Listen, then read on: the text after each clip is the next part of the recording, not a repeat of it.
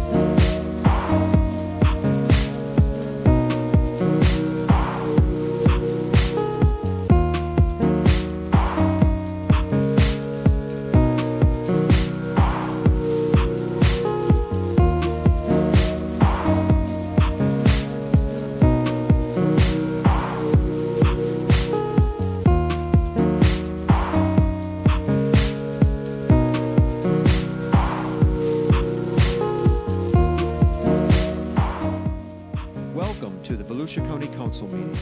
The meeting will begin in 5 minutes.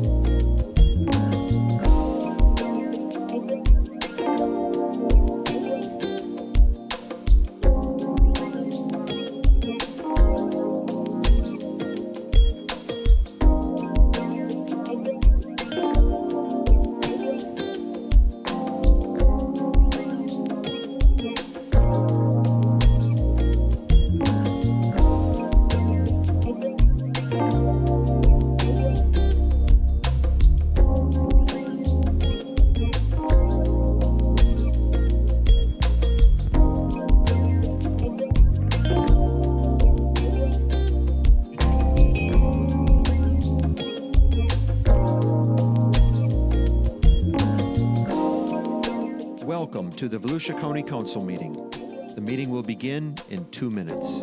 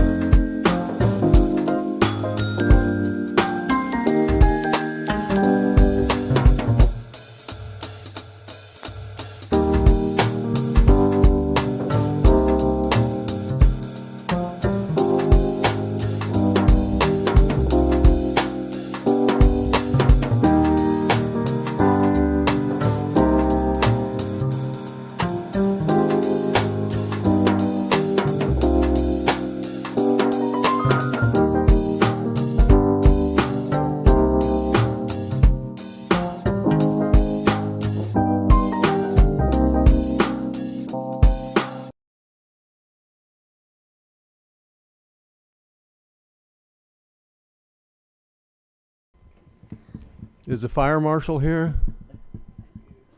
Oh, shucks. Is he happy?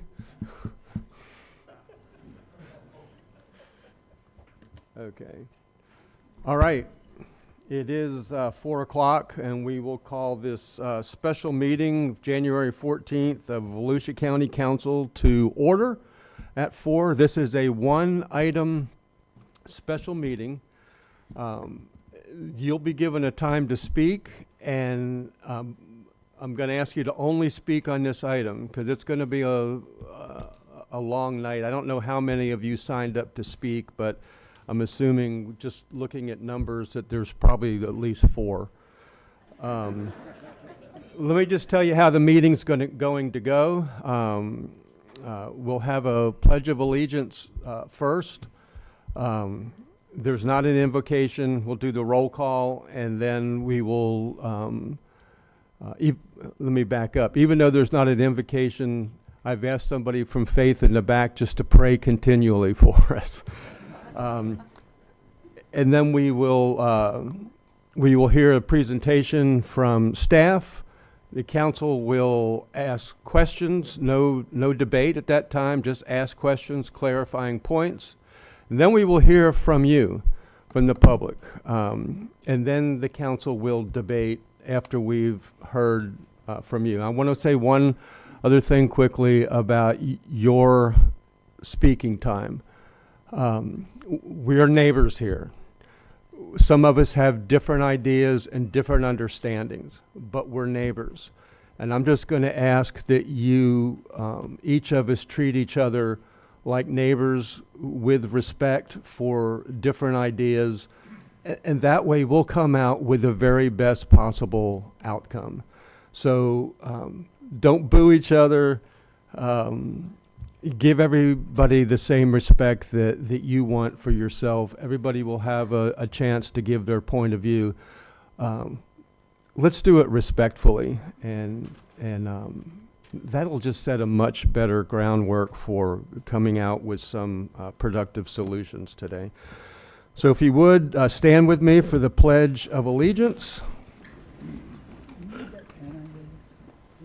I pledge allegiance to the flag of the United States of America and to the republic for which it stands, one nation, under God, indivisible, with liberty and justice for all.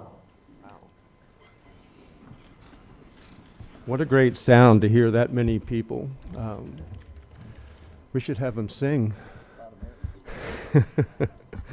Oh, let's not ruin it. Carissa, would you call the roll, please? Mr. Dempsey. Here. Mr. Johansson. Here. Mr. Kent, Here. Mr. Reinhardt, Here. Mr. Robbins, Here.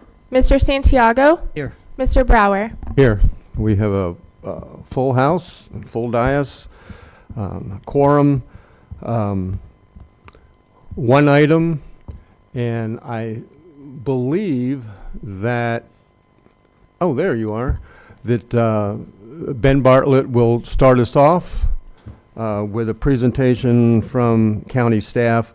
You know the issue, the item is a moratorium for solutions for flooding.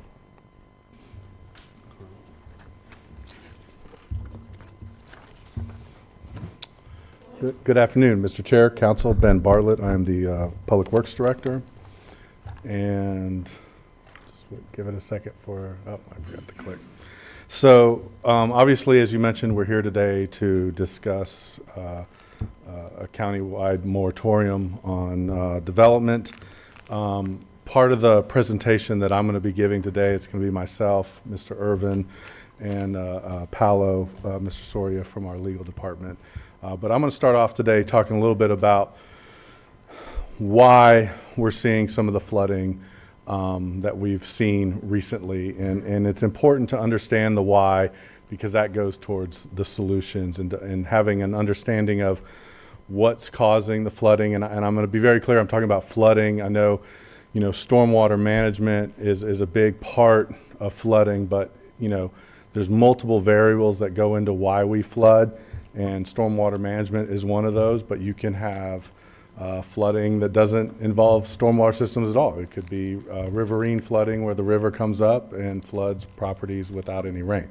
That's a possibility as well. So first thing I'm going to talk about is, you know, something that we've experienced recently is large volume rain events.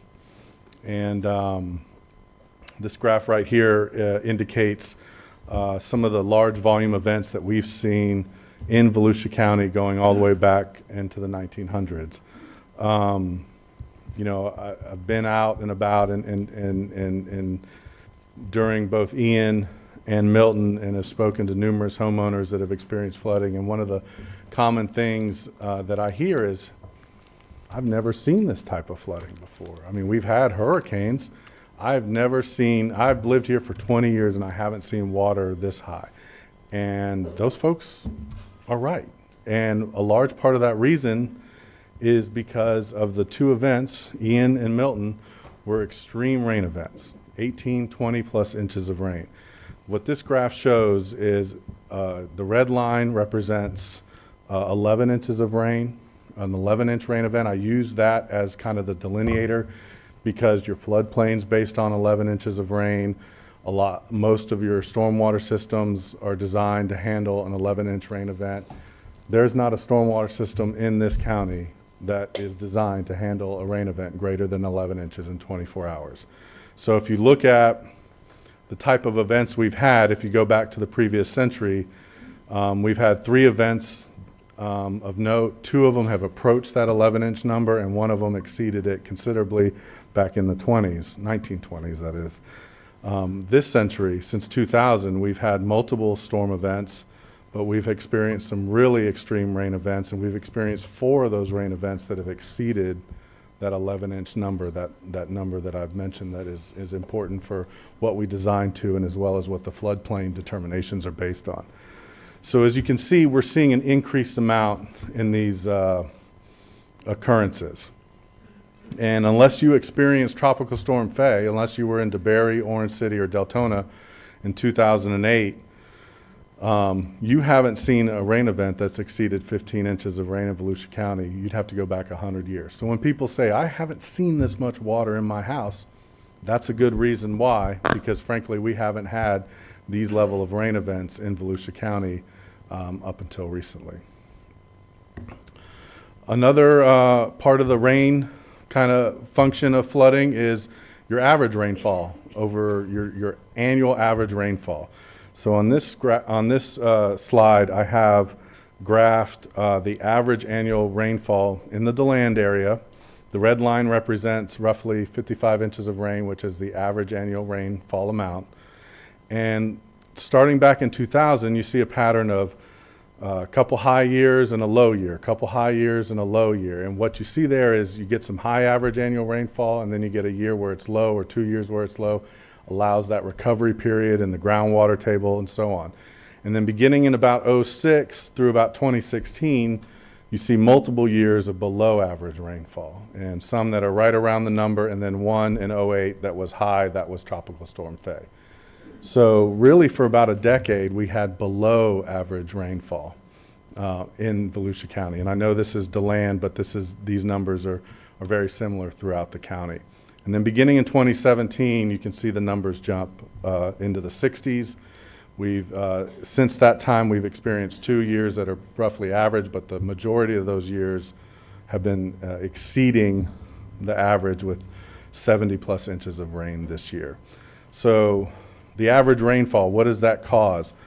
Well, it affects the groundwater table. That recovery, not having those down years where the groundwater can recover, what we see is an elevated groundwater table. And this graph represents flow out of Blue Springs. The flow out of Blue Springs is measured because the state requires a minimum flow level out of Blue Springs to protect mainly the manatees, but other animals that live in that area.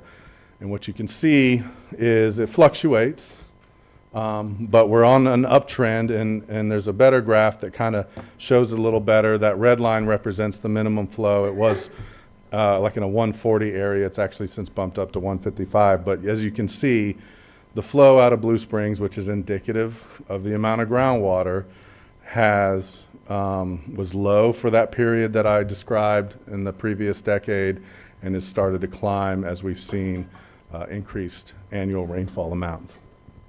So obviously, it's pretty common sense to think that the rainfall, the amount of rainfall, the large rainfall events, that's something that can cause flooding. It can cause flooding that we haven't seen before. It can cause standing water over time. But there's other factors involved and contribute to the flooding. So on the west side of Volusia County, we have a lot of what we call closed basins. These are essentially bowls caused by natural topography where there's no outfall. Either the bowl fills up and eventually spills over, or it never spills over and it just stays. And so this particular location is Poozer Pond down in Orange City area. It's actually in an unincorporated area of Orange City. We have this council's approved a project recently to put in a force main and a pump station to move some water out of here, because we've seen issues with this particular location, specifically as it relates to closed basins. And so a lot of folks say, well, we've had hurricanes. We've had hurricanes and I didn't flood. And I get it, you're right. But not all hurricanes are the same. Everything we see on the news is Cat 1, Cat 2 is based on wind speed. But there's other factors from hurricanes. There's the amount of rainfall. Unfortunately, we know that there's other things that hurricanes can affect, wave damage. Hurricane Nicole, for instance, was a powerful storm in terms of waves, not as powerful in wind. We see the same thing with rain. So Hurricane Irma, a few years ago, 6 inches of rain over 24 hours. That's an approximation of what Poozer Pond would look like. We've seen some water over the road after that storm, but it, for the most part, stayed within that area. 18 inches of rain, same location. That's what happens. That's a closed basin, a bowl, if you will, jumping up the amount of rain that you see in that location from 6 inches to 18 inches. All of the water in this, it's roughly a 10-acre basin, flows to that location and fills up. That's an aerial photo of what it looked like after Hurricane Milton. So the topography of the area you're in, that affects how your area reacts during these large rain events. So on the east side of the county, you have to deal with tidal impacts. In the engineering world, we call it the tailwater. If you have a development or whatever, and your development discharges to a canal or a river, that's the tailwater, and the tailwater condition is important.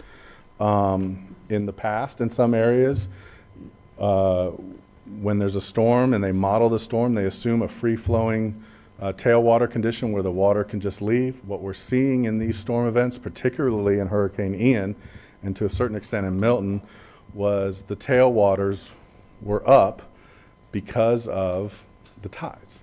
The tides come up, it impacts the Halifax River, it impacts the Tomoka River, it impacts Spruce Creek, Turnbull Creek, all those tributaries, all those mosquito control canals on the east side of the county. They either come up, they flow in the opposite direction sometimes, but long story short, it's no longer a free-flowing condition. Your stormwater, it runs off more slowly. It basically creates a temporary closed basin until the tides can cycle through. That's why in a lot of the areas on the east side, you saw flooding after Ian, you saw flooding after Milton, and within 24 to 48 hours, it had completely flushed out. That's the opposite of what you see on the west side in a closed basin, where the water falls, stages up, and it stays because it has nowhere to go. And in this kind of situation, you can even see flooding that where the tides backflow through a stormwater system, and you can see what we call sunny day flooding. That's a problem you see in a lot of coastal communities. And finally, you know, we're here today to talk about a moratorium. A moratorium is a tool in the toolbox that pertains to development, and we have seen some observed issues with development.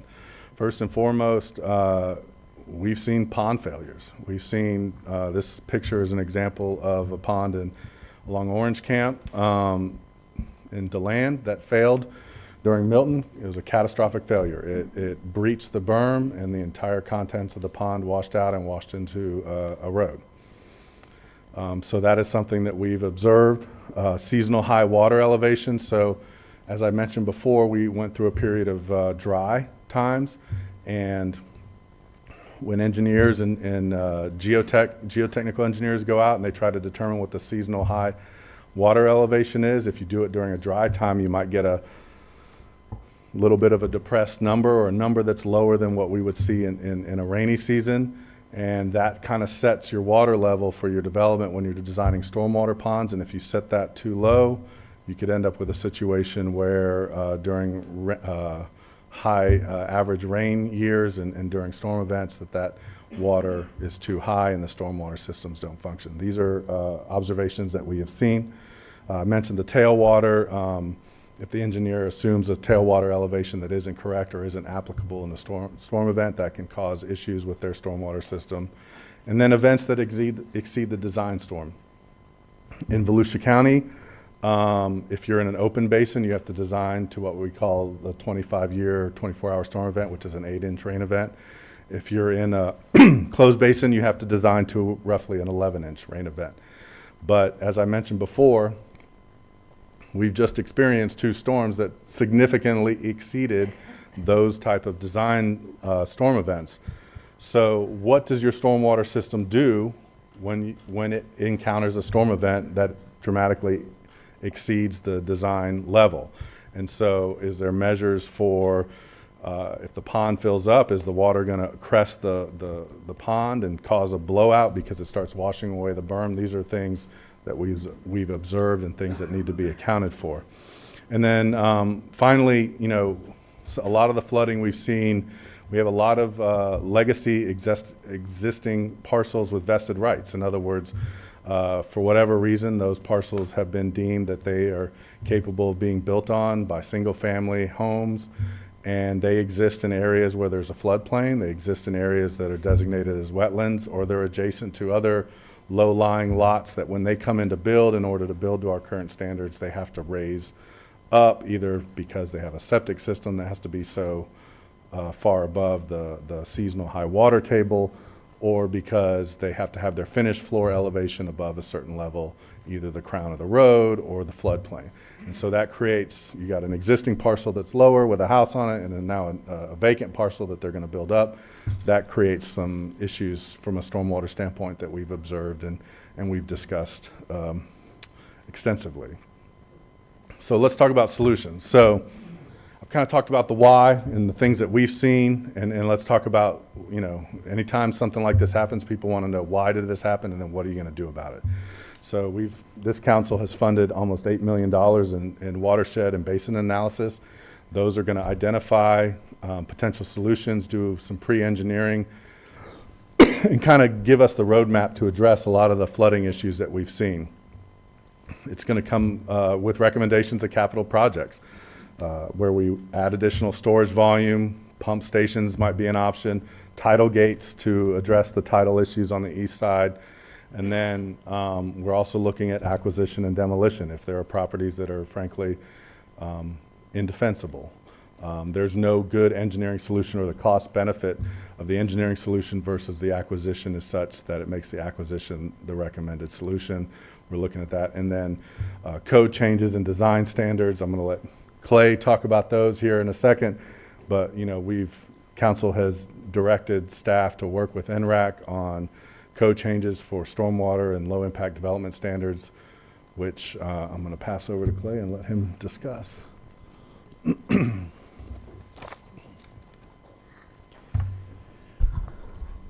Good afternoon, Clay Urban, Director of Growth and Resource Management. I'm going to kind of give you an overview of how stormwater is, first of all, permitted in the state of Florida. But before I do that, I have to kind of give an overarching concept that is prevalent in both federal, state, regional, localized laws as far as stormwater. And it's tied to a doctrine that's been established by case law called the drainage rights doctrine. And basically, it's really simple. I live on top of the hill. Water's going to hit the top of my property. It's going to flow. And I have the right to allow my rainwater from my property to flow on to the adjacent property owners, and so on, and so on, and so on. And so therefore, it's allowed the situation such that I cannot prevent my neighbor from draining on my property, and my neighbor cannot prevent me from draining on their property. So why bring that up? It's a critical concept in all of the stormwater regulations that we have to implement. And it's tied to pre- and post-development conditions. So when you see a design professional coming in front of you and talking about how he's looked at the pre-development condition and the flow and the quantity is the same in the post condition, what he is saying to you is that if it's vacant land, I've looked at how big it is, I've looked at how much rainwater falls on it, I looked at the topography, I know where it's going, I know how much is flowing out of there, and when you come in and develop it, I have to design it so during that event, that same amount comes off my property. That is the basic premise from what you see at the state level and at the regional level. And I bring that up because we do have that. There are requirements at the state. The Florida Department of Environmental Protection, DEP, have stormwater requirements. It's contained in Chapter 40 of Florida Administrative Code, tied to Florida Statute Section 373. The Water Management District has been authorized to implement regulations within the St. Johns River Water Management District. There's 5 water management districts in the state of Florida. These started off as drainage control organizations for draining the swamps of Florida. Now what you have is that you have true water management organizations that look at how the water needs to flow to maintain the natural flow that is set up for our lakes and our groundwater. The interesting fact is that permitting from them wasn't district-wide until 1983. So up until 1983, there was no St. Johns River water management requirement for all of St. Johns River Water Management District area. And so at that time, Volusia County had approximately 270,000 people living here. So that means that there were areas that were built and constructed prior to the establishment of any stormwater regulations. And this kind of ties into that statement that Ben made in his presentation about vested lots. We have areas such as Daytona Park Estates, which were developed previously before we had stormwater standards. So they don't have roads in some areas, they don't have stormwater facilities. So that's where we have concerns from a regulatory perspective. How can we make it better so we don't have that? And realize that prior to these stormwater regulations, basically you push the water off your property. You ditched it, you put a canal in, you piped it to wherever the lowest part was off of your property or the nearest body of water. So that's why you see The state of Florida came forward and put together the rules and regulations that the DEP and the Water Management District enforce. But Volusia County said, we want something else. We want minimum environmental standards, and part of those is going to be stormwater, because we see that impacting the environment and our built environment. We have to do something about it. So we established it with all of our others. And as part of that, it says, we're going to come up with these minimum standards. They're contained in Chapter 50 of our Code of Ordinances. They are for new development or major redevelopment. They're, again, focusing on that pre-development and post-development condition. We have to coordinate with St. Johns River Water Management District for these. If you come in and develop land in Volusia County or any of the cities, you still have to get a St. Johns River Water Management District environmental resource permit and whatever the local government requires. There are some exemptions. They are tied primarily to existing developments, agricultural uses, and those types of things. And so one of the requirements that we had from our minimum environmental standards was that all of our cities had to comply. When this was originally put in place, that was in 1988, we actually had 14 cities. Deltona wasn't around, neither was DeBary. So all 14 cities in 1988 complied. We made amendments back in 1995, and now I can tell you this much from my own personal research. I've seen that all 16 cities have minimum environmental standards for stormwater that are consistent with Chapter 50's stormwater regulations. So they are in compliance with that requirement. What you're seeing there is that some of the cities, such as New Smyrna Beach, actually have some standards that are in excess of what our minimum standards are. And what we're hearing from you as our leaders is, how do you make sure that the stormwater regulations are doing their job? How do we ensure that we're protecting our existing residents from the potential impacts that would occur with new development? What we have are these minimum standards. And again, we cannot go and enforce our standards in them. And Paolo will get into the issues of that later on. What we have for this particular set of regulations is the ability, if someone doesn't meet our minimum standards, we can take them to court to mandate them to implement them. What our regulations look at are basically, if it's under 1,000 square feet of new impervious, we're going to handle it as a staff level and basically address the first inch of rainwater that falls on it. That's for a very small project. I want you to understand, 1,000 square feet of impervious. We do have additional standards within our own code for the unincorporated area, such that if you are in one of these closed basins, and Ben and I and all the other engineers and planners use that term. Basically, a closed basin is a bowl.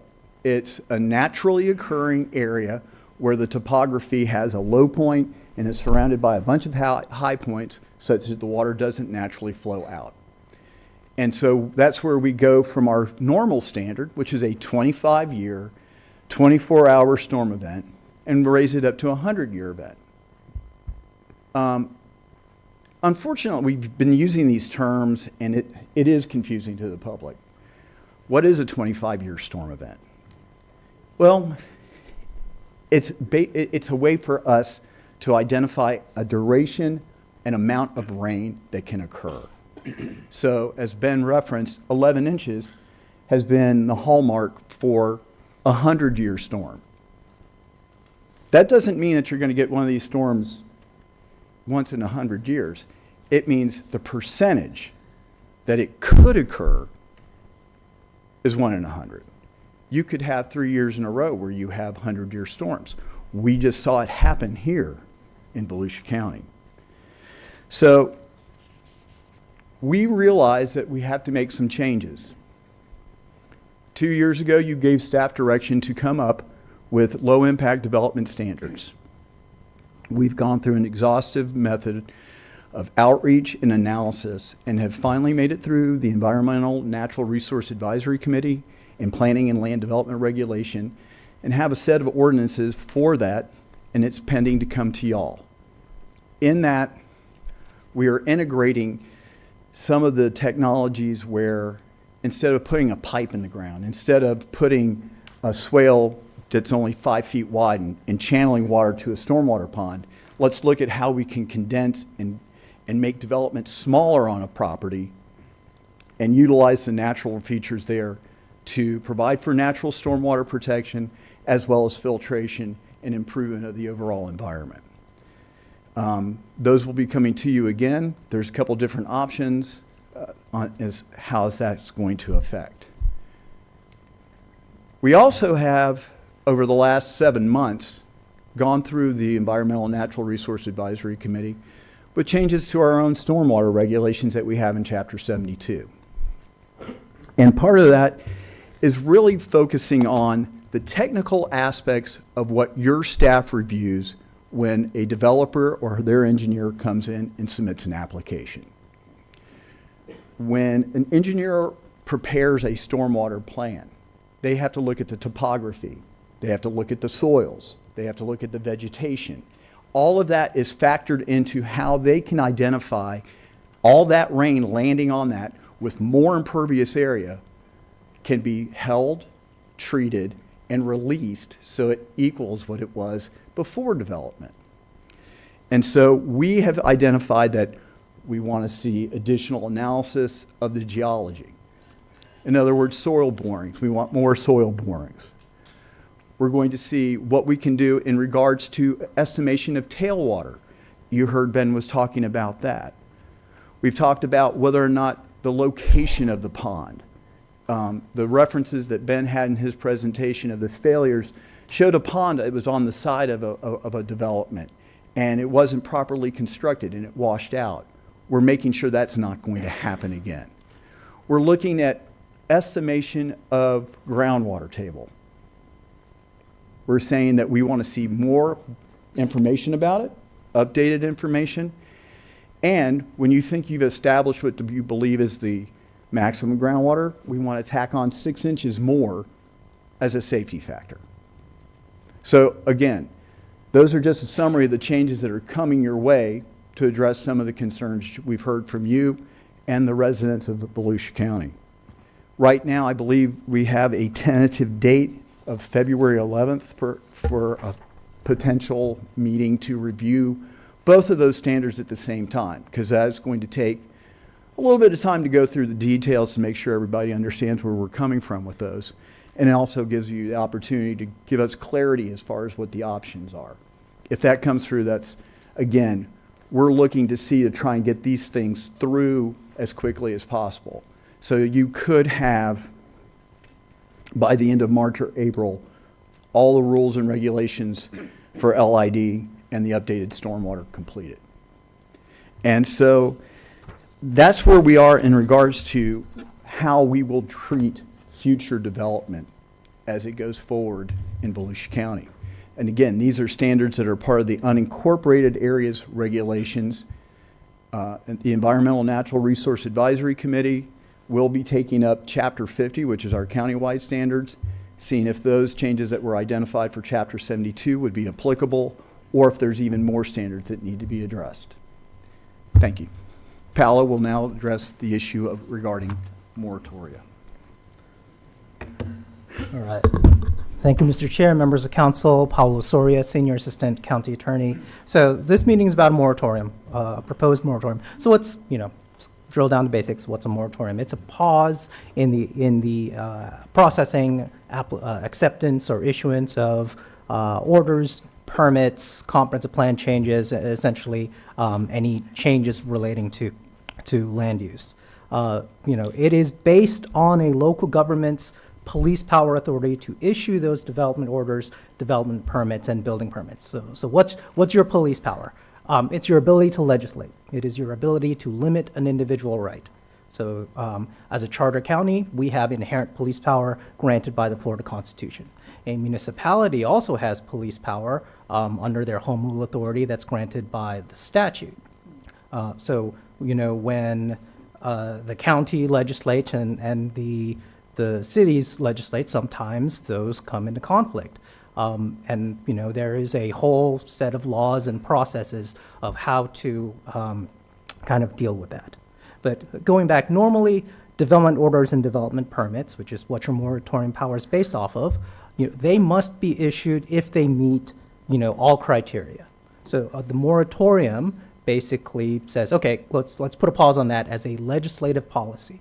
So it is a planning tool, has been stated. It's a legitimate planning tool that can be used to keep the status quo while a local government is processing a change to its rules and regulations. It's a legislative act by a governing body. And what that means is that you have to act in a rational manner. You have to find a rational basis. You can't be arbitrary. You can't be capricious in developing, implementing, or enforcing the moratorium. So the fundamental question of a moratorium is, it needs to be reasonable both in scope and duration. We'll get to the scope and duration, but just talking quickly about the duration, there's no hard set rule of how long a moratorium can last. There's been a bunch of cases, just kind of looking at the fact-by-fact specificness of a moratorium. And the one thing we can say is that there's no hard rule. A moratorium is not a per se taking, that automatically subjects you to a takings analysis. It can be, but you have to go through a fact-specific analysis under the prevailing federal and U.S. Constitution and state law. However, we live in Florida. Florida is a property rights state. And one of the key features is the Burt J. Harris Act. So the Burt J. Harris Property Rights Act directly addresses moratoriums. They consider it a temporary impact. And what it says is that you can do a temporary impact, but if your temporary impact lasts for more than 1 year, you may be subject to Burt J. Harris liability. So what that means is you can do it, just you should be prepared to pay for it. And that's kind of the prevailing feature of the Burt J. Harris Act, is that it is a supplement, I almost said complement, but that's not correct, a supplement to the normal kind of Fifth Amendment takings jurisprudence of where the government acts and deprives a property of all economic value. The Burt J. Harris Act says, hey, I don't need all economic value. I just need to show that the government action has inordinately burdened a reasonable investment-backed expectations, which is a lesser standard. So when we talk about reasonable scope, that kind of means where you're applying it and how you're applying it. So this is the question of where you're applying it.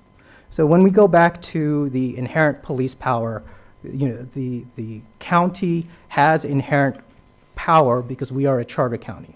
And what does that mean? It means that under Article 1G of the, Article 8, Section 1G of the Florida Constitution, a charter county can determine, which ordinance prevails, whether it's in the, when there's a conflict between a county ordinance and a city ordinance.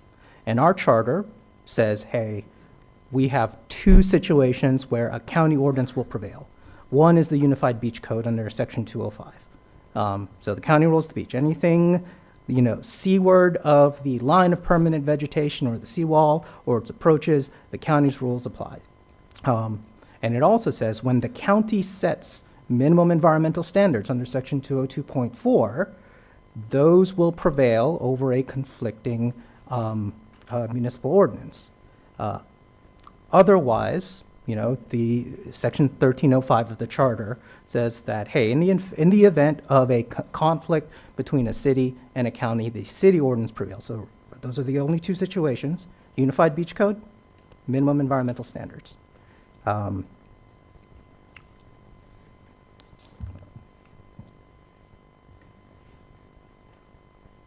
Right. Okay. Sorry. So, and going on the third bullet point. So the Constitution says, okay, the charter says that the charter county power is limited to determining which ordinance prevails in the event of conflict. What it doesn't do, and what it doesn't say, is the charter does not transfer services or authority to issue orders or permits from a municipality to a county. What does that mean? It means that the county doesn't commandeer the police power of a municipality. We don't issue permits for them. We don't issue building permits for them. We don't plat for them. We don't set their zoning. We don't set their comprehensive plan or land use. So going back to the first slide, the moratorium power is based off of the police power to issue permits. Here, the language of our own and minimum environmental standards is limited in nature. It is the power to set a standard and to have those municipalities comply with that standard through their own ordinances. It is not the power to start issuing permits on behalf of or in lieu of a municipality.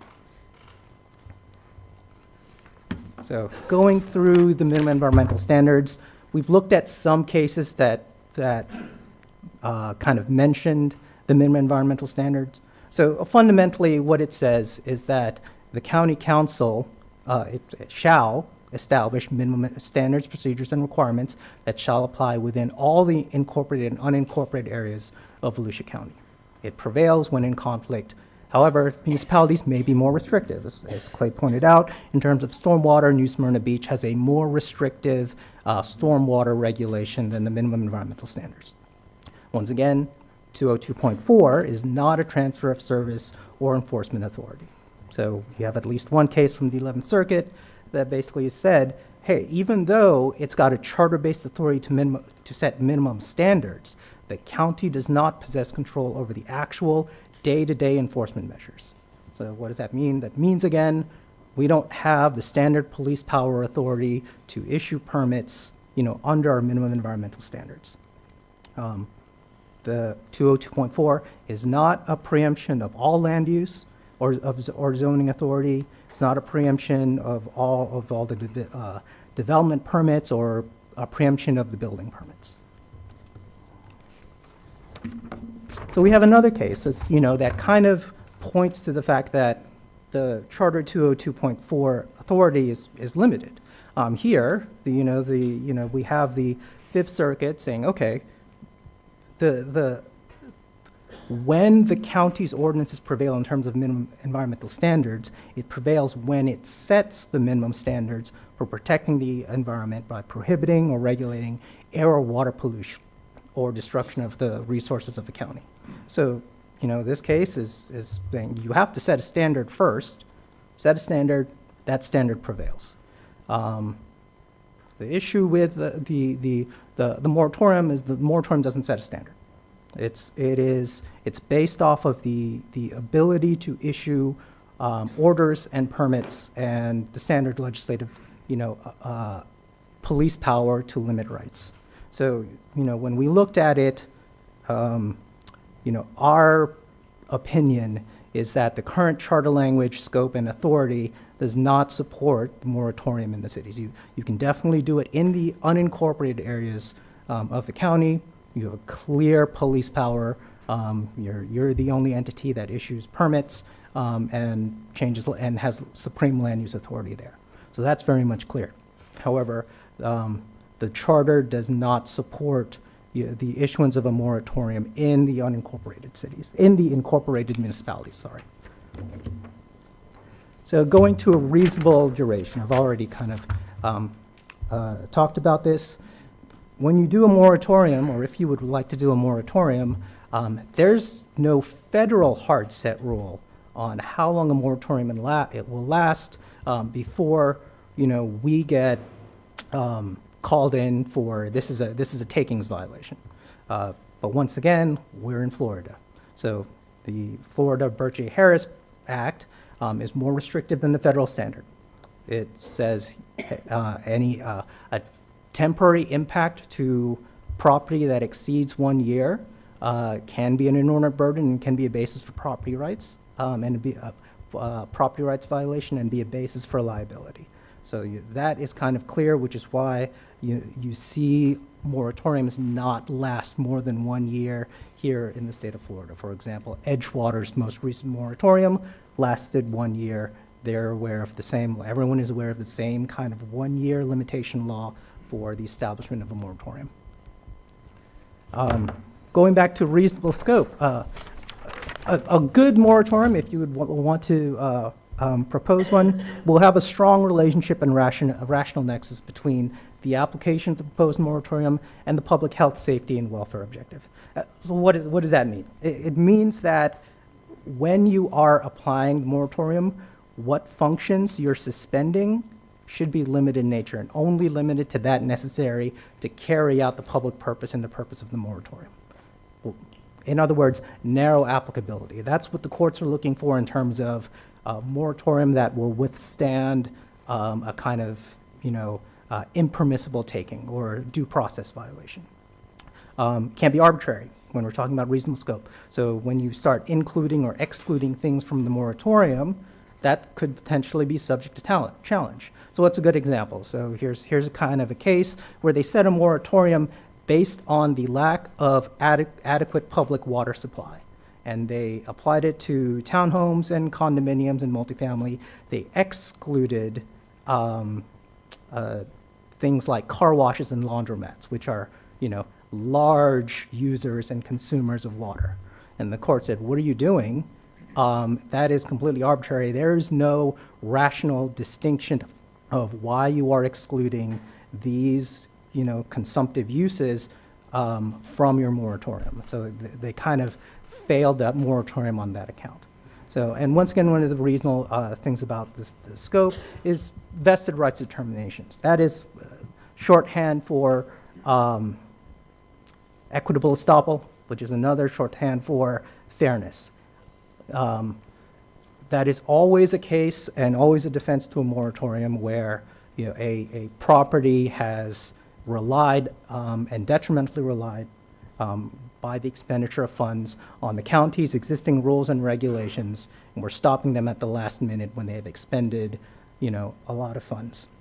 So, a vested rights determination in a moratorium is kind of a safety valve. It allows for the narrow applicability, and it allows for, the avoidance of some litigation and some lawsuits. So, for example, Edgewater's moratorium has a vested rights determination section to account for this part. It's kind of good practice when you're establishing moratoriums.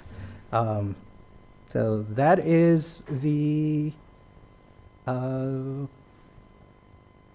presentation. If you have any questions on the legal side, I'm here. Clay's here to answer any questions on the planning, and Ben, of course, will answer any questions on the public works and engineering side.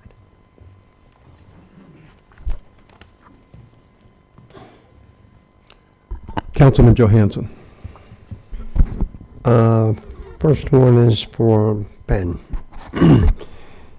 You mentioned that water should basically flow the same after I'll call it a subdivision, after something is built, and you mentioned it should be able to flow into the property as well as out of the property. Is that correct? Yes, so, in a pre-development condition, Right. when a storm occurs, the water falls on that property, it behaves in a certain manner, it flows off, maybe some of it's retained, some of it percolates.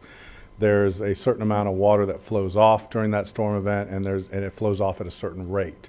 So our requirements require that in the post-development condition that is replicated. In other words, during that same storm event, the water flows off at the same rate. Now, I will say that the state focuses on the rate. Volusia County has a slightly stricter standard where we say that not only does the rate have to not exceed, but the volume of water that flows off has to be the same.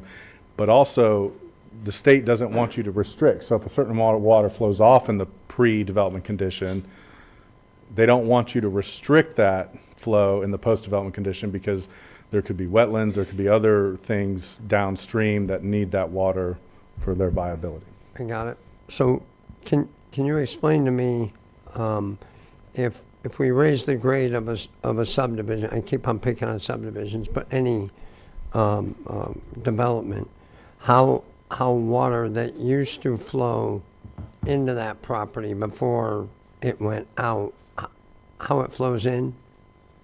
So, yeah, so it is a requirement. It has to be engineered. So a lot of times what you'll see is if there's water coming from an off-site parcel, they'll engineer a way for that water to go around, even if they're raising the site. That's something that the engineer has to account for. So it they doesn't can't have just- to go on the property, it can go around the new. Well, it doesn't have to go on the just port of needs the, to yeah, continue it doesn't have to flow. go on the part of the property that was raised, Right, but it has to go, I got you. it has to continue its has to normal path. continue where it's gotta go. Correct.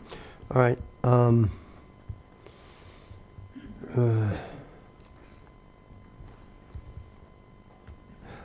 the next one I think is Clay.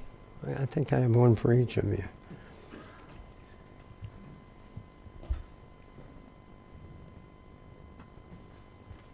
You mentioned that we are planning to go forward to make sure that subdivisions have adequate stormwater, basically.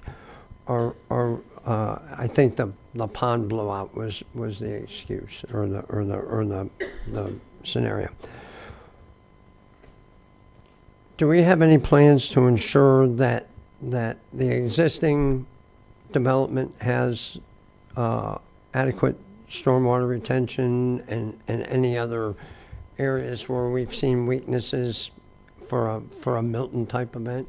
That's really an enforcement issue. Right. And that's where St. John's and the local government that permitting the development do have some rights under code enforcement procedures, that if a homeowners association is somehow in violation of the permit that was issued for that, because a permit travels with the land. So you may have a developer come in, get the permit initially from us in the water management districts.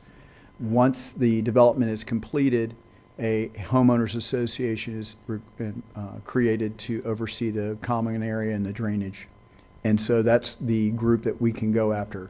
As far as trying to make them retroactively bring it into compliance with new regulations, no, that is not feasible because they were vested under the existing regulations. In our presentation, we talked about major redevelopment. That's typically seen with commercial developments and those types of things. That's where we can go in and utilize the means to have improvements for the stormwater for those. So, long story made even longer, yes, we can if there's a redevelopment. Otherwise, we're utilizing code enforcement. And do we, to your knowledge, do we actively do that? We have Or not is it- had one that I'm aware of. I've been Okay. here since 2016. I've not had any complaints against homeowners associations for the violation of projects within unincorporated Right, for their being stormwater. unincorporated.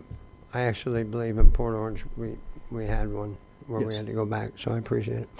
I guess this is Paulo. I know you can answer it, maybe Clay can, but I'll give you each one. Does the Burt J. Harris Act apply to property that allows the future land use element that applies to the property? In other words, can we say we love your agricultural property, but we're gonna not allow you to build whatever urban medium intent UMI or UHI on that property If if you- it's got a flue of that an element? If you're talking about changing the land use from agricultural to urban, is Whatever that- the future land use authorized for that is. Oh, reverse that. Reverse You mean, that, okay. yeah. So the answer is if you're changing from urban to agricultural, and you are making that change, yes, that could be subject to a Burt J. Harris Act. It is a legislative act. It's a government action.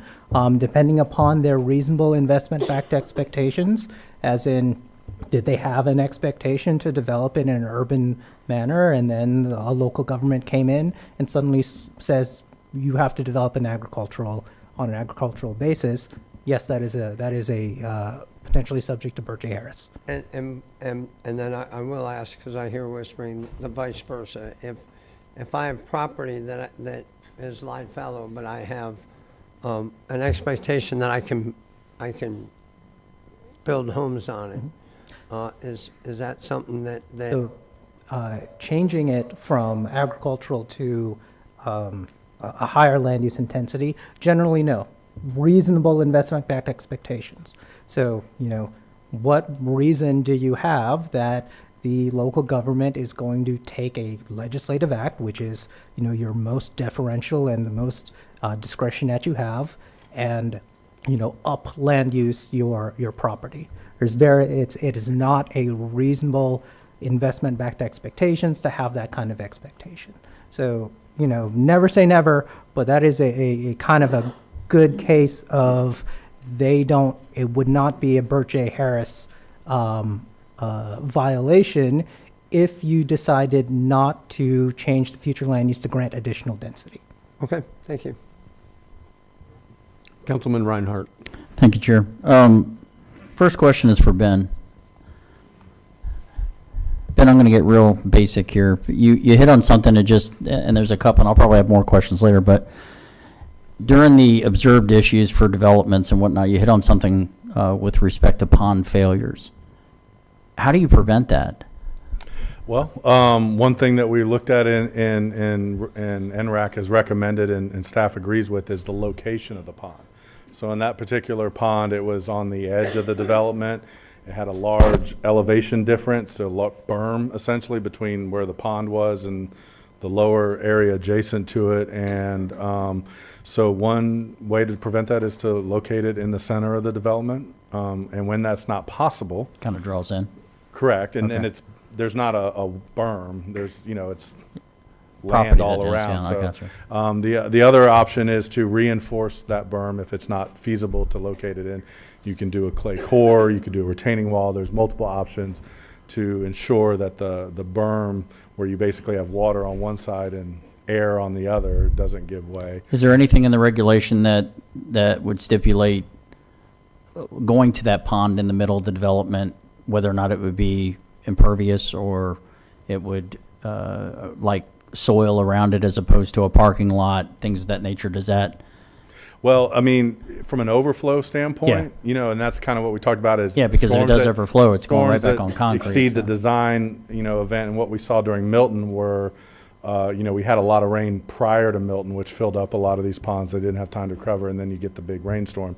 So in instances where you would be concerned about an overflow, and that's really taking a look at, okay, what happens when you exceed the design event?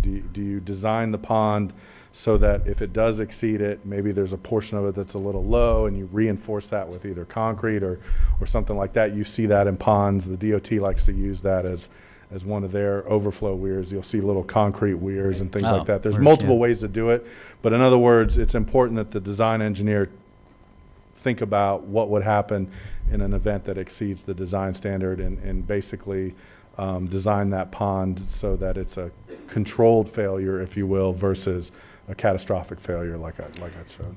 And then either you or Clay could probably answer this. I'm curious because I was listening to that, and one incident. Everybody has a district. Everybody has something going on in their district that's significant to flooding, and I'm thinking about, well, we had a town hall down there at one area where you're talking about city developments, things that are happening in certain municipalities that butt up next to either another municipality or the county, unincorporated.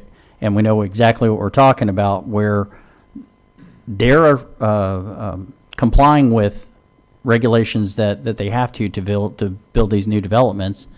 But the older developments that are lower, if you will, and I'm probably using the wrong terminology, Adjacent, yeah. But are essentially lower, and so that water has to go downhill, and it's impacting them in a negative way. And we talked about some solutions possibly for that. Could you hit on that for a little bit? Do you Yeah, I mind? mean, one option, I think Clay mentioned it, in the stormwater standards, is some of these standards could become part of the environmental minimum standards, which means that the cities would have to adhere to those standards as well. How do you fix the ones that are already in play? Well, as Clay mentioned, through code enforcement, if there is a failure and it's negatively impacting and it's through something like that, it would be through a code enforcement process. So they may have to go around. They would They have to divert take a their look water at what's somewhere else. going on, or it might, fundamentally, if it's between two private property owners, it might end up being a civil lawsuit as well. Okay. And then the last question for now. You mentioned the stormwater standards that exceed ours in New Smyrna. What are they doing different? And it goes to Clay. Thank you. A couple different things they've done. They've identified within the floodplain some additional requirements in regards to the storm duration. So they're going to a 100-year storm event for 72 hours instead of 24 hours duration. In regards to the discharge, in other words, the rate of water coming from my site going off the site, they have to provide retention equal to 110% of the volume. So therefore, they're putting in basically a safety factor of 10% into the volume of their ponds, so that way it can discharge at, it can handle that potential slight increase. in storm a little bit easier. So hearing that, and this is the last one, I promise. If I'm all about not worrying about recreating the wheel, if we can learn from others, we're not significant, unfortunately, to flooding. At least the state of Florida. I mean, we're a very low state to begin with, but there are other areas like, and you can't compare apples to oranges. I get that, but as far as New Orleans and their flooding, can we learn from situations that they went and apply them to our own to help prevent some of that? Your Environmental Natural Resource Advisory Committee asked for that Asked for very that. analysis at the last meeting. They did. Okay. Yes. So I wasn't alone in right that. now we're developing a matrix which was talking about all 16 cities and how they comply with Chapter 50, and if they have anything above and beyond. They're also asking that we do an analysis of how other surrounding counties are addressing their stormwater. Thank you very much. Yeah. Just on that note, there's, he talked about the extra pond volume in those large of storm events. So we do something similar. We do it in a different way. We require an additional foot of what we call freeboard, which is additional volume at the top of the pond. Achieves a similar thing, adds volume to the pond for those times when the pond is either gets back-to-back storms where it can't recover, or that higher storm event. So there's multiple ways to skin the cat, if you will, and part of that analysis that NRAC's looking at. I'm glad to see that NRAC asked for that. That's good. Thank you. Councilman Santiago. Thank you, Mr. Chairman. Can somebody share an update on what efforts and progress, or what's going on with St. John's River Management on relief opportunities for placing more water in the river? Particularly, West Side County has opportunities for that. Are we making progress there, or can you just give an update? I think that's we've identified that as an issue that we want to discuss with St. John's Water Management District staff. And basically the premise is when you have an event and it raises the river above a certain flood stage, there are homes that are inundated at that point, properties. And the St. John's River Water Management District in the past has been reluctant to allow pumping or additional water to be put into the St. John's River. You've heard that discussed multiple times here. I've seen them actually write it into permits where where agencies have received a permit to pump to the river.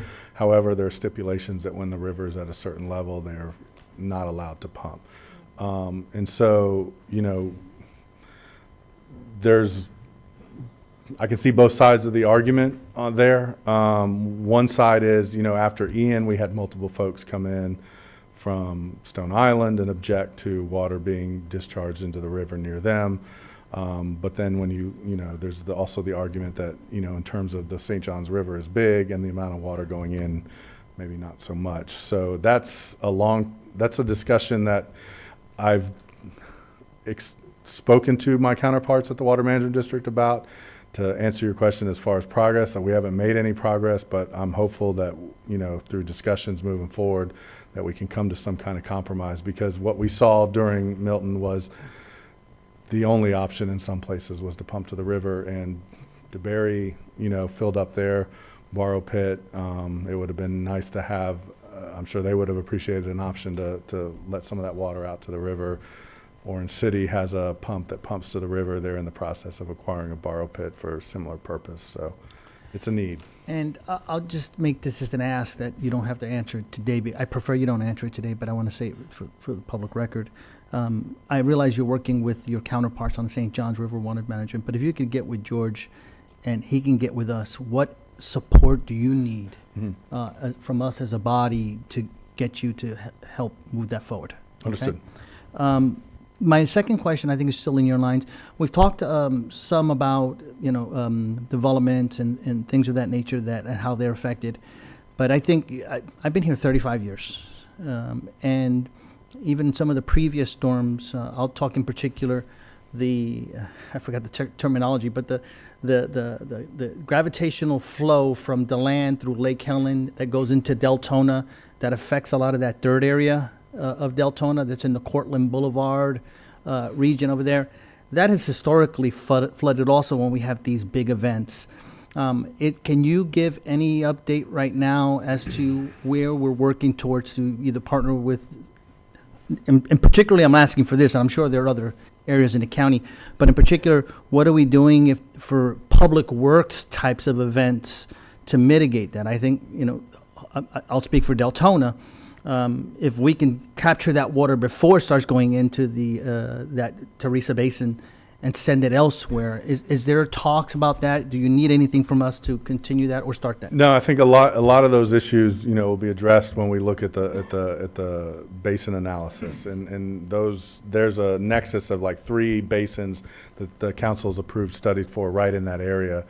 Lake Helen, we've spoken to them about stormwater analysis of their area. They experienced some flooding, so I think part of that is there's a lot of historical things that have gone on in those areas, and we know that there's flooding in certain types of events, and then the analysis and the modeling will take a look. Okay, so during a certain event, this is what happens, this is where we've seen the flooding, and then that's where we develop the capital projects to identify what we can do to either during those events reroute the water, hold the water, or identify locations where we just maybe say, hey, it's going to happen whether we do, whatever engineering solution we come up with. So the basin study will help us out correct, with that's ongoing. Yes. And this may or may not be for you, Clay, but I think it might be you. When we talk about the ponds that are being developed now in some of these new subdivisions, do we have ponds that are either recharged or refilled by aquifer or wells or by reclaimed water to maintain a certain level for aesthetics purposes in any other communities? In the unincorporated areas, I'm not aware of any. I do know in DeLand, there's multiple neighborhoods that have a system where they can either move water through different ponds or purchase reclaimed water to augment. My understanding of those systems is that the irrigation systems for those neighborhoods pull the water out of the stormwater ponds, so they augment it when the levels get too low, and with either reclaimed water that they purchase or other means. And this may be a Clay question now. It's a follow-up to what Ben just said. So, for example, we have communities in the land that may utilize that system to maintain water levels for aesthetics or for irrigation. When a project like that comes in and they're going to do stormwater pond or these ponds that they built, so where do they take that level from to determine? Is it now whatever they're going to keep the water permanently for aesthetics or for irrigation? Or do we require them? How is that analysis made? Let me clarify. We do not have any rules in unincorporated Volusia County that require the developers of residential projects to accept reuse water into their stormwater ponds. The reuse is provided where it is feasible through a piped system. It's being utilized as an alternative water supply as part of our consumptive use permit so that we're not utilizing potable water to water people's lawns. The issue you're referencing is pertaining to a specific development within DeLand. And again, the design of the ponds themselves have a height. The critical point is that the water is pumped in during times of drought from the reclaim system into the stormwater ponds. Because if you have a drought, your stormwater pond's going to drop, and so therefore you won't have sufficient water there available for the irrigation system. So you're going to see that the levels of the pond are based on the stormwater permit that was there as part of it, and that the only time that they should be pulling it in is when there's a deficit in the amount of water that they need to meet their irrigation needs. At that point, it's basically a code enforcement issue, whether they're violation or compliant? That's, again, that's happened in the city of DeLand. I'm not real up to speed on what their regulatory aspects of it were. But yes, sir, I would say that that's basically a situation where the city would need to go in there and identify what's going on from that perspective. What I will say is my understanding is the reclaimed water aspect of it goes through a meter. So they track how much 'Cause they pay water. for it. Yeah, because they have to pay for it. So. Clay, could that practice or eliminating that practice capability be a Chapter 50 modification? I have to tell you, I'm not really aware of that being done in many areas. I actually have the opposite situation back in the early 2000s. Candidly, if we were having this discussion, it wouldn't be about stormwater, it'd be about the drought we were in. And that the city of Port Orange mandated all residential developments to use their stormwater pond as an alternative water supply to the reclaimed water, because they were running out of reclaimed water before it could hit Cypress Head and other developments west of 95, so they had to utilize the ponds. That's an acceptable practice. In regards to trying to utilize stormwater ponds as reclaimed holding tanks, for lack of a better term, that's not really an acceptable practice, I would say. I'd have to check with my colleagues in the cities, but we can investigate that and we'll bring that up to the Environmental Natural Resource Advisory Committee. Thank you. And then, Clay, back to you, sorry. I liked some of the commentary you made regarding the groundwater table and some of the recommendations that may be coming forward to us. And I think you used the words seasonal level. Seasonal high. Seasonal high. And let me ask you this scenario, if this could play out. I'm going to do a subdivision, I don't know, just to say on this side, right? For lack of a better description. And my seasonal level could be 68 or 58, whatever, right? On this. And then I did the borings, I did the samples, and I determined that's what it is. I come 3 years later or 2 years later, and now I'm going to do this side, right? And depending on when I did that test, it could now be 60. Is that a potential that could be affect the design, even though they might be somewhat, let's say, level? Could that affect the requirements of this property versus this development? I see Ben looking for the real engineer up in the corner, but there he comes. But yes, the fact is that previous studies do influence what we accept, and Tad will be able to explain it in greater detail. Good evening, Tad Casbeer, County Engineer. With regard to the seasonal high, it's not something that's supposed to fluctuate that often. So, if you're only talking about a period of 2 years, unless there's something incredibly unusual that has happened, that should not fluctuate that much. For the most part, when a developer does do their stormwater, they would go ahead, if they think they've got a multi-phase, they would go ahead and do the borings all at one time across a site, especially if they're going to connect the ponds. If the ponds are going to be separated from each other, then all you really care about is the seasonal high at that particular location. If the ponds are tied together, whether it's being pumped or otherwise, then you would potentially want to make sure that they all match, or that you go back and you have done one after a certain period of time and it does change, then you make adjustments based on that. But Does it make sense? I'm not an engineer, so I'm just throwing ideas. Does it make sense to have a regional, I'll just use the word regional because I know the county varies, but we'll just use basin. I'll use that word. A basin minimum groundwater table. It's still requiring the test for the latest, but to Right. have a base number? Is that practice? no, anywhere? I wouldn't say that's practical. I mean, you'll get a wide variety of elevation differences across a small area in some cases, which is why one of the recommendations that NRAC made was that we get more borings in a pond location, because you can get quite a bit of variety. If for one section you hit a confining layer, it may hold water in a certain area, and then you come 50, 60 feet over to the left and there's no clay layer, nothing to confine and hold that water above it, it may drop off. We see that on a fairly regular basis in small areas of DeLand. So, a good example would be everybody's familiar with Taylor Road in that area east of Blue Lake over to Martin Luther King. A lot of water gets held up there at grade or above ground.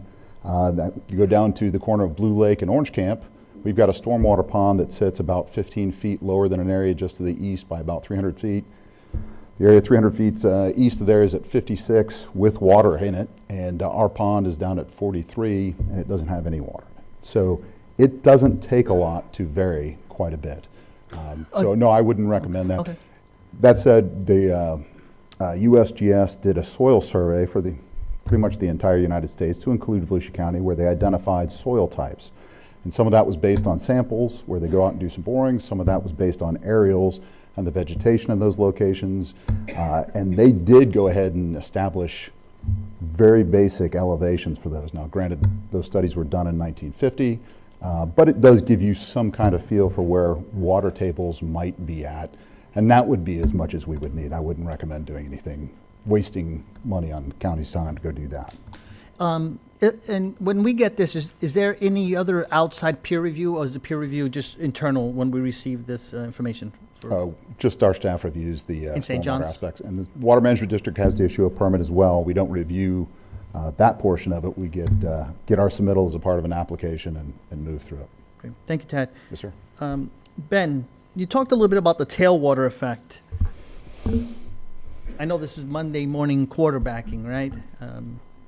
I didn't pick the winner yesterday, by the way. So. But you neither? Okay. But if we did not have the high tide at that time, is it safe to say that things would have been possibly different on the east side?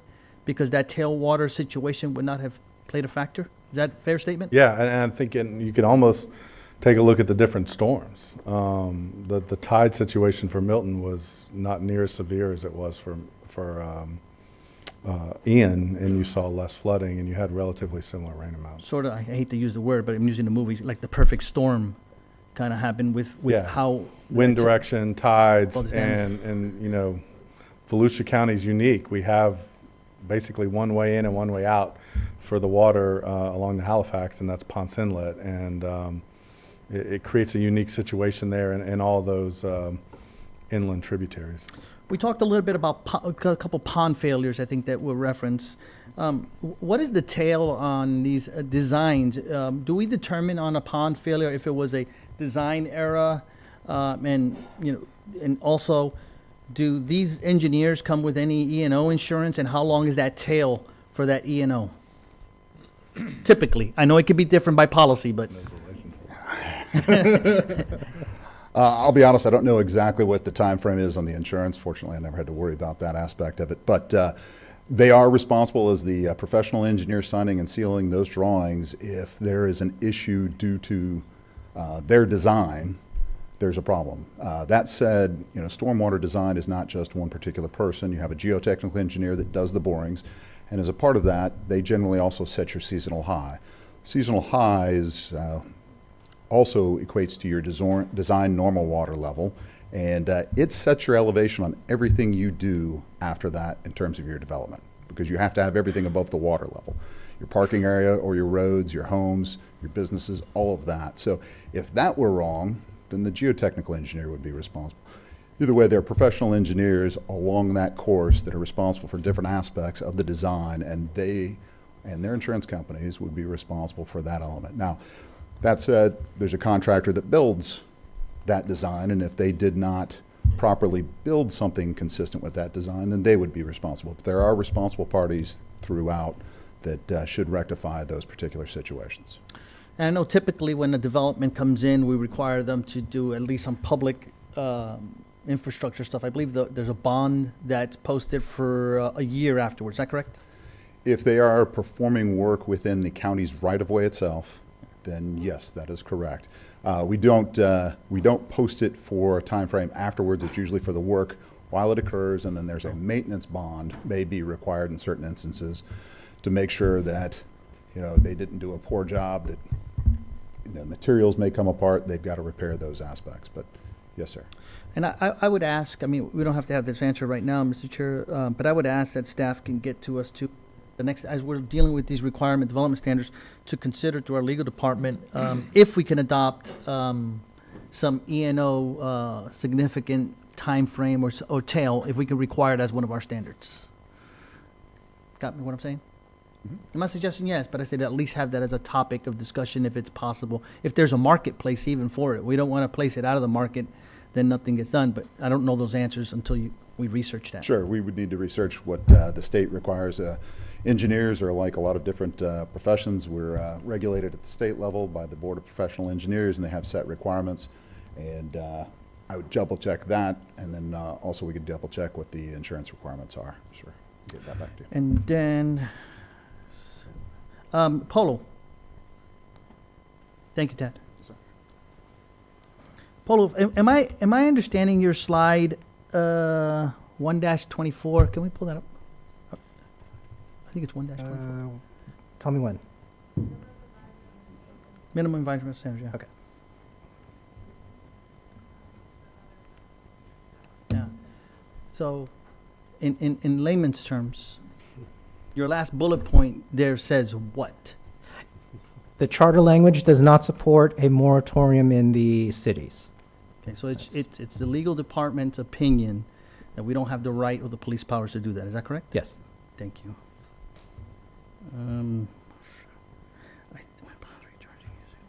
I think I'm done, Mr. Chair. If you could just give me latitude for a couple more seconds. Sure.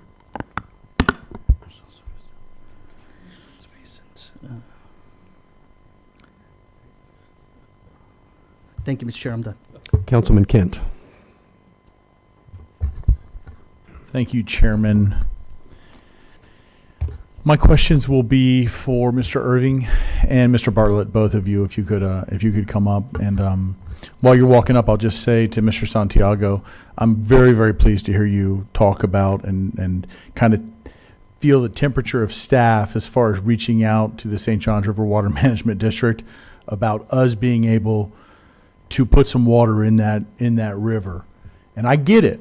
I totally get it whenever it's cresting and it's flooding, not to be able to do that. But we had a fine group of people in here 5 days ago talk about it was day 91, so now it's day 96, that they've not been able to get in their homes. And I think that's one of the core purposes of government, is that we could help move that along to get that water where it needs to go so our people can start living again. But anyway, thank you for bringing that up. I appreciate it. And George, if you haven't picked up what I'm laying down, that's 2 in support of that. There may be more when the others speak. Clay and Ben, my questions are going to be more about containment on property, okay? Because what you say sounds great.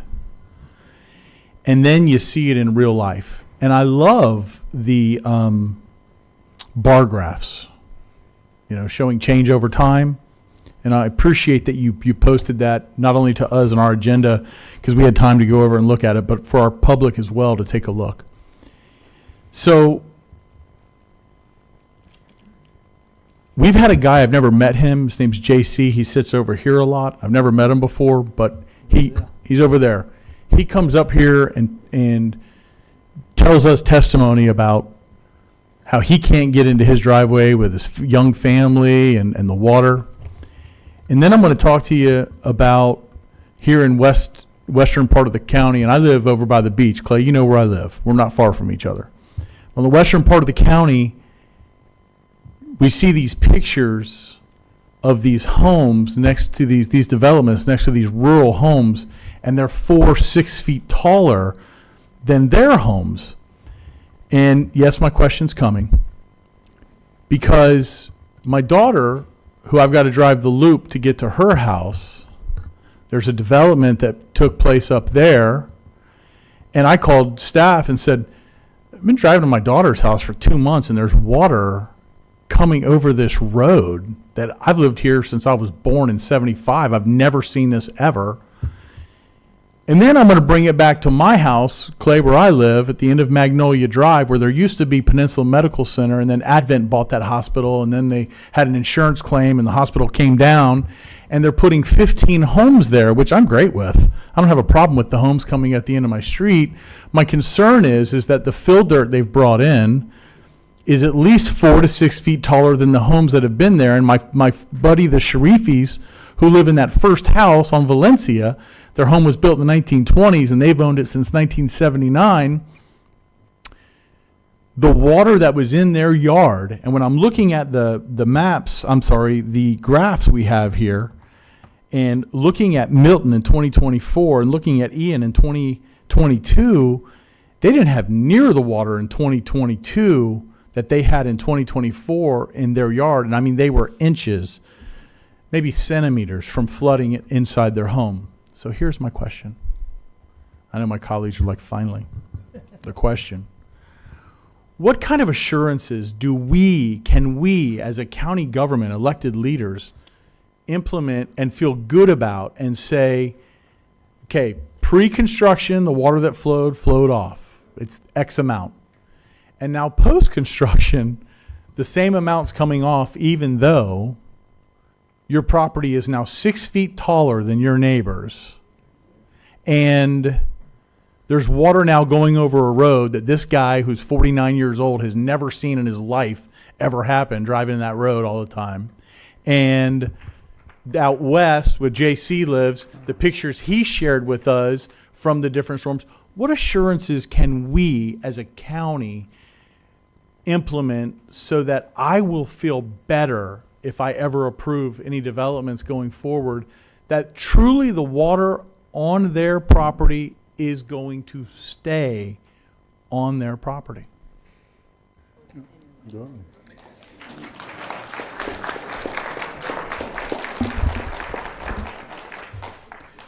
The critical question is the design standard. Amen. So right now, we have a 25-year, 24-hour storm event. I'm sorry for having to speak in that. I hear folks upset with that. But the simple fact, that's what the state of Florida has adopted. Right. That's what we have implemented.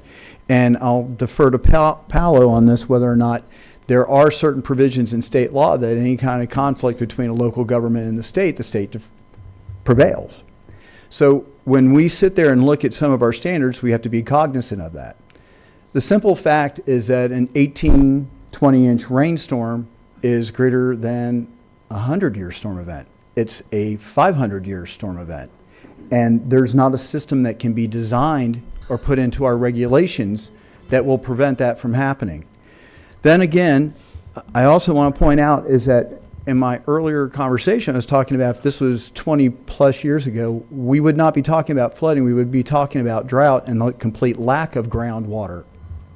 And so what you've seen is in the first 25 years of this century, we've got record amounts of rain that is influencing the groundwater table. And then adding to that, King's tides coming in. So in those coastal areas, such as up in the Loop, portions of Riverside Drive and Holly Hill, you have sunny day flooding, not because of rain events, but because we had a King's tide and it went up the stormwater pipe and it went out the inlet that's on that road. Thank you, Clay. And I appreciate the comment about, when you look at that bar graph, if you could throw that up there, the large volume rain events, 1922 to 2024. When you look at that bar graph, definitely the first 80 years of that bar graph, it's certainly a lot drier than the past 25 years have been. I mean, that speaks volumes. Nope, back where you were. You had it on the right one. There you go. That speaks volumes. And Clay, I'm glad you mentioned about how dry it was, because it makes everybody that's lived here a long time, about 1998, the firestorms of 98, and all 67 counties in Florida were on fire, out of control. I get that, but that's not why these fine people are here today. They're here because, and I heard you say, Clay, it's about design standards. Here's my only beef with any of what I've heard today, is looking at that bar graph. I'm thinking back of 2008 with Faye, and let's come closer with 2022 Ian. And I'm going to use my street. I'm just going to talk about, because I bought my home in 2002, and it's no surprise to anybody out there. I love my parents. I bought a house one street away from my parents, so I grew up in a house and I bought a house one street away. I really ventured out far, but the Sharifis at the end of that street, Ian, it said, had 20 inches of rain. Milton had 18 inches. And I'm just telling you, they did not have the water that they have now. And the only real difference that I see is that there are now 15 homes coming in. And the homes aren't even there, by the way. This is just the site work has been done. The fill dirt is in there. And now there's that problem. That's the only issue I have with what I've heard. Go ahead, Ben. Yes, sir. So with respect to that, we're a big county.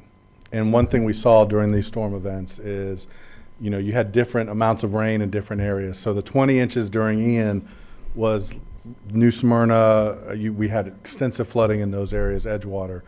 The 18 inches number I got is because DeLand and DeBerry and Orange City recorded that at their wastewater plant. Since this chart was originally made, I've spoken to my counterpart at the city of Ormond Beach. They actually recorded 23 inches of rain in Ormond. So I think specific to the Ormond area and based on some observations, there was definitely, I don't think they got the 20 inches during Ian, and I think they definitely got more during Milton. So with respect to that, I'm not denying your observations on that. That's fair, and I accept that. Thank you.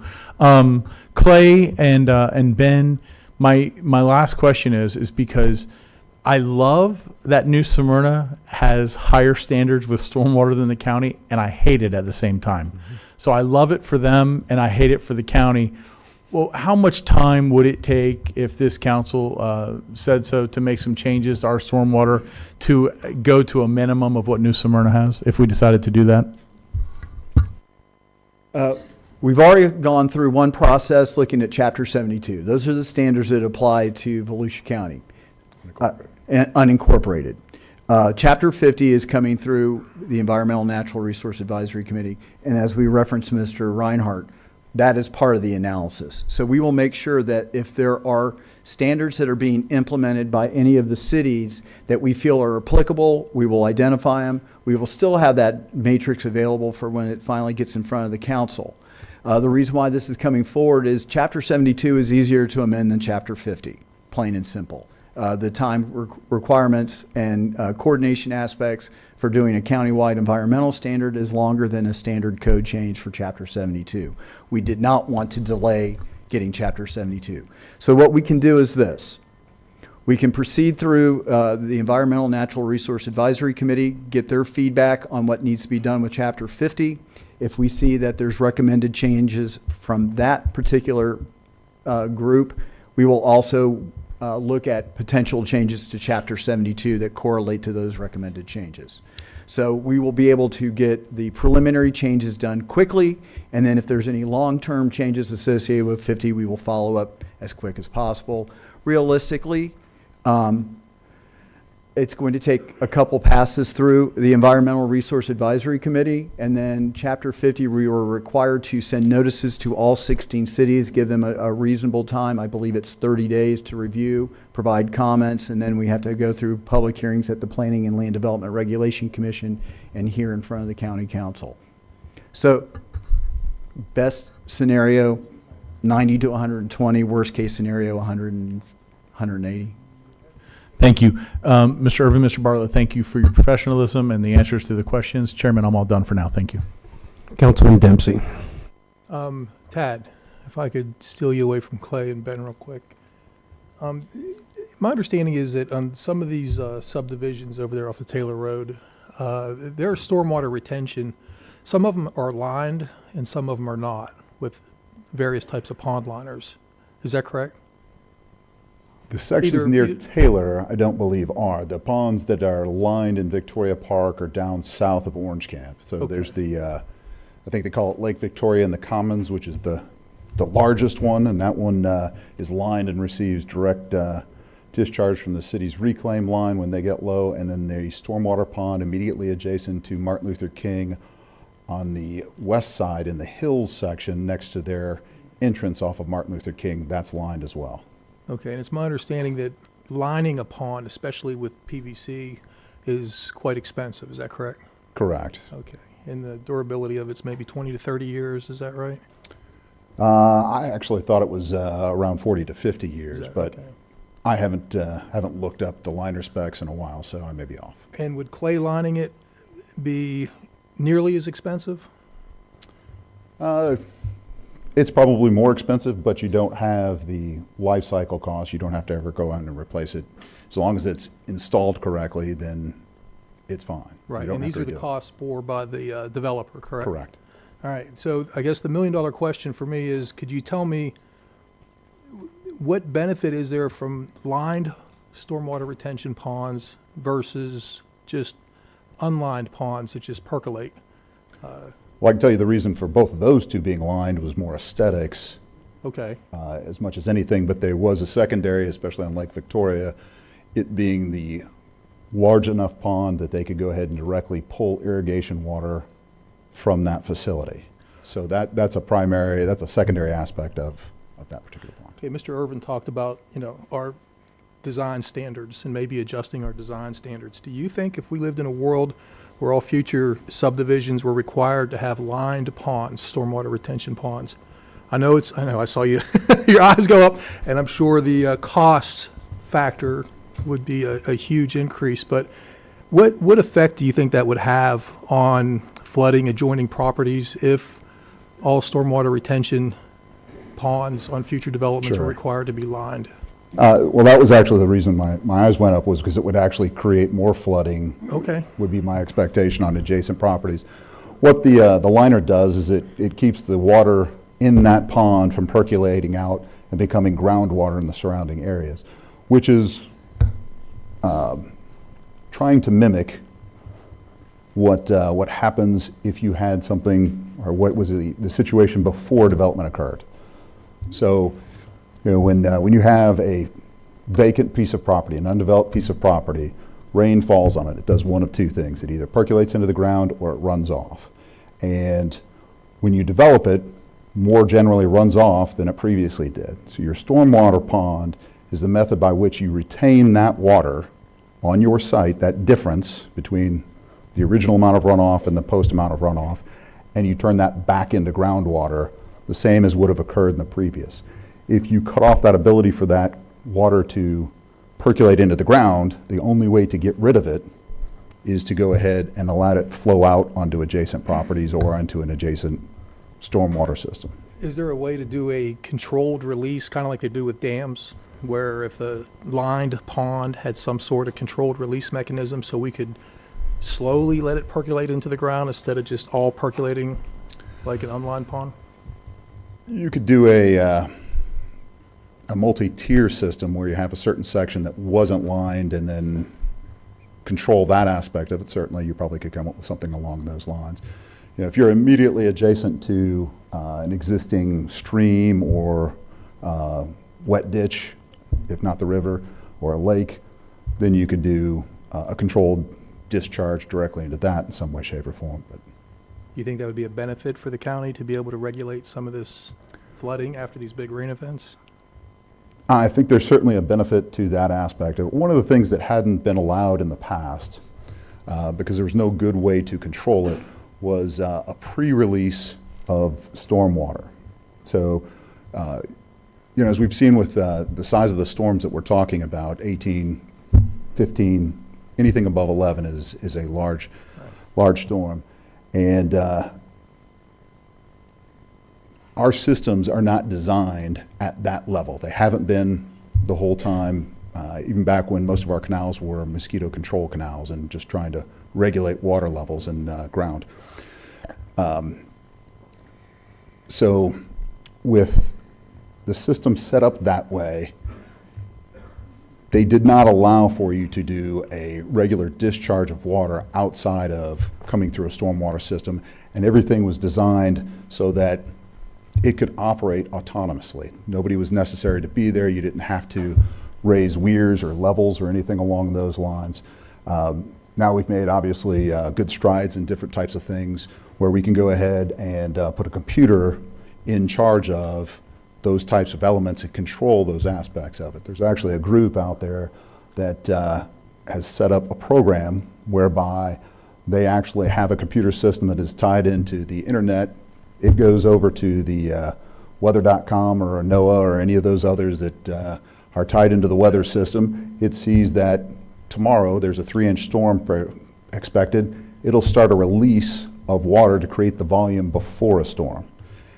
The reason it's a problem after the storm is when you get an 18-inch storm, the pump sizes become ridiculously large and there isn't enough room to accommodate that. But a pre-release, when the water levels in the streams and the ditches are already at a lower elevation, assuming we haven't had multiple storms in a row, you can do something like that. The Water Management District had previously not been allowing that because there was nobody to be in control and the systems were not good enough to allow for autonomous control. Now they are, and they are willing to allow those types of things. So our rules don't contemplate that because the Water Management District rules had never previously allowed it. Now, that's something that certainly should be considered in a lot of these areas that are flood prone. The best way to avoid a flood is to release as much water, get it out of there in the first place when you don't have a large glut of it coming at one time. Okay, So- thank you. Thank you, Dan. Sorry for the long explanation. No, thank you. Very informative. Can I ask for Ben real quick as well? Thank you. Ben, is it fair to say that this proposed moratorium's not going to really solve the problems down there on Taylor Road, Lake Gertie, and all these, Miller Road, Miller Lake? I mean, what I would speak to any stopping of any construction is if we got the same storm, this summer, you would have the same issues. Okay. Obviously, a moratorium isn't going to fix the issues that have already occurred.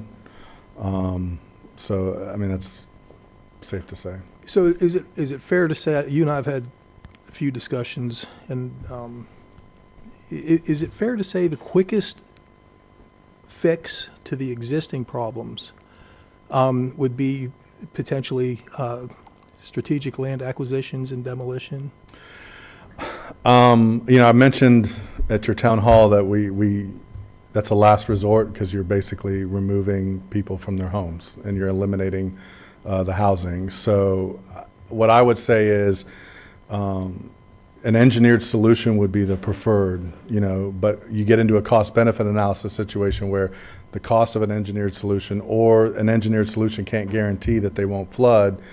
Then you move to the next step, which would be acquisition and demolition. And, there's multiple funding sources and stuff like that for after a storm event.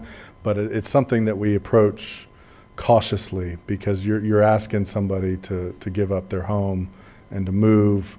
And it's really about, can we guarantee, or there's no guarantees in life, but can we, an engineered solution be cost effective and prevent flooding? And ultimately, the only way to guarantee that a structure doesn't flood is to acquire and demolish it if it's in an indefensible area. Right. But it's fair to say that a lot of these repetitively flooded homeowners are probably more than willing now, after the last two storms, to sell than they were maybe 3 or 4 years ago. I mean, yeah, I can't speak to all of their mindset, but I would, that's the general, consensus that we're seeing from a lot of folks. We've talked to the cities. I've talked to city staff extensively about, we know there's going to be a tremendous amount of money coming available through Elevate Florida and through FEMA for acquisition and those kinds of projects. So they're out, speaking to folks and trying to get people who would be willing to participate in those kinds of programs. There's always, in the history of those programs has been is like through FEMA, through the federal program is they will reimburse the homeowner for 75% of the value of their house. In the past, when the county has participated in those projects to acquire homes, the county has supplemented the additional 25% to make the homeowner whole in terms of the value of their house and what they're receiving for it. But again, that's a policy decision, each of the municipalities in the county. Do you know if the county's been proactive in getting that type of information out Yes. to the repetitively flooded Yes, property yes, owners? yeah. I've spoken to multiple homeowners about it. We've, talked to folks, in the process of doing post-storm triage. We've talked to folks and gotten their contact information. I've encouraged the cities to do the same. I know there's cities, South Daytona's going door to door to speak to people, and so it's going to be a massive communication effort to let these folks know what opportunities are available in terms of funding if they're interested in that. And then last, we spent several $1 million on getting these watershed and basin studies done. Do you think once we have the results of those studies that we'll know better which areas may be better suited for Yes. land acquisition? 100%. 100%. Some of them will be more suited for land acquisition for an engineered solution, and some of them will be recommended for acquisition because they're indefensible. But either way, that's the goal of these analysis, is to identify those locations. And just spitballing, do you think that a lot of these land acquisitions may end up on the west side in these closed basin areas that are prone to flooding? Typically, it's been my experience that, closed basins tend to lend themselves to that kind of work because, the only option for removing water from a closed basin is to pump it out or to create additional storage. If you're in a basin, for example, the one I used as an example, the only option is to pump. I mean, there's a house adjacent to it that I know has flooded in previous storms going back to 04 and 08 phase. So that's a home that we would look at as approaching and see. All right, that's all I have. Thank you, Ben. You bet. Appreciate it. Councilman Robbins. Thank you, Chairman. Clay, you're up. I appreciate everyone's clarity in terms of our jurisdiction. First and foremost, it kind of sets a baseline, a foundation of where we obviously go from here. Real quick, what I want to clarify for myself and for the public on what is required, who requires it, and then what does that kind of leave us with. For this fill and build style development, who mandates that or regulates that within our flood? Because I know that doesn't happen everywhere. I know it does happen in our floodplain areas, in areas that are obviously where it's needed. Who controls that? Is that the state? Is that the federal mandate that we have to follow? Okay, first and foremost, in our comprehensive plan, in our land development regulations, we have separate floodplain management regulations. And the number one goal is to prevent development within the 100-year floodplain. There are situations where you cannot prevent it because it would result in the taking of the property. That's why we've put in minimum standards to address that.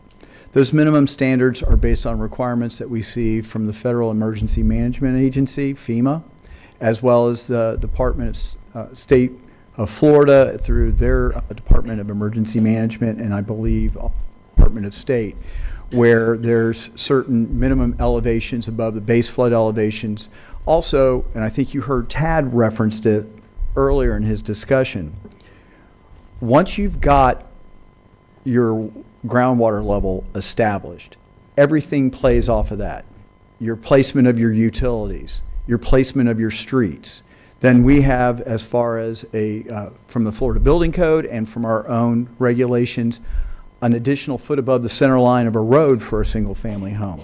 So all of these are building on it. So you do have some federal standards and state standards as they apply to floodplains.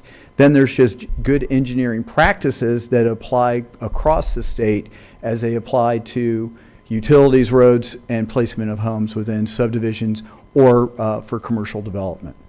If I heard you correctly earlier, and thank you, Clay, for that explanation, you said if we do not follow some of the state and federal regulations, just like there was a comparison made to the city and the county earlier with a different discussion, but if we don't follow those regulations, I heard someone say it might... There was a conflict between the state and reverts back to that higher level of government? I will ceremonially punt over to Paolo, our attorney, so that way he can clarify that situation. Sure. So Chapter 373 is about stormwater, surface water provisions. So it's very explicit. The 373-414 is a statutory citation. It says, in the event of a conflict between environmental resource permit issued by the Water Management District and a local government, if they can't reconcile, Water Management District permit prevails. Okay. So we can be more restrictive, but we have to regulate to the extent where we're not causing someone to violate their state permit. Because if Sure. we do, they have to comply with the state permit. Understood. Thank you, Paulo. Clay, real quick, getting back, through our minimum standards, do we have the authority to, for instance, require liners stop pumping or enforce this no pumping during the wet season? I mean, that would, common sense would tell us not to pump during the wet season for aesthetic purposes. Remember, we as a as a stormwater entity, we have a utility. We are subject to the St. Johns River Water Management District, so they are the ones who are telling Ben and his crew over in Public Works whether they can or cannot pump into the St. Johns River and other areas, and he's coming over to help clarify it. So any movement of water pretty much is regulated by the St. Johns Water Management District. After a storm event, the Water Management District, we can request emergency permits. Essentially, it's a notification, but we if we're going to start pumping water from one location to another, we have to notify the Water Management District, and they have to give us approval. So if we started pumping or moving water, even outside of a storm event, they still have to give their approval.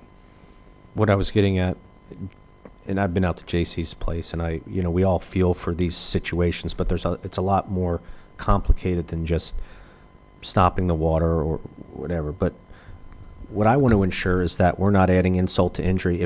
Can we make a regulation to say to the city, hey, you will not pump during our wet season, June to November, so that adjoining, if there is seepage, if there is overflow, that they maintain that capacity? Is that something within Are you talking about augmenting their retention ponds with either reclaimed water or? Correct. I mean, can we do that through environmental standards? I guess it could be done as part of the environmental standards. I would defer to Paolo and Clay on that, but as far as that would be the only mechanism you would have to dictate anything like that to the city. I'm just trying to think of other assurances that we can, because things do slip through the cracks, and that'll lead me into my next question. All right. And I think Councilman Santiago asked earlier, with regard to the level that they're allowed to pump to in these situations where they're using an artificial source, whether it's reclaimed water or if they're bringing water in via their own pump from below ground, the Water Management District does not allow them to go above that seasonal high water level that's used as the design normal water level. So they're not negatively impacting the volume in that pond. So restricting that, while it would create a little bit more volume, it's not, they're not losing the design volume that they're supposed to have, even if they do pump in there. Not advocating for it in any way, shape, or form, but Understood. just letting you know. Paul, this may be a question for you. Is it within our power, if this board elects to add additional checks and balances like a water czar, to make sure that everybody is doing what they're supposed to be doing and it's not negatively affecting members in the counties, members in the cities, vice versa?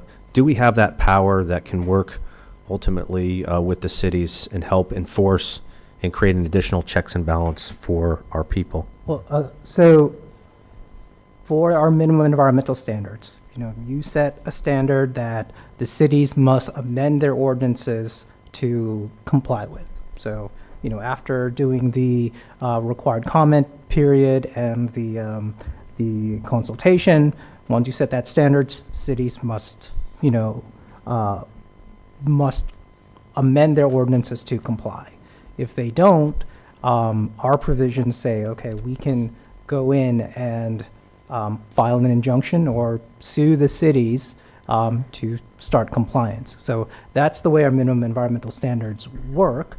I don't think you need an independent authority, because that's how the minimum environmental standards are supposed to work, is that, the county sets the minimum standards, everyone has to comply with it, including the county. But how do we know they are complying with it? What explanation can we give our people that those standards are being complied with? Is there a piece of paper? Is it a pinky promise?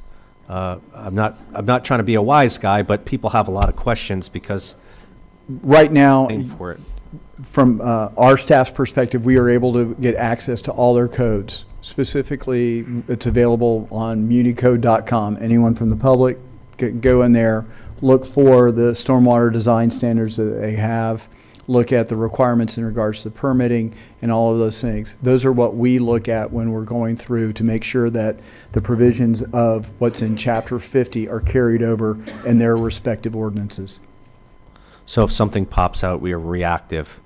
In other words, Well, I mean, right now, if we get words that say a city in Volusia County is going to strike all of their stormwater standards and are not going to really care about stormwater anymore, they would still have to comply with the St. John standards. Right. But at the same point in time, we could take them to court and say, you cannot do that. You have to put in place the equivalent of what we have as a minimum in Chapter 50. Now, they can defer to us. I can tell you 2 cities right now just simply say, we will enforce the minimum environmental standards for stormwater established by Volusia County. in our standards, just in your training and experience and over the last 30 years, are our standards in Volusia County, I know the answer because I looked, but are they higher than a lot of the state and federal standards requirements when it comes to Chapter 50, Chapter 72? Chapter 50 exceeds some of the minimum requirements of St. Johns River Water Management District. Now, I do have to say that there's going to be qualitative measures that the state just mandated. So water quality of stormwater will have a direct impact on the quantity Good. associated. That may change how that looks come December 2025. Thank you, Clay. And last thing is, might be good for the county manager, but we'll start with Ben. Ben, do we have a list of projects? A lot of times we get pegged with not doing enough, not forward thinking, or projects not being completed or abandoned. Do we have a list of the money we've spent, man hours, list of projects that we completed, list of projects in the hopper, the studies that we're waiting on? Do we have a list that we can show the public or read tonight to let them know that we are? Yeah, and we have I been have addressing I have a this? list of the things we've done in the last 5 years. I can go back and pull what we've done in response to previous flooding events, but I definitely have a list ready. I mean, we spent tens of millions of dollars on stormwater projects. We've been very successful at getting grants, to supplement the money that the county utilizes from the Stormwater Utility Fund. We spend $5 to $6 million a year on maintenance alone. So yeah, I can have that posted anytime you want. It's ready to go. Be happy to. Yeah, give it if we can somehow, I don't know if we just need council consensus to do that. I don't want to step on day-to-day operations, but if we can get that visible and transparent for our public, let them know, hey, we're not sitting on our thumbs here. Yeah, and I would been- also note that, as part of the larger capital project schedule that comes before you a couple times a year, all of those past capital projects, which includes stormwater projects, but other road projects and the like. So that's already available, but I can definitely nail it down to just the stormwater stuff. And last question, I promise. Do we know the majority of the flooding cases that we're seeing, are they repetitive? Are they in floodplains? Are they by bodies of water? Do we know if any of those answers? Yeah, Clay's staff has put together, we call it a heat map, but it's essentially a map of just the unincorporated area of where we've had claims from the National Flood Insurance Program. We can't, because of rules associated, we can't release specific information, but we Right. can do bubbles and kind of show. And what I've seen from that is you have for Ian, for instance, you had a large section of flooding in the New Smyrna Corbin Park area, which we know. You also had a lot of flooding along the St. Johns River, which makes sense. It's staged up to the highest point it's ever been recorded. You've had flooded areas.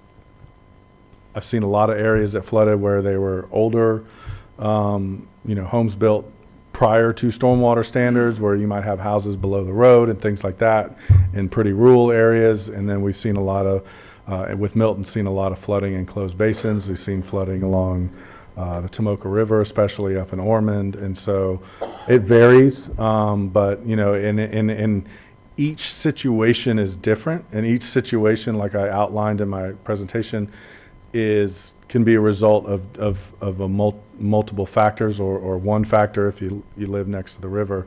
So you know, that's why it's important when we look at these areas is to really try to evaluate why did it happen and what's the best solution for it. And the only reason I ask is, 'cause, you know, obviously some places flood, some places, if we're having that moratorium discussion, if a place isn't flooding, you know, why?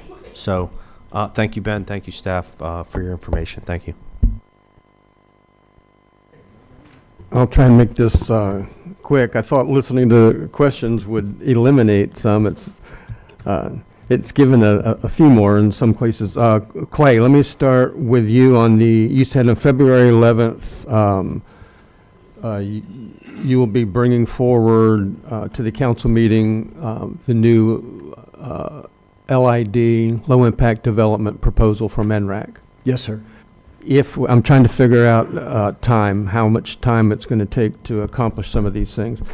If we approved it as is, how long would it take before you brought it back to, is it 2 meetings, 2 readings? Well, it's already in ordinance form, and I believe it's 2 readings. So I don't believe. A month? Yeah, the comp plan. So there's a associated comp plan amendment that's going along with it. So that will have to go through the Department of Commerce, but that's a relatively 30 to 60 days. You can still proceed with the amendment to the ordinance subject to the adoption or approval from the Department of Commerce at the state. Okay, and then you mentioned the stormwater update, but we also talked about Chapter 72 and Chapter 50. What's coming to us? Chapter 72 is coming to you on the 11th. Those standards that were recommended for approval by the Environmental and Natural Resources Advisory Committee are going to your Planning and Land Development Regulation Commission on Thursday. We will be able to take their recommendations, craft an ordinance, and have it available for February 11th. If y'all agree with it there, then it could be, and that one does not require a comp plan amendment, it just requires 2 readings. And the council could upgrade it even more, make it more restrictive? I'll let him clarify on what is considered a substantial deviation from the. Who's him? Paulo? Sorry. So I believe that it depends upon, we have to work with the scope of what we've noticed and advertised. So right now it's yeah. So it's what you need to submit for your stormwater, and then some of the design aspects. So that's what is currently advertised. So additional borings, and then for the design aspect of the stormwater pond, I think location of where it is, and some what it's made out of, essentially. The critical question is the scope of the changes. If they are so far beyond that, we would have to re-advertise. If they're generally consistent and are able to be tied, that they're consistent with the advertising that went out, we should be able to hold a hearing. Right. So once again, legal answer, yes and no. Depends upon what you're requesting to change. As long as you're within the scope of what's been advertised, you can reduce it, you can increase it, but anything outside of that scope, we'd have to re-advertise it again. Okay. Stay right there, the both of you, because it'll be quicker just to go back and forth. Paulo, you also said on the moratorium, it doesn't set standards. You had mentioned that we needed to be prepared to pay. That means prepared to pay if we went over a 12-month period? Yes. And it's not an automatic, we go over 12 months and we have to pay, it could be defended? Yes. In Lake Tahoe, the moratorium was extended several times. It ended up going 32 months. It actually took 6 years as it wound through the court system. They don't have a Burt J. Harris Act out there then. so if we went, and I would hope that we don't need it, but if it went over 12 months, we could come back and update it for a certain period of time because of something else that we wanted to accomplish? Yes, it's what the Burt J. Harris Act is saying is once you go over that 12 months, you lose a protection, and then you really need to justify your moratorium. It needs to be all those things that I mentioned. Needs to be, the minimum necessary. It needs to be a reasonable scope, and any increase in duration also needs to be reasonable in relation to that. That's still not a determination that we won't face any liability, but it is the act telling local governments once you go past this, you need to be very careful of what you do in terms of a moratorium or a temporary impact. Once again, this is kind of a fact-specific analysis. It depends upon the scope of the moratorium. Okay. The question was asked, I think it was of Ben, but I'll ask you two, I think by Don, that would the moratorium stop the flooding, I think he said at JC's. It wouldn't. I don't believe it would, but do either of you believe that if we had, the purpose of the moratorium is to increase standards, set standards that would prevent future flooding. So while it won't end any current flooding anywhere, it could prevent another homeowner from losing their house. Do you believe that's true, or that's a possibility? Well, the purpose of a moratorium is to keep the status quo while you go through Right. code changes. So the moratorium itself doesn't amend the code, doesn't set a standard. That's It's saying everything stays the same. Everything stays the same, everything stays the same. We have another rain event, everything stays the same. The purpose of the moratorium is what changes are you going to produce, while you keep the status quo everywhere. So, from a legal standpoint, I can't answer your question. But the moratorium itself doesn't increase standards or change standards. All it does is it says status quo, everything freezes in place. That's right. It pauses everything in place, and it seems like it would prevent further damage until we make the changes that we need. I'm interested in the Mr. Santiago's questioning on retention ponds. I thought it was very good, spot on. And I don't know, maybe Tad, you had said, you just talked about raising the water level. That was it St. John's Wood determines how much water can be in a retention pond? You concerned about water in a retention pond increasing When, the water with regard to level? bringing in off-site water, is that what you're referring to? I'm trying to make sure I understand what you're asking. Yeah, pumping in from or buying reclaimed water. The design normal water level, which is the seasonal high, is established by the geotechnical engineer. It would be reviewed by the water management district, and then the expectation would be the municipality, whether it's in the unincorporated county, and the county would review it, or the city would review it. But yes, they would review that elevation and confirm it, or have the geotech provide further evidence to support his or make a modification to it. If we're keeping retention ponds full, is it raising the water table in the surrounding area? If we're keeping them full, you mean artificially keeping them full, or they're just naturally filling up? If we're keeping them full, then yes, they could have an effect on the adjacent groundwater On the table. surrounding water table, okay. Is it kept above the design normal water level of seasonal high? Yes, sir.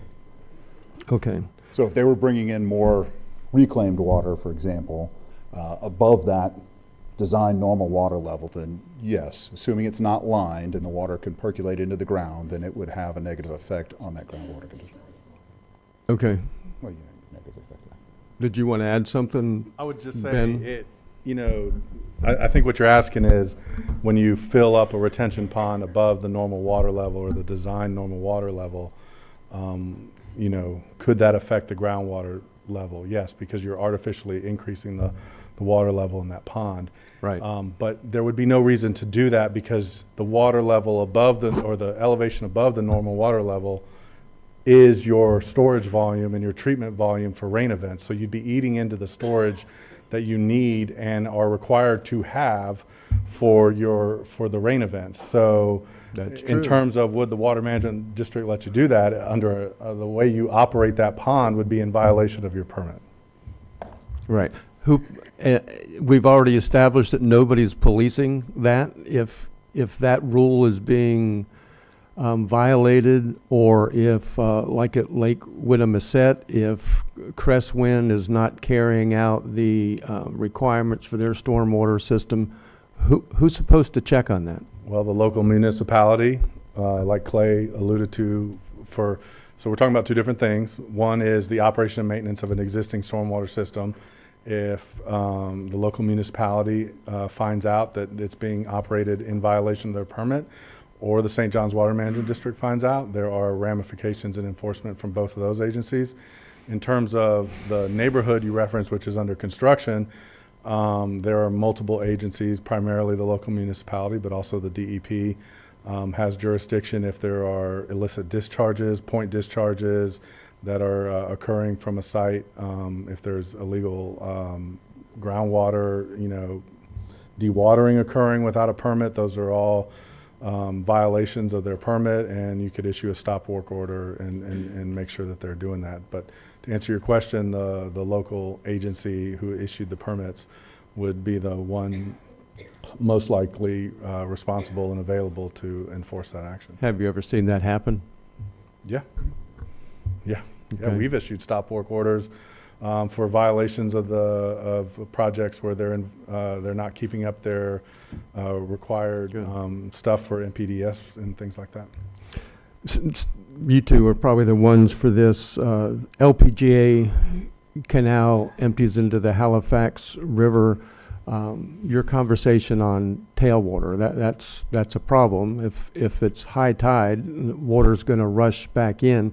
If money was no object and we put a gate there to prevent the tide from coming in, it's going to create ramifications downstream, I'm assuming. Upstream, yeah. Well, now upstream, would have been downstream if it wasn't high tide. Is there a way to deal with that, adding retention areas? Yeah, you'd have two primary options if you're trying to block the tide from coming back in on you. So you can stop the tide in like a sunny day event, and that way you're not getting that backflow into the system, which might cause some flooding there. If you're getting tidal influences and a rain event, by putting up that gate, you've essentially eliminated the outfall at that point, and now you created a closed basin. So your options for that would be increase the amount of storage volume that you have to hold that water In the canal? or adjacent to the canal or retention area, somewhere where you can store that water that's falling from the sky such that once the tide recedes and you open the gate, it'll let out. The other option is pumps. Basically, you pump over the tide wall, the tide gate, and then, or some combination thereof. It basically becomes a giant differential equation. You've got water coming in, you got volume, you got pump going out, you got tide gates. It's a big time engineering exercise. But money, no object. You can, big pumps, New Orleans style You can do pumps, anything, yeah. acquire land, things like that.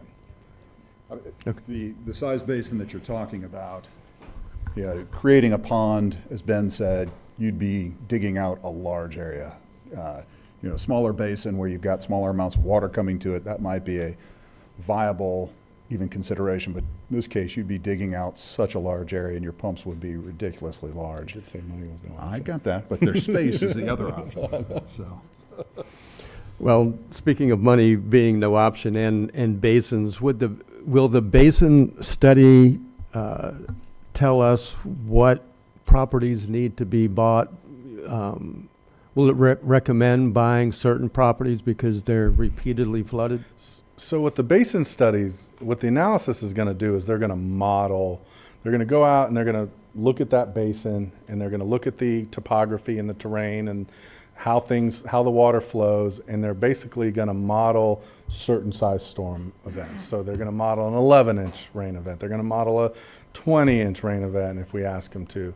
And at that point, it becomes a risk assessment. So you could end up with an analysis that says during an 11-inch rain event, you've got 4 homes that are going to flood, most likely. There's not really a good engineering solution, or the cost to put in big pumps or something like that would outweigh the cost it would be to acquire the property. In a 20-inch rain event, you're going to have 25, 30 homes that are going to flood because you've got a lot more water falling in that area. And so at that point, you're starting to get into the discussion of costs and benefits, and it becomes a decision point on policy, and to a certain extent of what do we want to protect from? Do we want to protect from the 11-inch storm, the 20-inch Right. storm? And that's what the study is going to tell us. Ultimately, Okay. we're going to have to decide the route, the course of action. Yeah, we have to decide it, but the basin study will indicate if it thinks that's a necessity. Well, it'll tell you what's going to happen in a certain event. Okay. All right. Part of the way to think about it is that it'll be very similar to what you see in a floodplain map. Obviously, the elevations will be different. We'll have a little bit better information than they used when they created that floodplain map, but you'll see which homes are deep into that territory and which ones are on the periphery of that water elevation. And then it's really just, as Ben said, it's kind of a cost-benefit analysis. Does it make sense to try and put pipes and pump this section out, or are these homes so far underwater that you'll never be able to catch up? It'll give you the tool to make that decision. Do I buy homes or do I do something else? Okay. But it won't specifically tell you, hey, buy this house. Okay. This might be you and Clay, could be either of you. Agricultural lands are treated a little bit differently in some cases. Can an agricultural land dig a pond and fill in low areas without a permit? Remember, if you're going for bona fide agriculture, you have to follow the Department of Agricultural best management practices. So it would be tied to the specific type of agriculture. So for example, aquaculture, and you wanted to dig out ponds, there could be exemptions allowed, and that would be basically handled through the DEP. Under the Right to Farm Act, which is adopted by the state of Florida, the county zoning regulations and land development regulations do not apply. The only thing that does apply is our floodplain management. So if they are operating within the floodplain, we can come in and talk to them about the elevation of, say, their farm structures to make sure they're out of the flood hazard. But for the most part, depending on the type of agriculture, they can get exemptions for some of the impacts to floodplains, wetlands, et cetera. I'm actually just talking about land on a farm that stays wet. You can't use it, so you dig a pond somewhere else and bring that fill and raise it up. So, for example, like you're doing a pasture, yes, you are exempt from those regulations. However, when the land, if it is ever brought forward for development, the Water Management District looks back to 1986 to determine if there were wetlands on site and if they were impacted, and whoever's doing the development at that time would have to be responsible for mitigating for those prior impacts.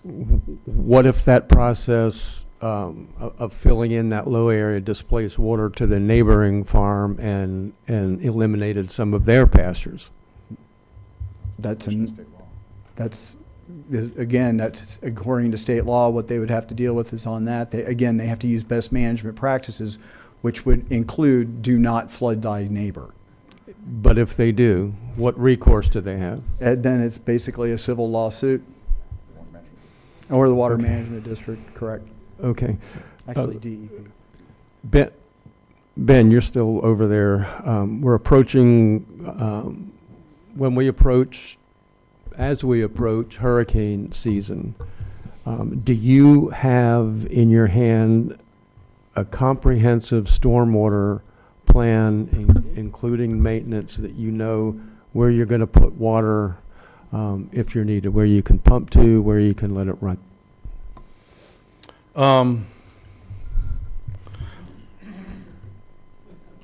What I would say to that is, do I have a plan written down that's going to tell me where I'm going to be able to pump water to during a hurricane? No, because every storm's different. You know, what is available in one storm might not be available in the other. What I do know and what I have access to is our GIS system and our understanding of where we know areas that can we move water to. County property, for instance, if we own county property, city property, those kinds of things. And we also know, using our LIDAR data and topography, if we have flooding going on in this area, I can look at the surrounding area and I can see, well, where is a possibility. If it's private property, we can reach out to the private property owner. I am familiar and have access to the systems from the cities and the state to understand where they could possibly move water. So it would be like creating a plan when you don't know what's going to happen, because every storm is different. And so, you know, a lot of times we know where areas flood. They've flooded before, and we know there's a chance that we might have to pump water out of there. I mean, the Orange City Hospital is a perfect example. That hospital's flooded before. Got the call for assistance from the city. I know that there is a location near there where we can move water. It's on private property. We immediately reached out to the property owner. They gave permission, and we started pumping operations. So it would be difficult to come up with a plan, a comprehensive plan, where you can say, if this, then this, because the reality is every storm is different. Mr. Kent touched on it. You know, the difference in the rainfall amounts between Ormond and the two storms, and the difference in the tides in New Smyrna and things like that. So we have a plan to go out and address post-storm issues, you know, as far as clearing the roads, identifying areas that are flooded, identifying roads that are flooded, getting them on the map, and then we start our triage from that point forward. But it's a difficult situation in any storm event, especially when flooding is concerned. So what you just said is you're starting new every time. Even we've had repeated hurricanes that show us where we're going to flood. Mm. Yeah, I mean, no, I'm not saying we're starting from scratch. What I'm saying is that you could have a situation, for instance, I'll use Miller Lake as an example. It's flooded, I believe, in 2004, and it flooded again in 2008, and it flooded again in Milton. In those previous two times, they were able to pump to locations that were dry. And in this particular storm, those locations weren't dry. They were potentially inundating other properties and homes, so that wasn't an option. So, but we also know that the DOT has a pump system that can move the water down to DeBary, and eventually when DeBary's system was able to accommodate that water, we were able to move it. So it's not that we don't know that those areas aren't going to flood. What I'm trying to say is, during different storm events, there's a chance that the areas that we identified in previous storm events aren't available. Okay. Councilman Dempsey. Where'd Paulo go? There he is, hiding behind Clay. Paulo, if we could pull up slide 1-22.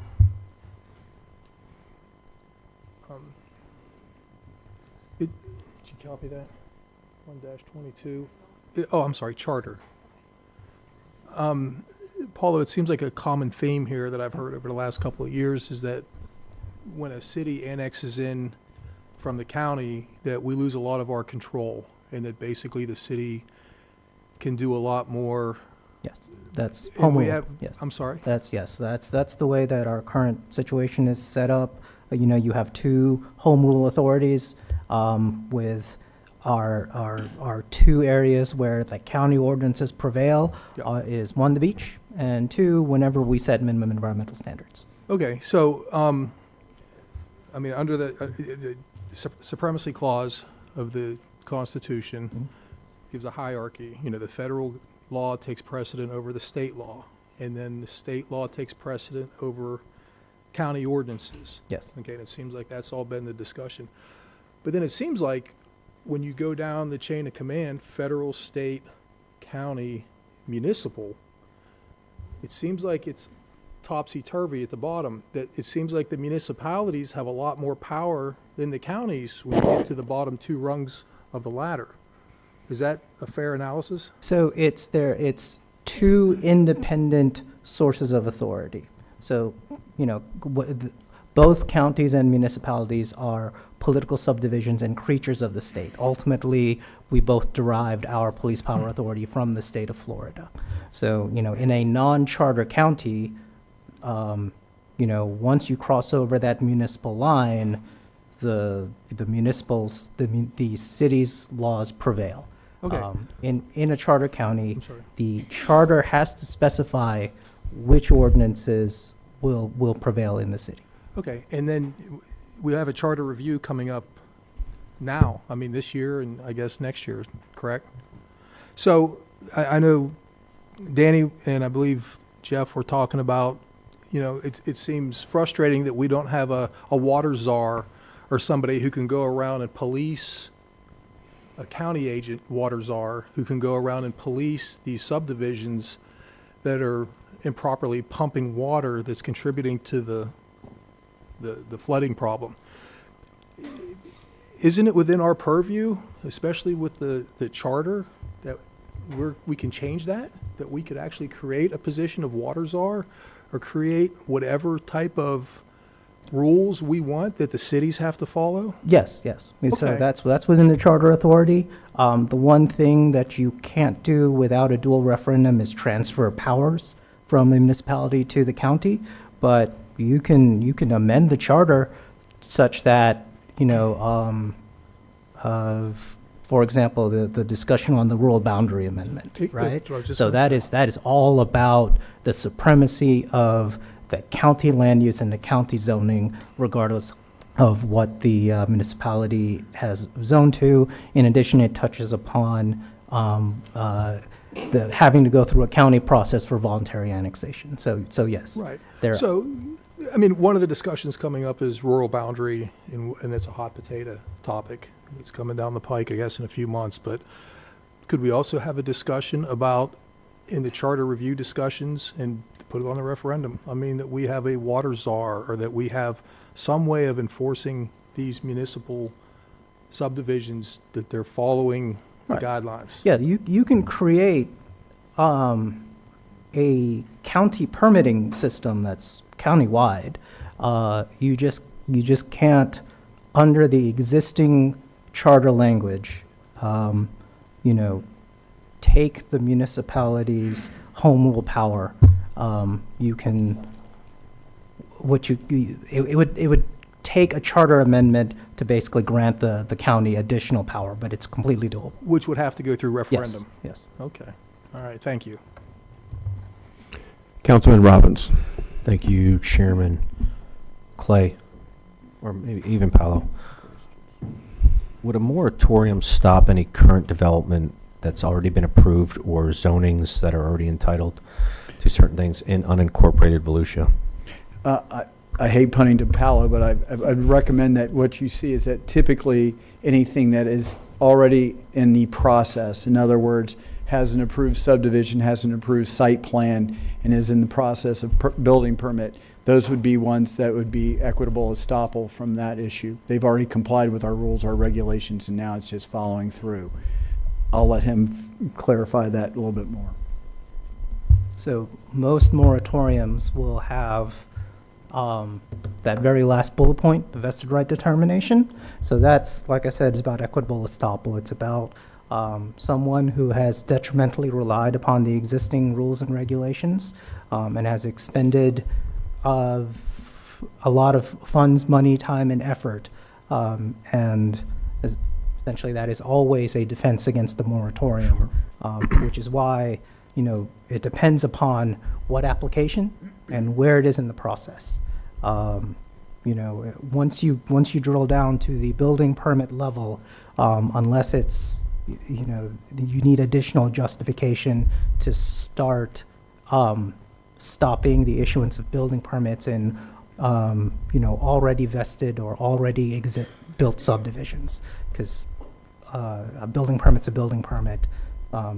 You have consumers that you're affecting, you have builders who you're affecting, more so than just the raw development of land. Thank you, Paulo. Clay, a couple more. What is our current growth rate in? The average annual growth rate has been about 1.6, 1.7% per year. Countywide? County as a total. Okay, what is it since we only have jurisdiction for this in unincorporated Volusia, what's our growth rate in unincorporated? We're relatively flat. Number-wise, is it 0.5%?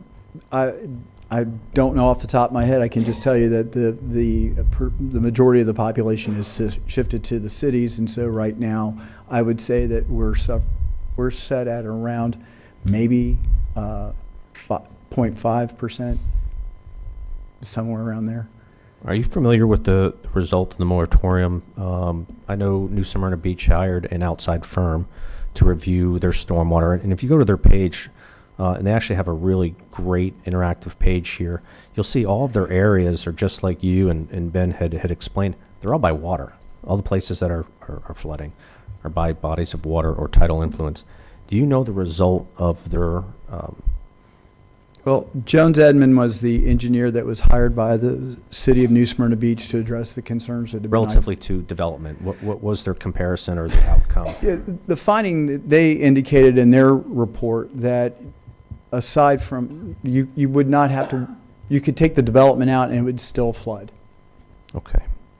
Because Matt brought up a very wise suggestion of looking at what other places have done, so we don't have to spend these unnecessary monies on studies where we already know the answers to.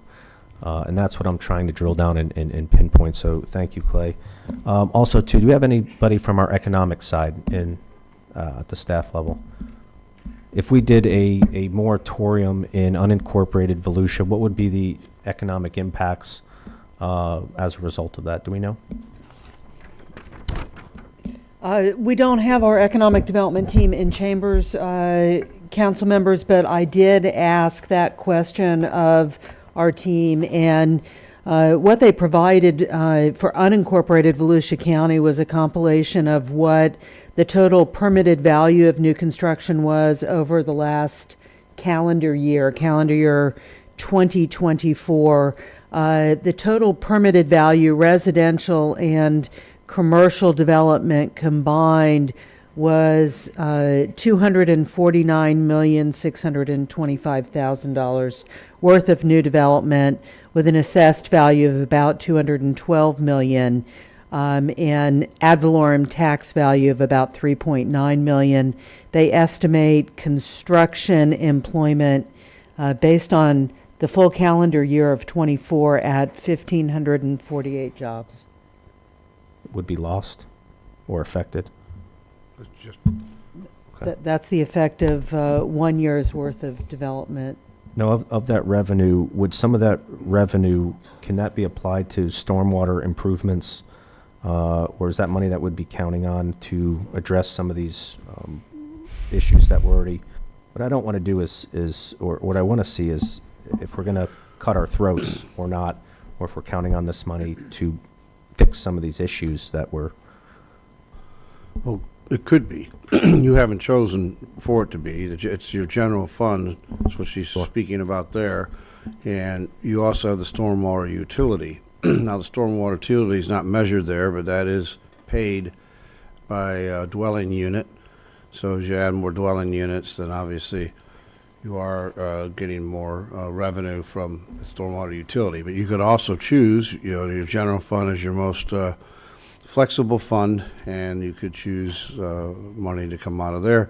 But I only caution that, as we've talked about in the past, the vast majority goes into things like public safety and goes into the court system, judicial system, and other things. So, but yeah, that would be available. So from what I'm understanding, especially with Amendment 10, some of this revenue could, or is being depended on to fund our first responders, to fund other entities within the county. So Exactly. do we have any data? I know that a recent report came out and this council voted on, we had a surplus of 1,800 affordable units. That leads me to believe there's a downtick in the housing market. Do we have any data showing that this is naturally working itself out economically? Supply and demand is working.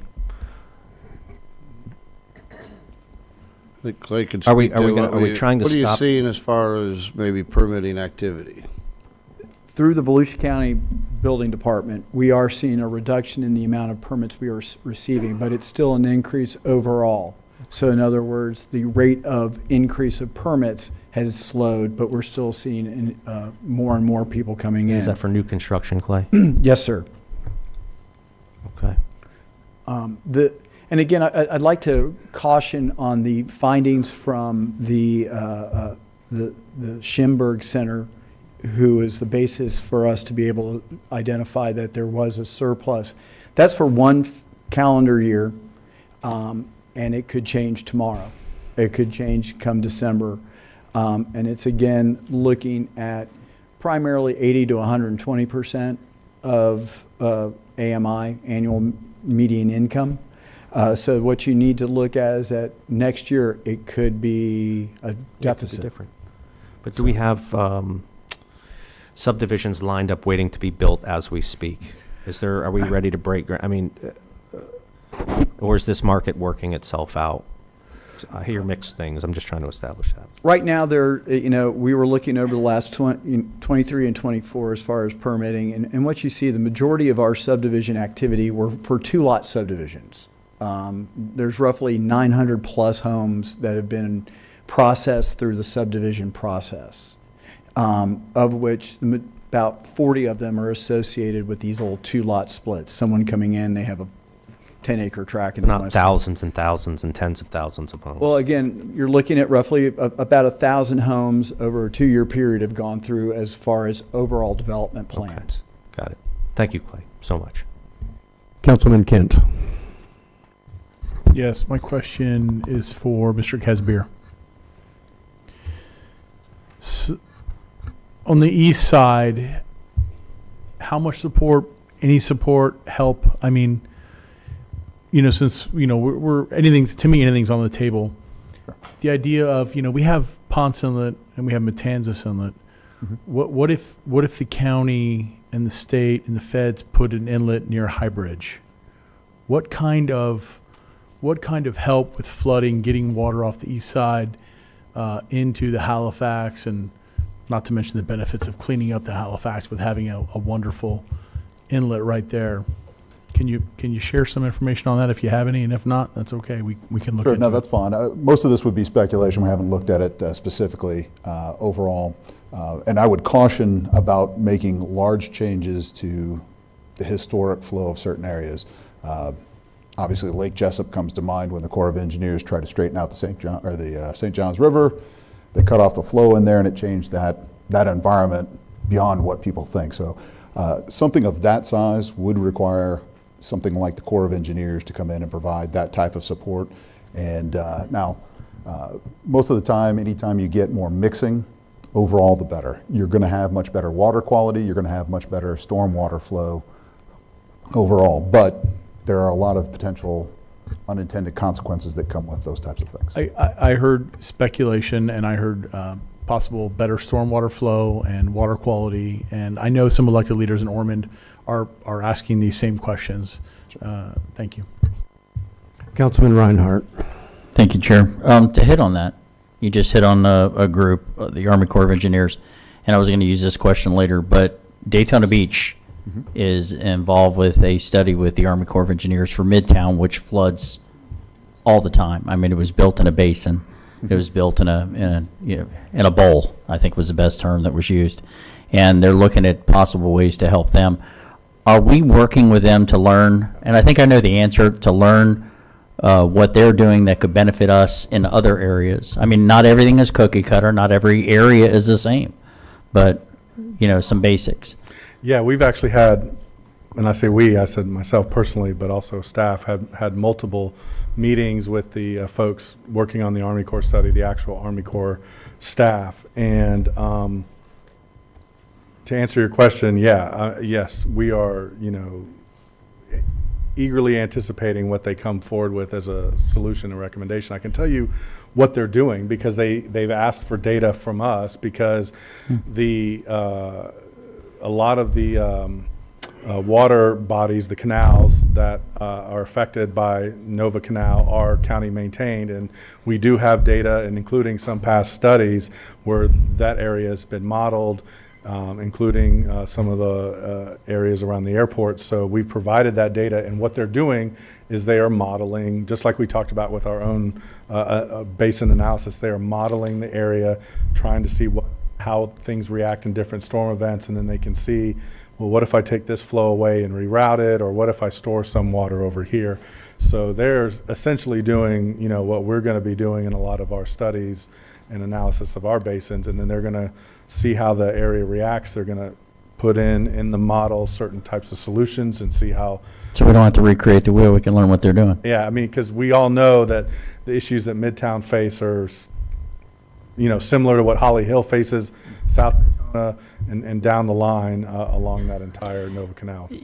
That being said, when we talk, there's been a couple discussions about the water czar or a person to oversee. When we make changes to our standards, and hopefully we'll make some changes to our standards that are currently like we discussed, and I know there's Muni Code that's out there, and then we review that. How often do we review Muni Code to determine if they're making the changes like we have made? In other words, they're following what we're doing, or vice versa. How often are we reviewing those Muni Codes to see the comparison?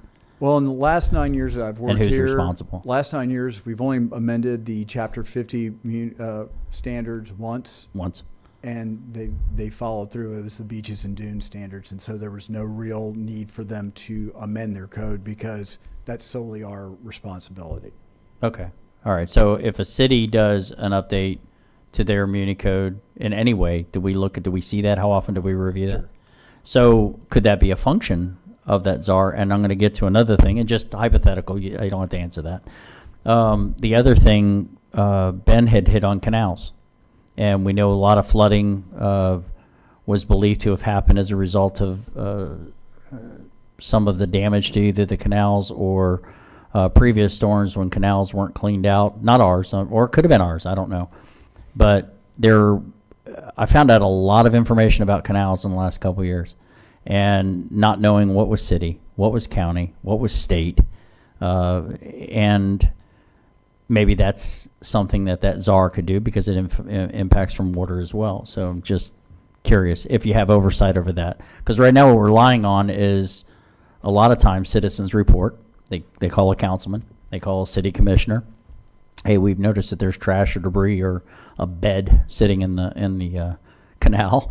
And it usually we in turn call our public works, or they do the same, and then it's cleaned out. If that was something that was done on a more regular basis, would that help prevent that? Hey, this is an area that needs to be cleaned out a little more frequently. Yeah, I mean, obviously, maintenance is an important aspect of whether your system functions or not. I can speak to what we do. I mean, we do regular inspections of all of our canals to make sure that they're flowing free of obstruction.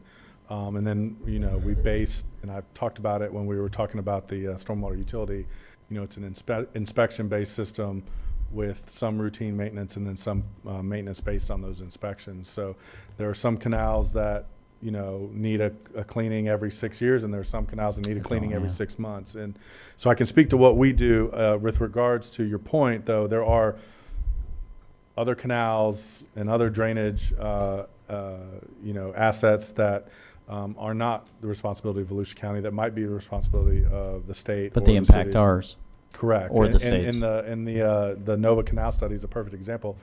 They're looking at an area that's where the flooding is really, result of the Nova Canal, which is a DOT asset, Mhm. but the water from the Nova Canal leaves through two county assets, Reed Canal. And it's part of that Army Corps study. Correct. So, Okay. it touches everybody, so there's not one entity that maintains all of them. The chairman had asked a question, was a good question, with respect to properties that we see flood traditionally every storm.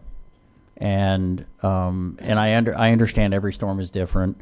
Ground that was not saturated before is saturated for this storm. It could have been that, we received so many inches of rain prior to the storm, like we saw with recent storms. Have we looked at anything? We're constantly looking at I saw Brad Burball walking a little while ago.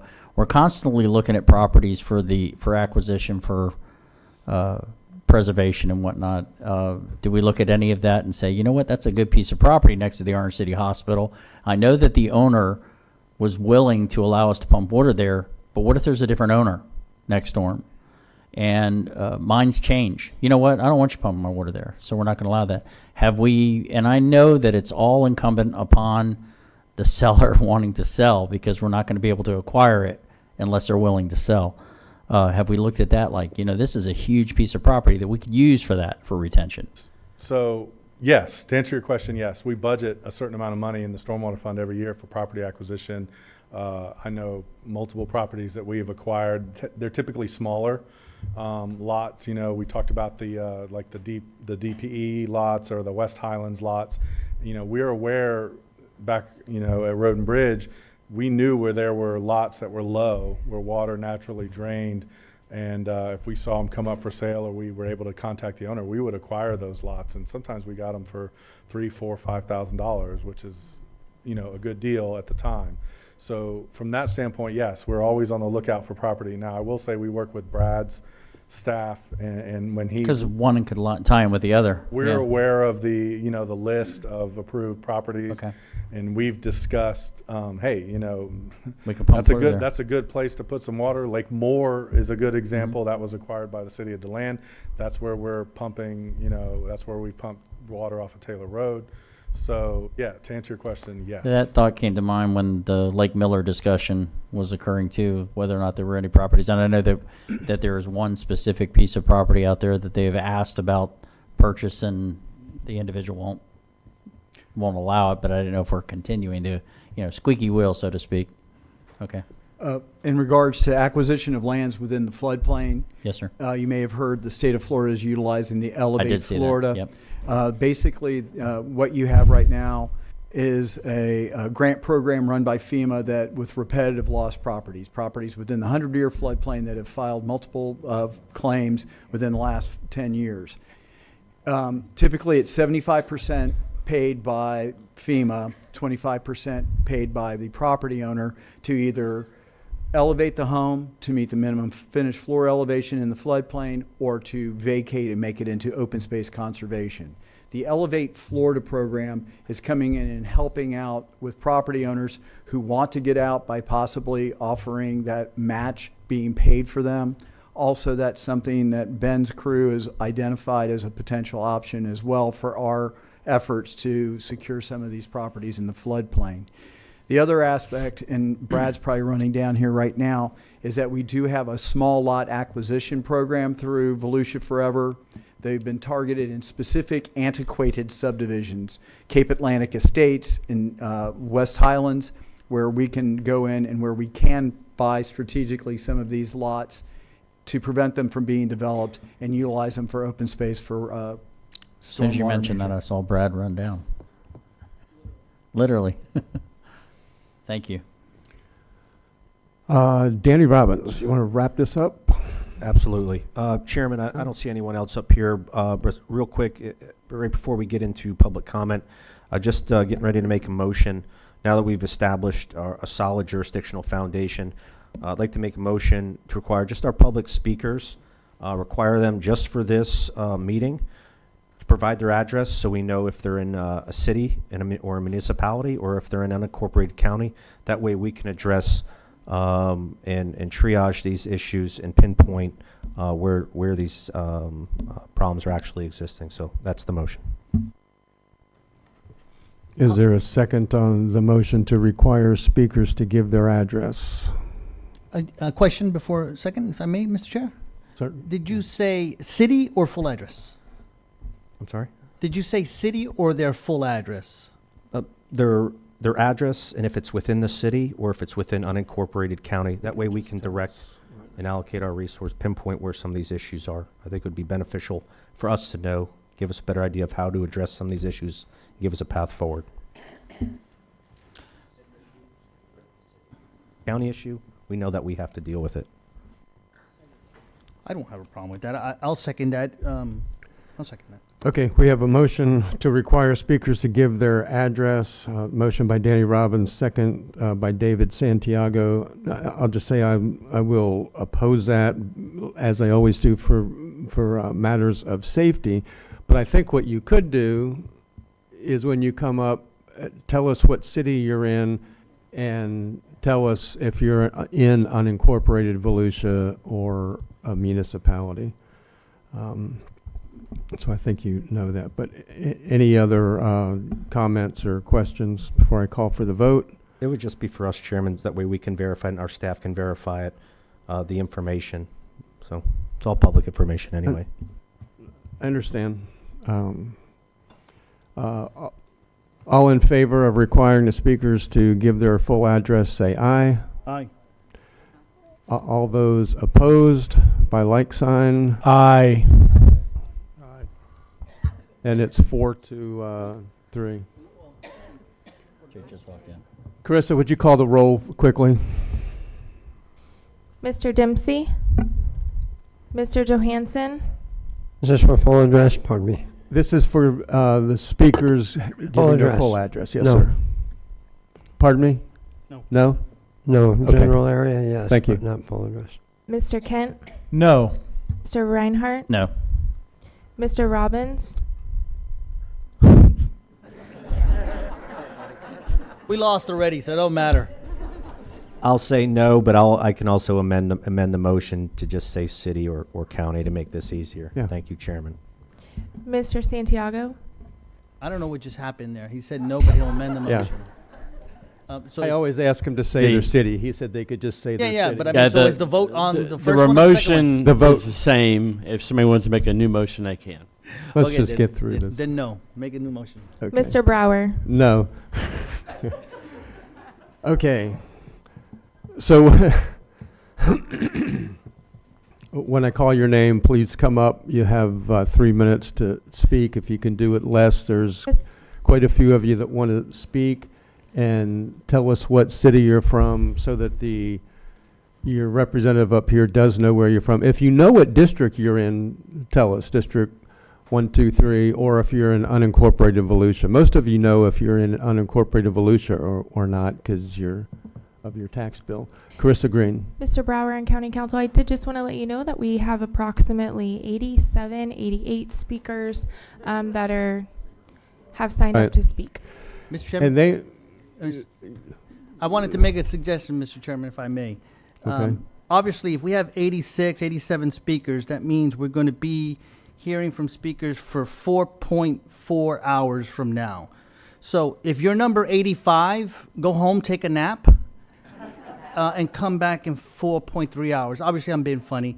But I wanted to recommend, Mr. Chair, in the interest of getting through every speaker, because I noticed the room is thinned out already, if we would entertain reducing that time to 1 minute per speaker, which means we'll be out of here while there's rumblings. Okay. Hey. Sounds like the audience don't like it. Hey, have a seat. I withdraw my comments. Get comfortable. okay. Like I said, if you can do it less, because what he says is right. There's 87 people, but you've listened to us for 3 hours. Now it's our turn. Just be succinct and remember what I said at the beginning for all of us. Don't, if somebody says something you don't like, don't boo them. They have a constitutional right to have an opinion. Okay. we've got a lot of people downstairs as well. I'm going to call both because it takes longer for the downstairs people to come up. But I think the first person that must have, I don't know what time you got here, but it's Michelle Delaney. And then Allison Root, if you want to come up from downstairs. Mr. Brower, I did just want to point out for the people in chambers as well as downstairs, if you take a peek up at these screens over here, the next 3 people will be shown on the screen. That way they can start to make their way up from the rotunda or the TCK training room. Good. That's it. Okay. Ready? Done. Michelle, we are ready. Where are you from? I'm from Orange County. I'm from Orlando, but I work in Volusia every day. So, thank you for the opportunity to speak today. As we continue to navigate the challenges of managing growth and maintaining a high quality of life in Volusia County, it is essential that we remain focused on both the immediate and long-term needs of our community. We are all aware that Volusia County is currently at a crossroads in terms of growth and development. Recently, as you know, we are here as a significant discussion about the possibility of implementing a moratorium on building in response to growing concerns about stormwater management and the potential strain on our infrastructure. Yes, this is a complex issue, as we just heard, but one that must be addressed with careful consideration and thoughtful solutions. I personally have never been one to throw the baby out with bathwater. So let's first review the facts. In your local budget for Volusia County, you allocated approximately $10.9 million. On your budget, roughly $3.2 million was used for employee-related costs. Approximately $2.2 million was directed towards operations. On capital improvements, you spent $2,995. These allocations highlight a critical imbalance. While significant funds have been earmarked for staffing and day-to-day operations, which are crucial, only a small portion has been directed towards the long-term infrastructure improvements and capital investments in stormwater systems. As a result, we are facing a growing gap between the infrastructure we have and the infrastructure we need to support the continued development of our community. This is particularly important given that the increasing frequency of severe weather events and the strain that rapid development can place on our stormwater systems. So what can we do about it? Today, all my clients are in the construction industry, and we're talking about solutions here, ladies and gentlemen, not drastic steps. First and foremost, it's essential to strike a balance. While a moratorium on new development may seem like a solution, it is critical to recognize that growth is inevitable. People love Florida, and we want them to love Volusia County. We need to be proactive in finding ways to manage that growth in a way that ensures the long-term sustainability of our stormwater systems and overall infrastructure.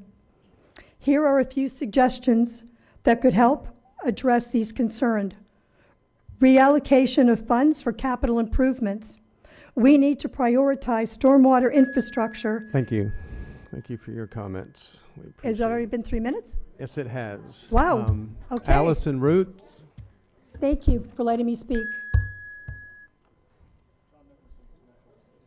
Oh, where do you see a list? Okay. So the people that are downstairs are going to wait for 3 hours. We can't intersperse any of them. John Nicholson, you were next. Mr. Brower, public speaking numbers 1 through 62, or we have them as being in chambers when they signed up. So. Right, I understand that. John Nicholson. You'll be followed by Frank Severino. John Nicholson, Daytona Beach side. I have 3 concepts: comparing apples to apples and oranges to oranges. I also have don't throw the baby out with the bathwater. And the third is do no harm. I've been to about 3,000 or 4,000 city and county commission meetings. Rob Merrill often says water stays on the property. I've heard it a million times. And yet today I hear that water that flows onto the property is allowed to flow off the property. So if we have, as we've also seen on the chart, 18 inches of rain, if 18 inches of rain flows onto the property, do we say that 2 inches of rain flows off? Or is it logical to say that if 18 inches flow on, then 18 inches flow off, which would account for the flooding? Because if you're at the bottom, you know what they say about the low man on the totem pole, you get the water. Now, in apples to apples, are you absolutely positive sure that it is not the excessive rain that is causing the flooding? You are absolutely positive that it's the development and not the excessive rain that's causing the flooding. You have to be sure of that. Secondly, I used to walk the beach. And in 1998, Hurricane Floyd came through. And I walked by the old Bernardini property. It had a 25-foot sand dune. All of a sudden, the sand dune went away, and there was a seawall. Why would anybody build a seawall 25 feet under a sand dune? My neighbor said, well, we haven't had a hurricane in 26 years. Back then, the seawall was at sea level. That's what's happening now. We're going through drought and rain. We had 2 decades of drought.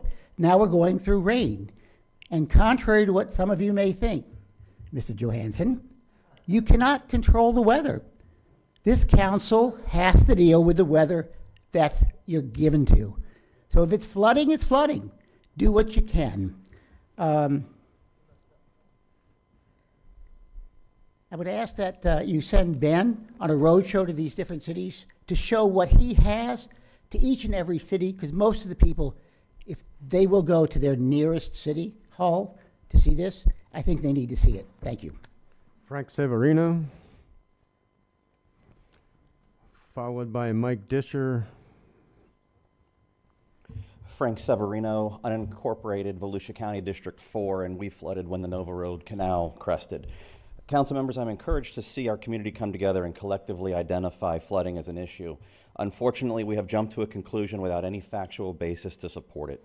It is reckless and irresponsible for any of our local government officials to place blame and propose irreparable harm to an industry responsible for building the very locations that every single individual here will retreat to when this meeting concludes.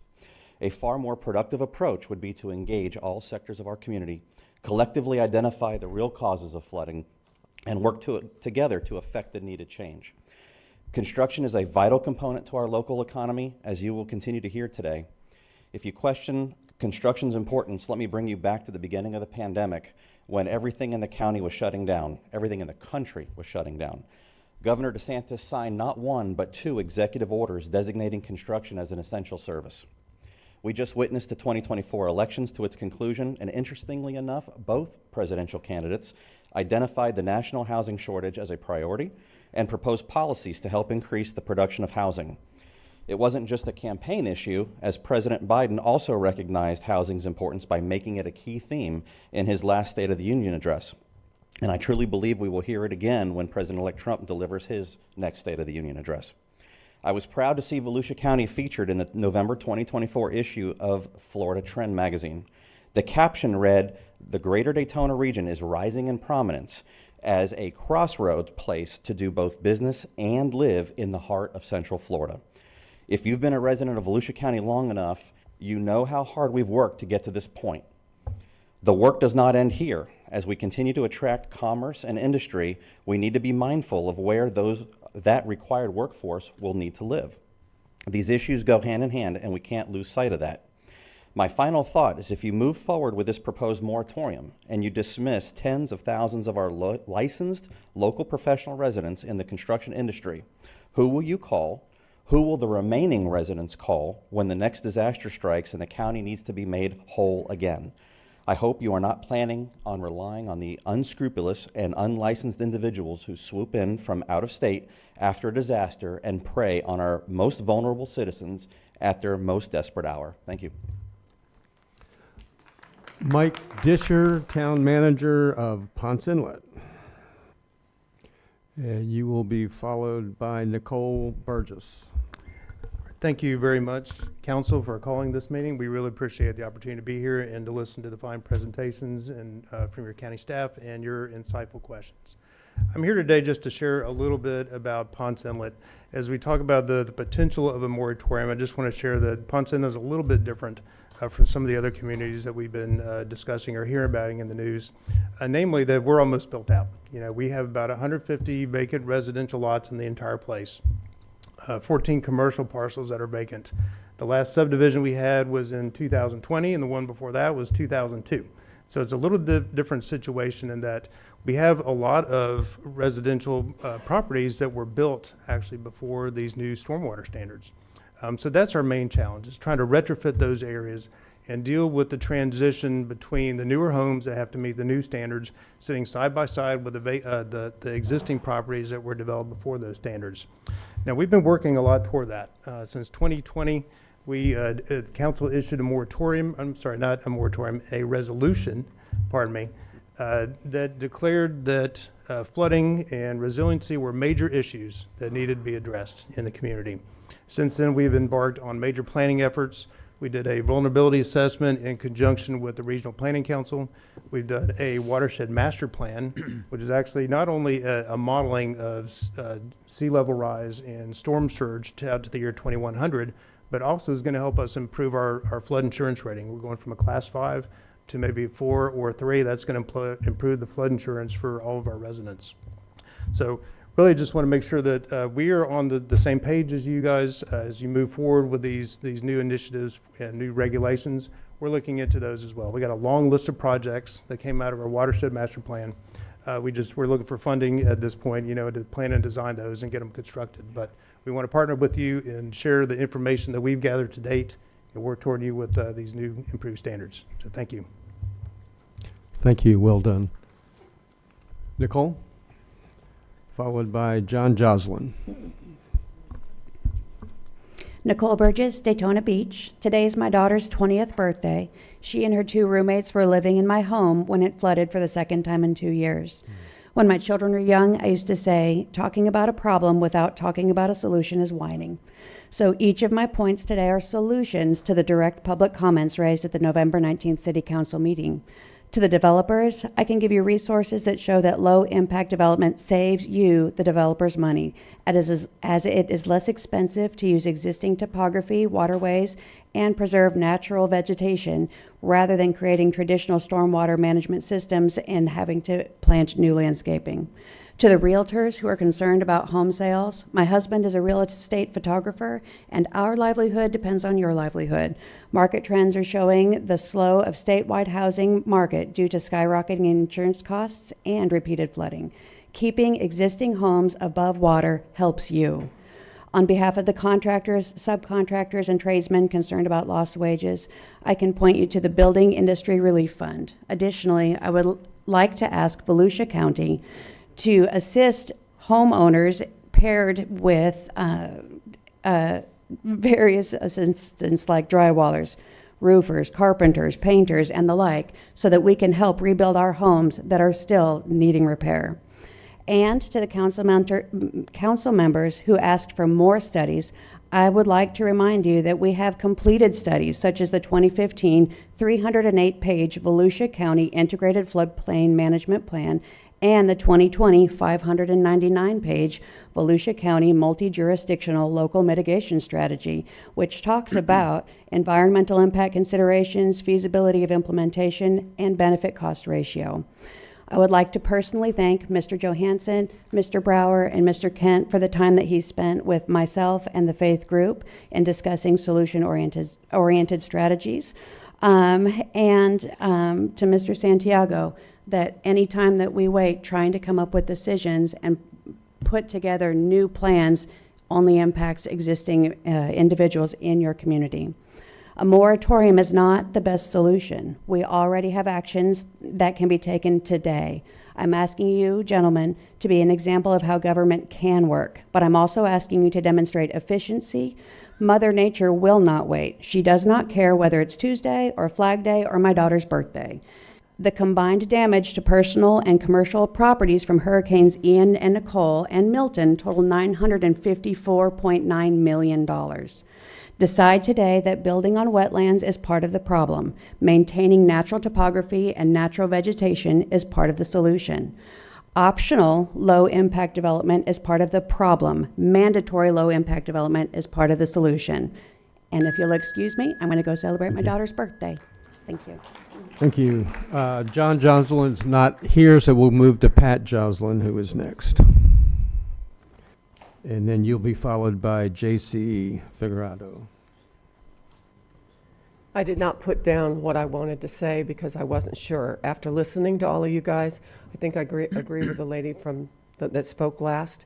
We've got all the studies we need. Now we need to put our little feet to work. Because I was at the state meeting last week, and every city except for the city of DeLand and the city of Daytona came in with goals and what they needed. We didn't. But I didn't see any of you guys there either. Mr. Brower was there, but I didn't speak very well there at that meeting. I think we just need to get moving because hurricane season is barreling down on us, and we're still holding water. Thank you, Mr. Kent, and thank you, Mr. Dempsey, for helping us. Thank you. J.C. Figueredo. How you doing? My name is J.C. Figueredo. I'm District 1. I brought a couple of pictures here. There's some models that I made. We got them? Okay. Like she said, we have a lot of this data that we need. The question is, do we really have somebody that can understand it and put it to use, right? So can you go to the other one? We can go to back to this one. So this is what I made in my driveway this morning, right? My wife looked at me like what the hell I was doing out there with a shovel and a gallon of water. But what I did here is the concrete. Okay, this is what's happening in all these wetlands when we're digging these ponds. You are building up. Well, what we're doing is we're allowing to be built up. And in the top one, in the top left, that's a pond, and all those rocks are houses to dress it up. I put a half gallon of water in that, and then I built this other one, and I sprinkled 3/4 of a gallon of water on that one. And what I'm showing here is that when we dig into the water in these wet areas, which is happening all over the county, the water that we're storing in these ponds from rain is fast tracking it to the water table, which is seeping out and it's flooding the surrounding areas. This model can be built on a much better scale. It was done quick. But what you're seeing in the top left is the water seeping through the sand that all of these retention ponds are built out of, right? So when you were talking about earlier, how do we make sure the water stays in it? We can't. It's not happening. The water is fast tracking out. Wet soil, and the reason we're seeing all this spread further, and this is why a moratorium or some type of regulation change in rules needs to be put in place, is because when soil gets wet, water moves through it a lot quicker. When it's dry, it meets resistance. When it gets wet, it fast tracks it. So at this point, what we need to do is put this in place and stop this from affecting all of the developments west of us, Ben Oaks, the country club. All that was built on natural topography, which is now starting to hold water. So I got asked earlier, I said, well, it's water, it's rainwater, it deserves to go in the ground and perk like everything else. It does. So maybe we need to look at some type of underground kind of drain field system under common areas, under roadways in these developments. But something needs to be done to control the rainwater and it be released into the water table at some sort of natural state. Also, I definitely think if you guys can update the Chapter 50 to eliminate the cities and the other municipalities from bringing in reclaimed water and deep water wells to fill their ponds, that would be great. That should not be allowed. Thank you. Thank you.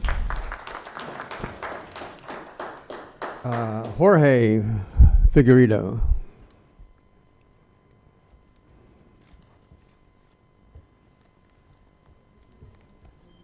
Thank you very much. Thank you for your time. I want to first compliment you all on the way you're working together. Last time I was here, you all were like fighting and all that, and thank you for working together to try and figure this out.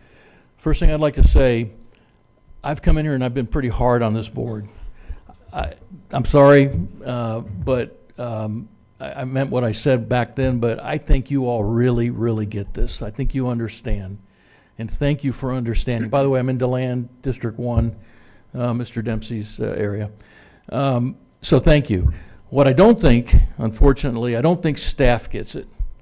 And you all are relying on staff to answer your questions. And it's really when you deal with professionals, especially professional engineers, which I did my entire career. If you don't ask the right, precise question, the exact question that you want answered, you're going to get answers that are going to lead you astray, and they're not going to satisfy what you need to know. So please be very careful with that. The other thing about staff is they're good at dragging their feet, running the clock out, okay? So you need to push them. You need to push them hard. I saw data up there. I saw rainfall data. I have a PhD. I can use data. If I wanted to spend a lot of time on this, I bet I can make the data look incredibly different. What the staff is refusing, I think, subconsciously, maybe consciously, to accept is that development has had a significant impact on the flooding. Okay, it has. All this talk about the hurricanes, yes, of course. Nobody's going to survive a 20-inch storm event. It's not going to happen. But it wouldn't be as bad if we didn't have this development. Where's the problem? The problem is in the guidelines and the requirements for the drainage and storm management. Okay, we have a flawed process in place. Every development that you approve going forward is going to be built 4 to 6 to 8 feet above the others. It's going to have the same problem JC just pointed out. I'm sorry to the developers. They're not to blame. They're only following what is approved and what is required by the professional engineers and the professional water people. Okay? If they told them to put the houses on their sides and put elephant ears on them, they would do it, right? They deserve to be working. But what's the act of, I forget what Einstein said, you're doing the same thing over and over again, you get the same result, right? Okay, that's why you need some sort of pause or something, because if you keep allowing the developments to be built with the same specifications that the professionals have placed, you're going to get the same result. And instead of hundreds of people, you're going to get hundreds more, thousands, because all of the existing development is going to be overwhelmed by the higher development and the flawed design. I think there's a flawed design that's being built out there. And so, but listen, but thank you, because I really think you all get it. And I know it's and you all are victims. Thank you. Cities have taken advantage of you. Thank you. Pamela Teeter.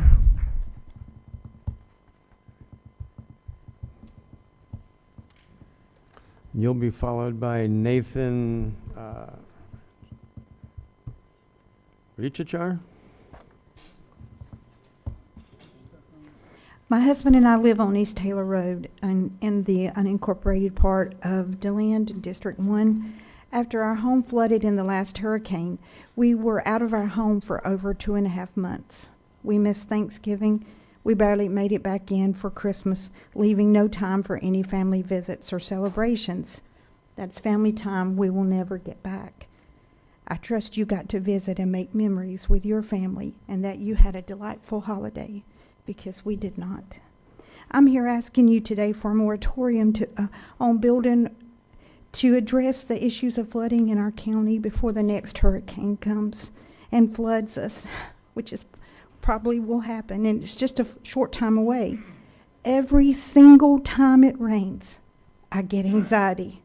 I have repeatedly asked for something to be done about the retention pond located beside our home that regularly overflows onto our property and causes a large body of water on our land. I asked for a berm to be put around it, or at least do something. I don't even know how that's legal, but anyway, that's another story. I asked our ditches remain full of water. I asked for those to be dug out. Nothing. We get nothing. How are you going to protect us from the water that floods our area in the next hurricane, or even in the next rainy season? Because this happens to us in the rainy season before the hurricane. It did that. All I hear is study, study, study.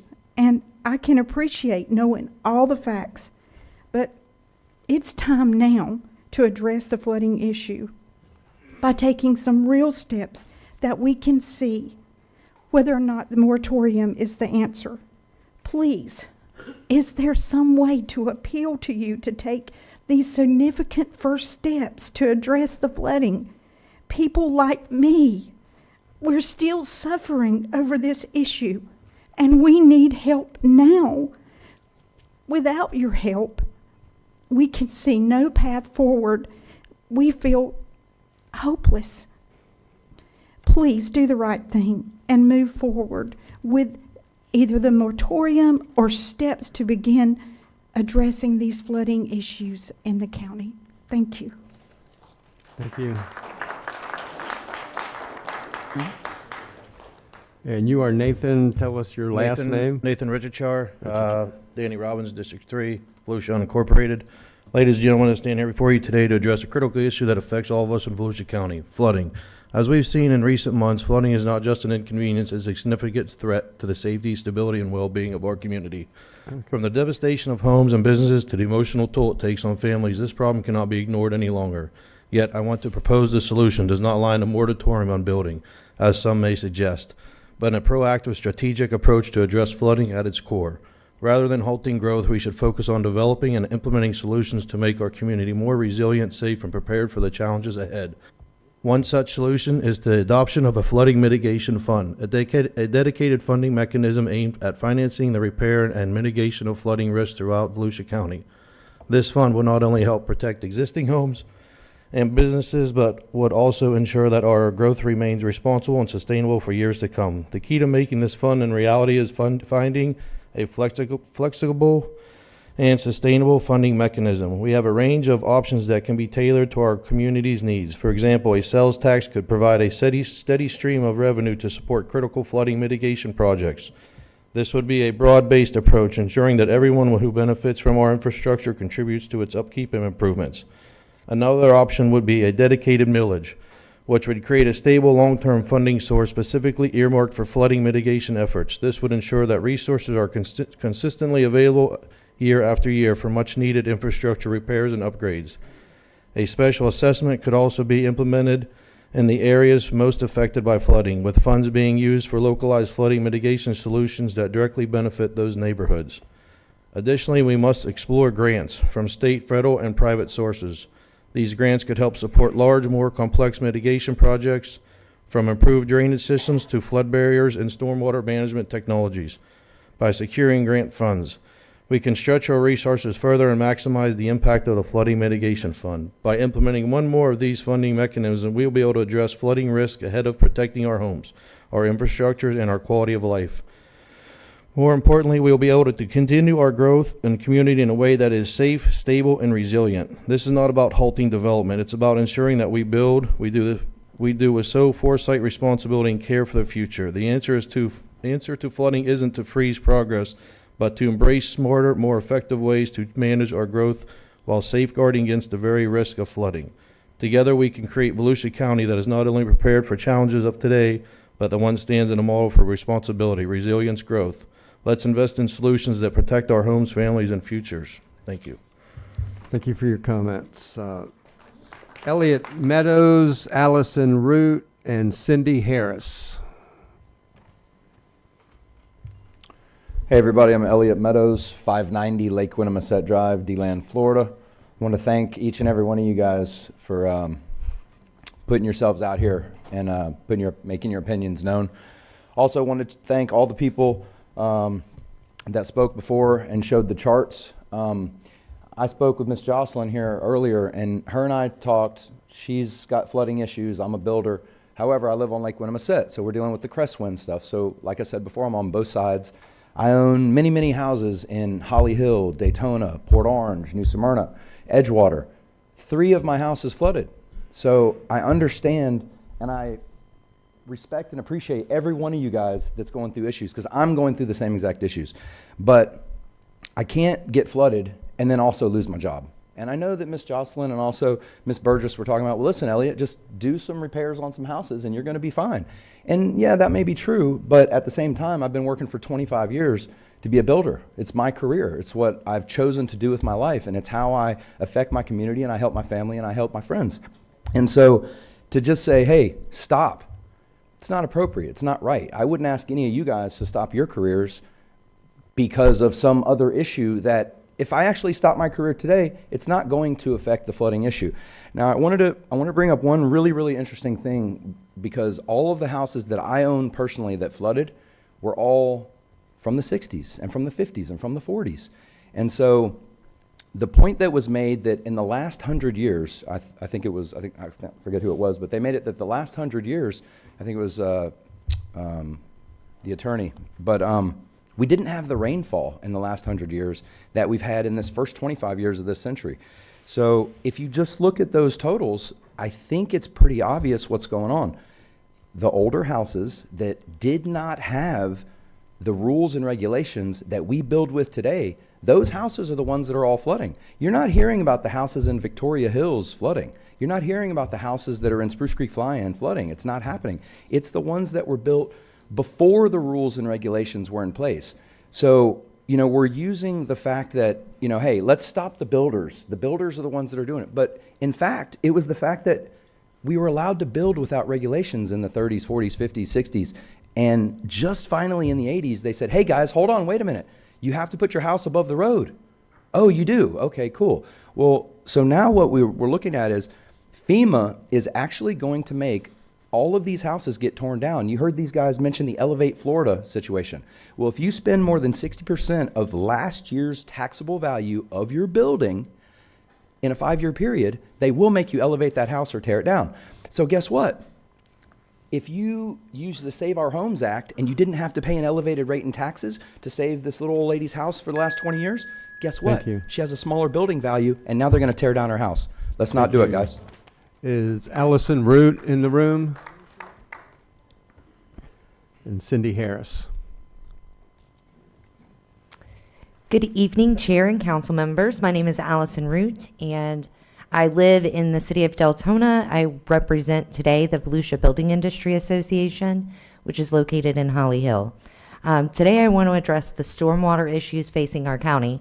While I recognize the devastation some residents have experienced, I urge you to consider that a moratorium on construction could have serious consequences for both our county and local economy.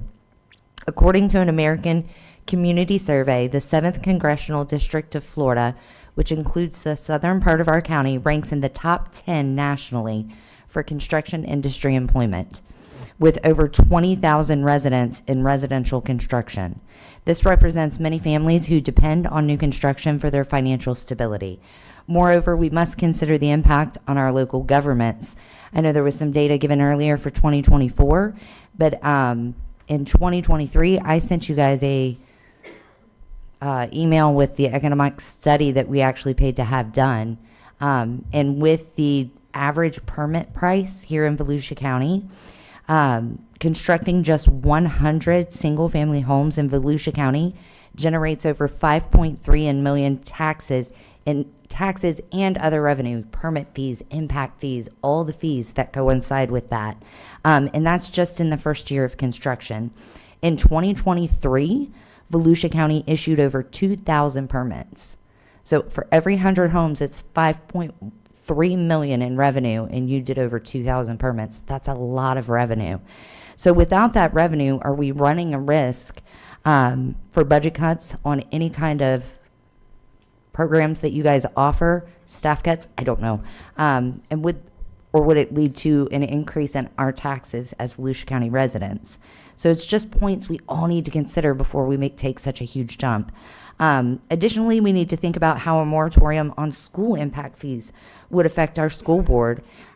We've had ongoing concerns all over the county about overcrowding in schools, and cutting off a key revenue source for them for building would only worsen the problem. The current 2024-25 school year budget includes $10 million in revenue generated from new construction. So you're ultimately putting a moratorium on building new schools as well because they're losing their funding. These are vital questions we must address before making a drastic decision to halt construction. While stormwater retention is essential, there are solutions that won't cripple our economy or our local government. Other counties in Florida have faced similar challenges and overcome them. And the VBIA is eager to work with you to share successful strategies that can be implemented here. We have many ideas to help mitigate stormwater issues without incurring extra taxpayer costs or lengthy delays. So I hope to hear from you soon. Thank you. Mary Spillane, followed by Bella Schwartz, followed by Michael McGee. Good evening. Cindy Harris, and I'm in unincorporated New Smyrna Beach. I'm in District 3, Danny Robbins District. I had the pleasure of hosting a neighborhood meeting at my house last week with Danny Robbins and Ben Bartlett, and it was very interesting. I learned that I live 22 feet above sea level, and that's pretty cool, isn't it? Logic would tell you 22 feet, you wouldn't flood, right? Well, my neighborhood's in a man-made bowl, and we flood pretty bad. Can you go to the next page, please? This was my house after Ian in 2022. And the next page. This was my yard after a thunderstorm last September. And the next page. Nope. There we go.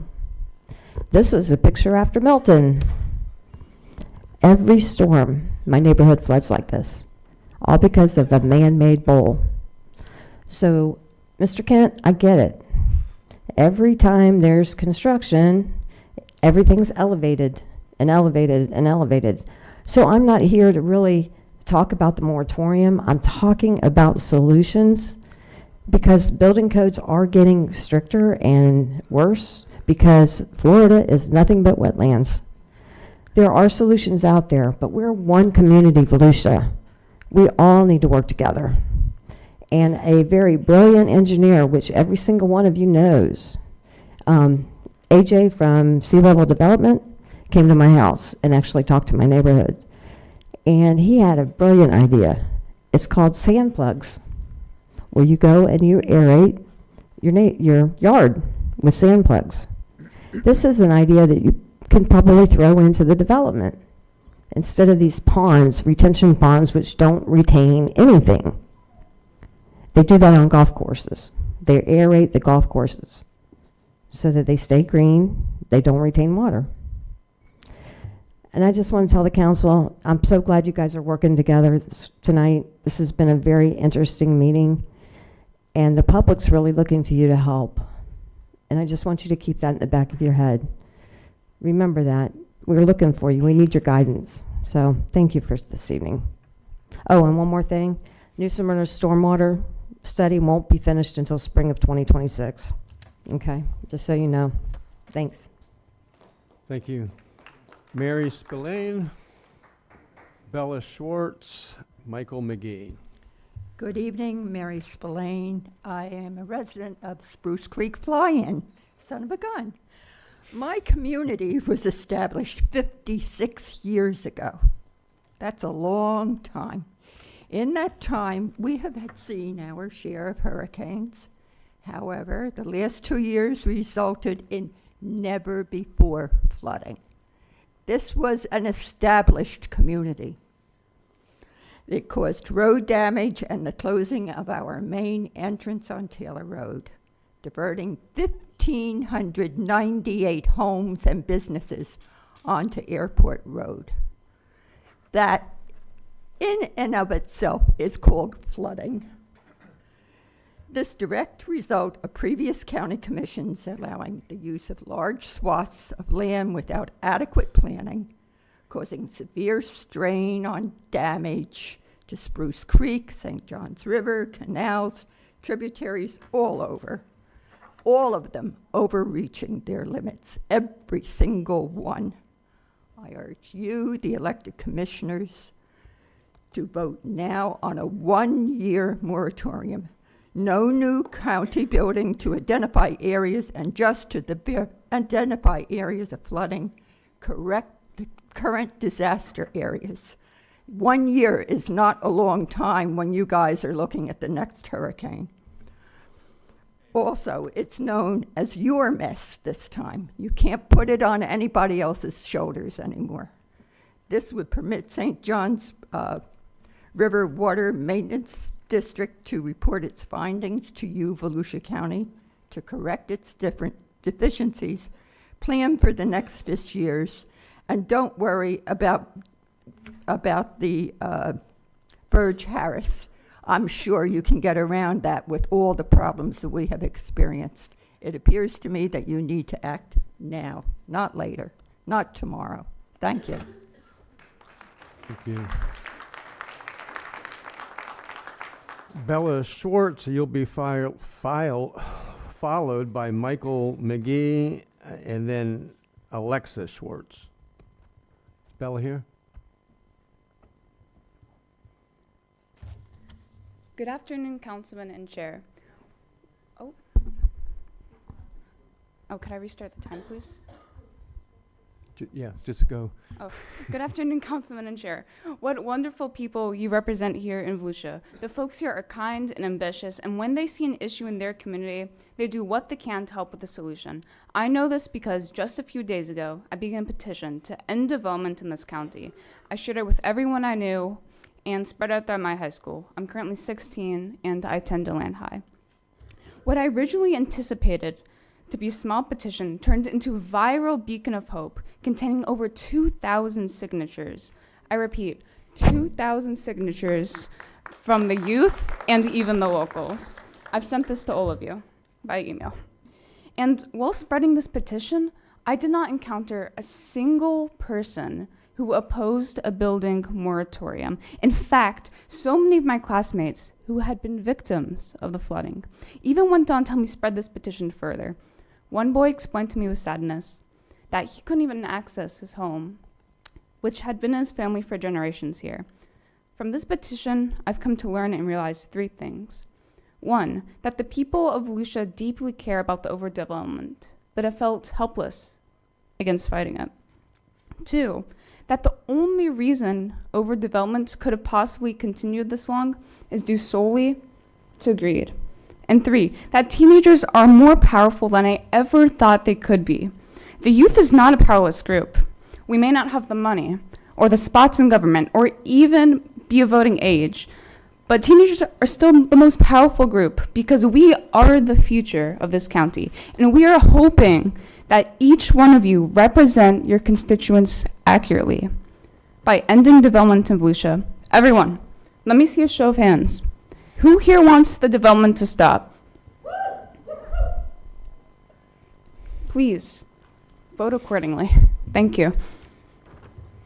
Thank you, Michael McGee.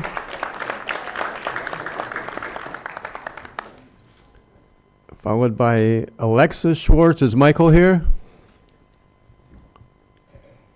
Okay, Alexa Schwartz, followed by Raquel Levy. Good afternoon, Councilman.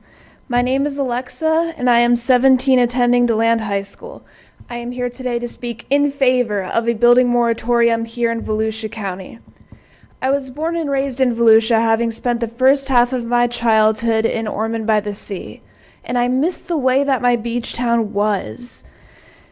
I remember when the last green space on Granada was bulldozed in order to build a Wawa. That was a very sad day. A place that used to be filled with so many oak trees and wildlife has now been replaced with concrete and more cars.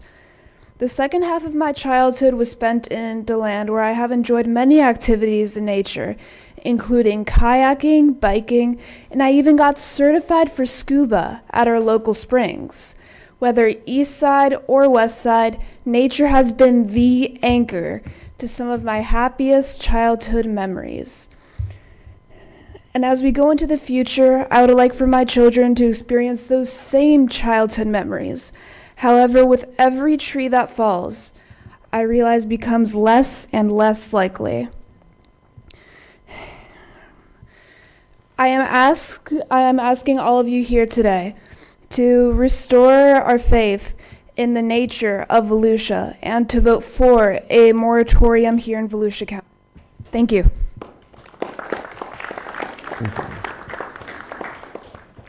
Raquel Levy, Frank Mohar, and Teresa Kraus. Hello, good afternoon, and congratulations on your reelection, Mr. Brower. Thank you.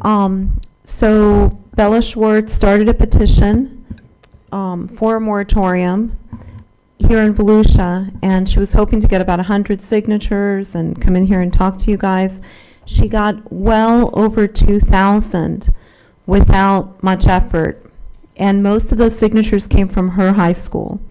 So it speaks as to what the youth of Volusia wants, and I believe that it's a moratorium. My name is Raquel Levy, and I'm a local attorney here. And I'm not a constitutional lawyer. I don't know. I'm not a government lawyer. I'm actually a personal injury lawyer. But I do know that our founding fathers wanted property rights to be protected. However, the rights of each individual ends where the rights of their neighbor begins. So if we're going to look at property rights with the highest level of constitutional scrutiny, Mr. Dempsey, I'm sure, would understand this even better than I would. It's required to have a strict scrutiny standard, which is the highest standard allowed by law. And a strict scrutiny standard calls for a compelling governmental interest to restrict that right, which means we acknowledge many conservatives for conservation acknowledge that property rights are very, very important. But when you have compelling interest to put a temporary restriction on those rights for the greater public good, and that interest is compelling, I think we should notice that. Because here we're having flooding, we're having contaminated water, we're having more car accidents, and we're killing the future of our children. With every tree that falls, the future belongs to them. And many of us here grew up in Volusia and had a beautiful, wonderful childhood. You know, people are coming here. What are they coming here for? Are they coming here to see the subdivisions? More subdivisions? People saying, you know, we need our jobs. Well, what are they going to do when the last tree falls and there's no more else to clear in the name of greed?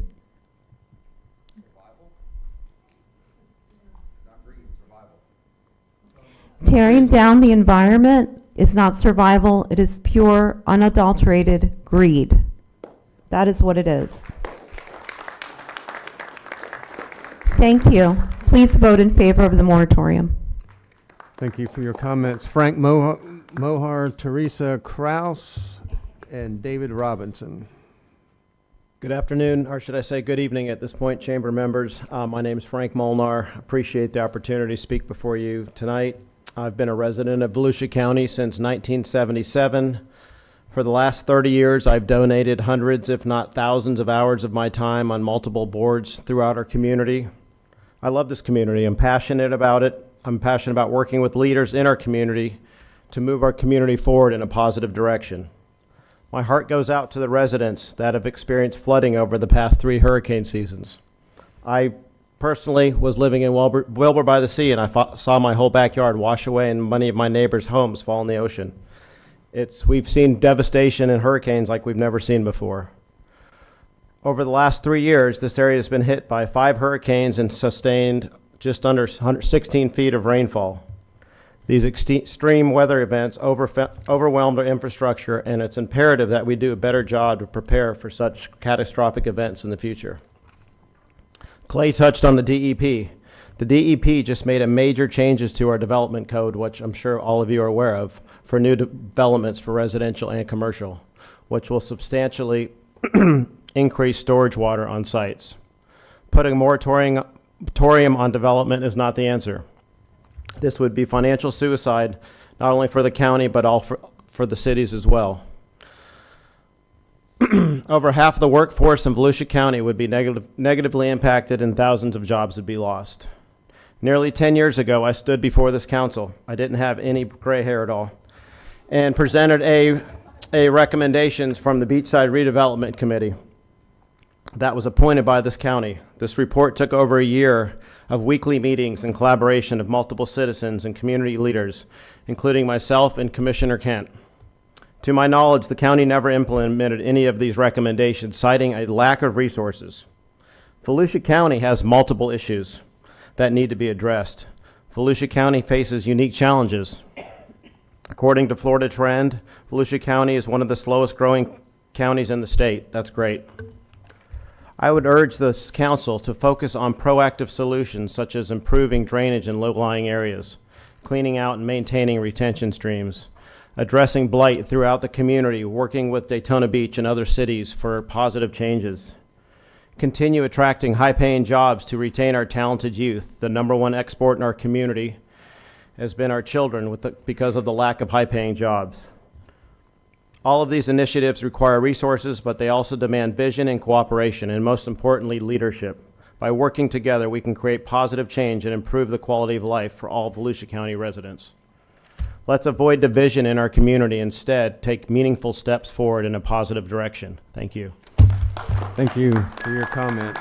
Teresa Kraus, followed by David Robinson, followed by Doug Bell. Hi, good evening, County Chair Jeff Brower and District 5 Representative David Santiago.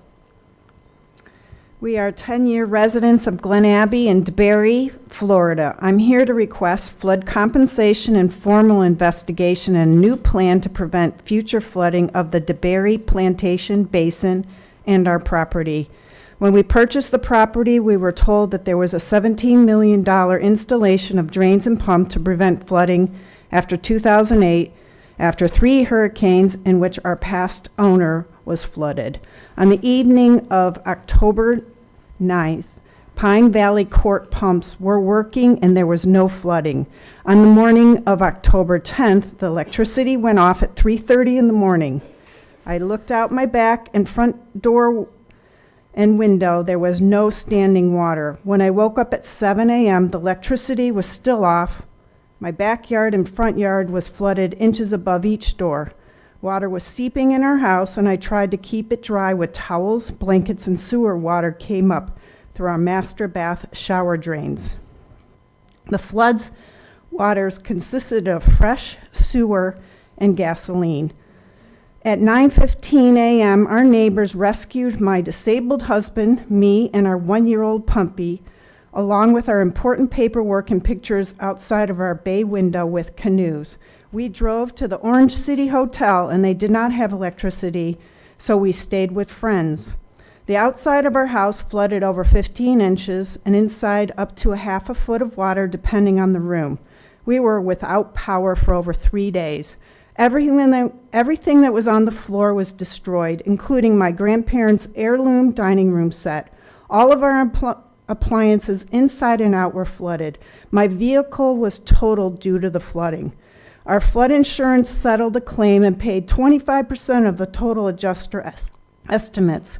FEMA paid a minimum amount for the miscellaneous food, etc., but the remaining claims were denied. I had to speak to a counselor daily to cope with the events and the aftermath. I met with the DeBary city manager and engineer to discuss our property. They shared the Miller Lake Basin in Orange City was pumping their water into the DeBary Plantation Basin without communicating with the city officials. As part of the Volusia County $133 million award, I'm requesting to be compensated with the 75% of the flood adjuster's estimates and the $50 for our loss of contents. I expect a formal investigation and a new plan to prevent future flooding of my home. At the very least, I expect that the county will pay for the purchase and cost of installation of a hydro barrier underground pump, and I will be scheduling a one-on-one. For your comments. David Robinson, followed by Doug Bell, followed by Dennis Shepley. Good evening. My name is David Robinson, and I am the Director of Advocacy for the Daytona Regional Chamber of Commerce. On behalf of the Chamber of Commerce Board of Directors, representing a membership of over 900 businesses in the Daytona regional area, we appreciate the opportunity to speak today. We understand the difficulty of the discussion today. When we speak as a Chamber of Commerce, it's important we base our position on data and facts. We do believe that those who have experienced flooding need attention, and need it immediately. However, it is important to remember that a temporary prohibition on development through a moratorium will have significant economic consequences for our region, impacting even those who are not experiencing flooding. A moratorium will hinder economic growth, disrupt ongoing projects, and create uncertainty for businesses and developers well beyond a time-certain moratorium. The Florida Gulf Coast University study that we referenced in our communications with you all notes that recovery from a government-imposed moratorium will last up to 2 years after a moratorium is lifted. We are not threatening that jobs will be lost. It is a fact and has been substantiated to result in major employment loss for not only those in the construction and development industry, but for a wide range of industries that service new and expanded business and residential growth. We acknowledge that some areas of Volusia County face challenges with flooding, some attributed to historic weather events, and some due to aging infrastructure. We urge the County Council to engage with key stakeholders in finding solutions that address growth challenges without stifling progress. We support the solutions that VCARD has offered as a collaborative approach to balance development and infrastructure needs. We ask you today to not support a county-wide moratorium and focus on solutions that provide a clear path forward that benefits the country, the county, the businesses and residents alike. Thank you for your time. Doug Bell, followed by Dennis Shepley, followed by Connie Colby. Just want to say that this is a combination of something I've been trying to promulgate for the last over 2 years, and I've bumped heads with Mr. Robbins on this on Facebook a couple times on 202.4. I've been avid promoter of that as the importance that it implies in the cities too. I want to say we would not be here today if it were not if stormwater and the intent of stormwater ordinance has been followed, which is that the quantity of stormwater retained after development shall approximate existing pre-development conditions, and precautions will be taken to prevent erosion, sedimentation, and flooding. And I can tell you, I can testify to this, that the city, I'm Doug Bell on Hazen Road in Northwest DeLand in the unincorporated section, and DeLand came and put a subdivision right next to me. They did not follow these kinds of the law or the ordinances over here. I can testify to that because it used to be I was not flooded. I'm flooded right now, and I was flooded back in 2004 from three hurricanes. And the reason that happens is because they put all that grass, buildings, and everything on a higher pavement. There was 40 acres back around there. Some of that comes down and has flooded me. I remain flooded. I was flooded for 2 years in 2004. So I'm a testament to that. And I can tell you I have terraced my property a little bit before all this because I wanted to keep the water high so it would percolate down, and that's a good storage area anyways.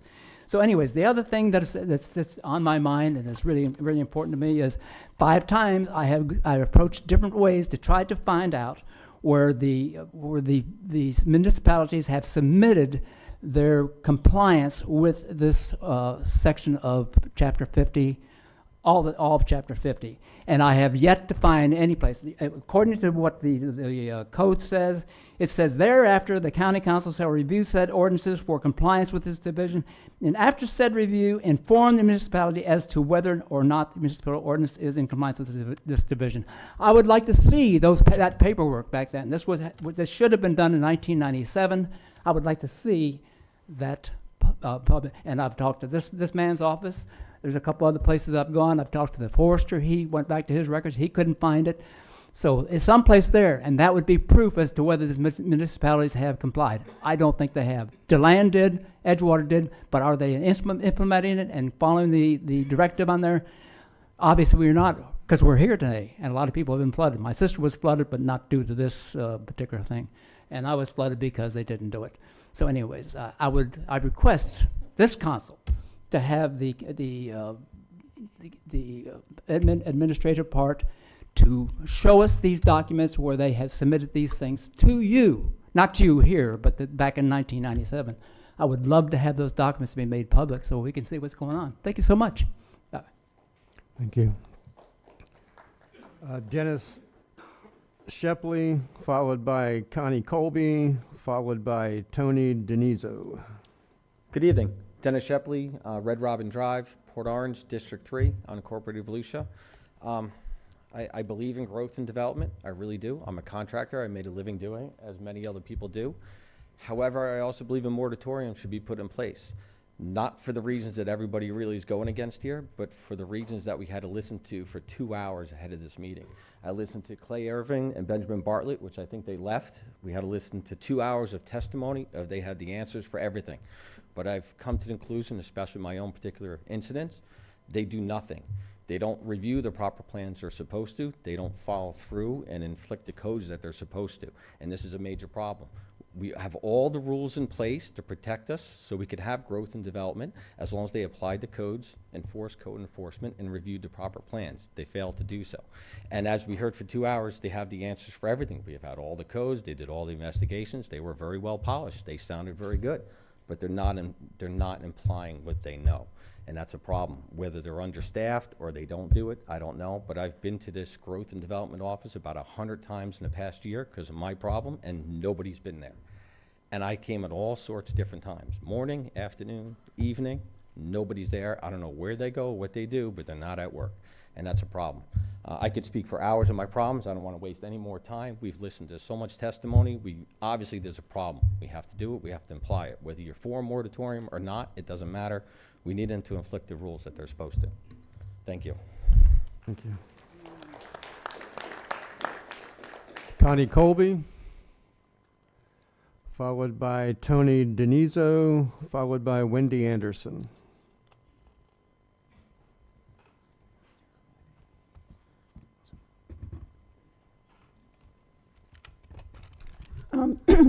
Good evening, good night, whatever it is now.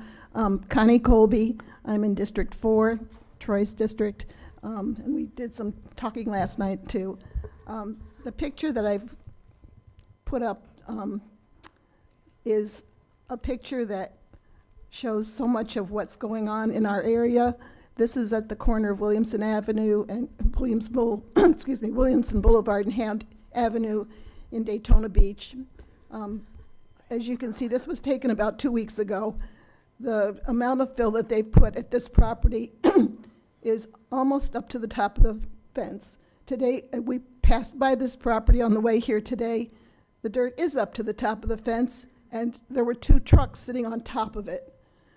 The problem with this, too, is that it encompasses 3 different areas.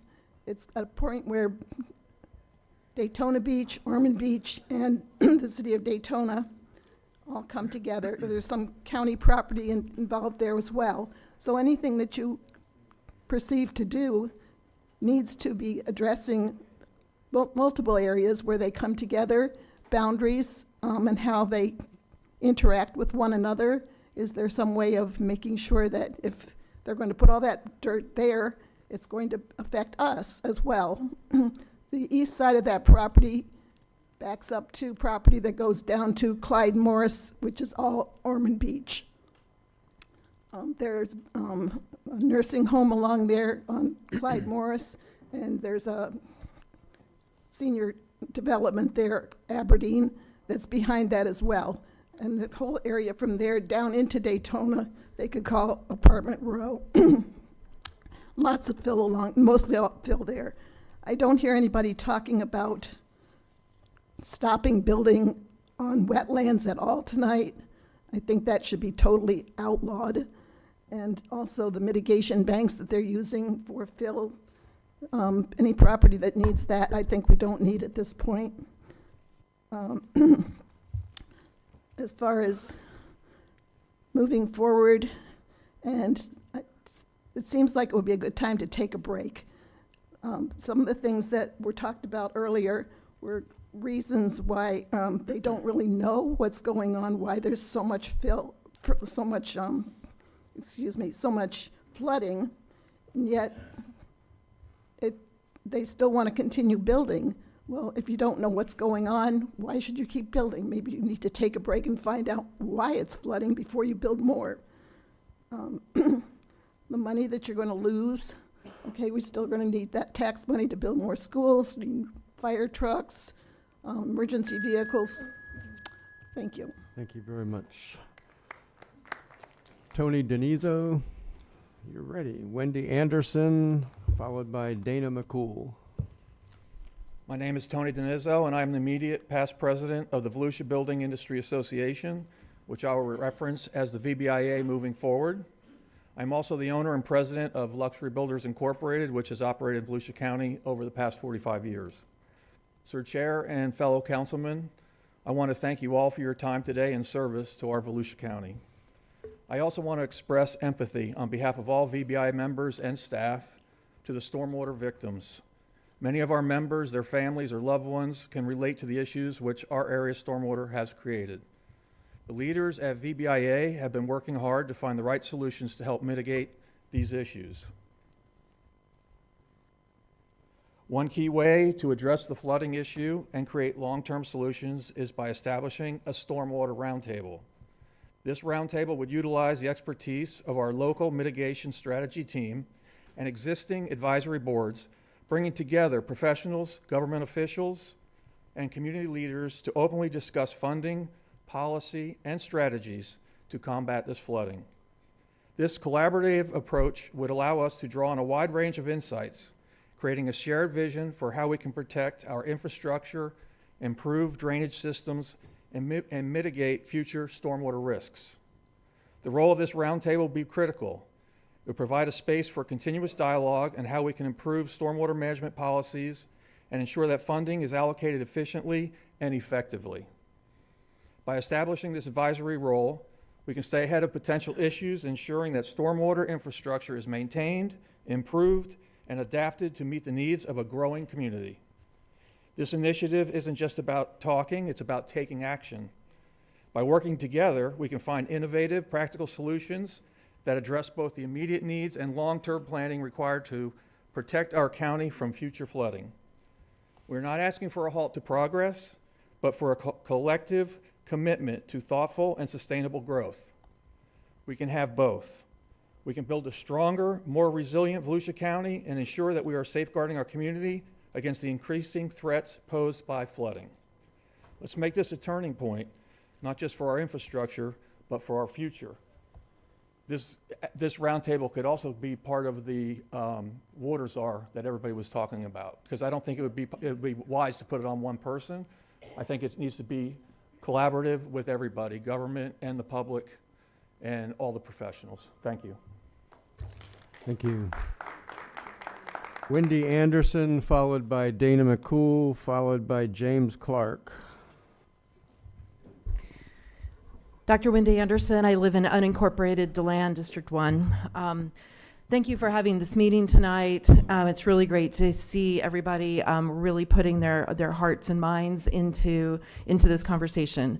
I personally, you all know all the things I represent, or all the things I'm affiliated with. I'm speaking only for myself tonight. I am neutral on the moratorium, but like everybody in this room, I want solutions and I want them today.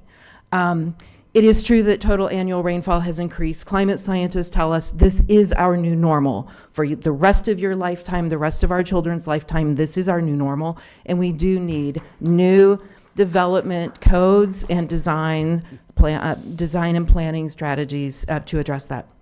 It is also true that we have more impervious surface than ever before, and so, you know, I could say a lot more about that, but I'm going to jump forward. I want to add one more layer to this wicked problem. It isn't just that we have flooding on the surface and that our superficial aquifer is saturated. It's that we are continuing to deplete our deep aquifer, our drinking water supply, our sole source aquifer for this county. And part of that is that we have built so much on our drier uplands, which is where the aquifer gets recharged, okay? So we have the collision of these realities, more rain and more impervious surface, and we now need new land development codes to deal with these. Our real predicament is how can we continue building and how can we retrofit what we already have to facilitate moving water from the surface back into the deep aquifer. A world-renowned landscape architect, Kanjan Yu, this past week used the phrase sponge cities to talk about how urban areas could and should be built to facilitate stormwater absorption and aquifer recharge. That notion is basically low-impact development, as I and so many others have advocated for so long. DEP's new stormwater rules, which were referenced a few speakers back, now give credit for low-impact development strategies. That's really good news. Also, we do not want to discharge. We do not want to expedite discharge to the river for all the reasons that have already been explained. We want that water in our county, deep below our county. Do not send it to the river where it's just going to flow to the ocean. Environmentalists typically champion urban infill over sprawl. I want to pick up on something that Mr. Dempsey said earlier, that we really need our cities to be buying up undeveloped land within city boundaries to have stormwater storage areas. During the flood events, we were looking for places to pump the water. You have to have places to put the water. And we also need to expedite the purchase of homes that have regularly flooded. I had so much more to say, and I totally lost it. So, thank you. James Clark, followed by David Hill, followed by Tom Rutledge. Good evening, Commission, our council. Old habits are hard to break, sorry. Mr. Chair, thank you very much. I don't know why Occam's razor comes to mind, but it really does here, because sometimes we just really totally bypass the most obvious issues that we have. And I would like to introduce some more elements here that we think about as we move forward.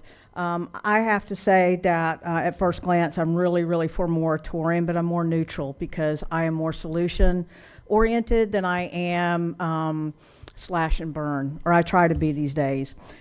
In my term as a city commissioner, I was constantly saddened by watching the development, how development raised my city. In the 4 years that I sat, vegetation gone, bad development policy. I watched as developers came in, and I don't blame developers.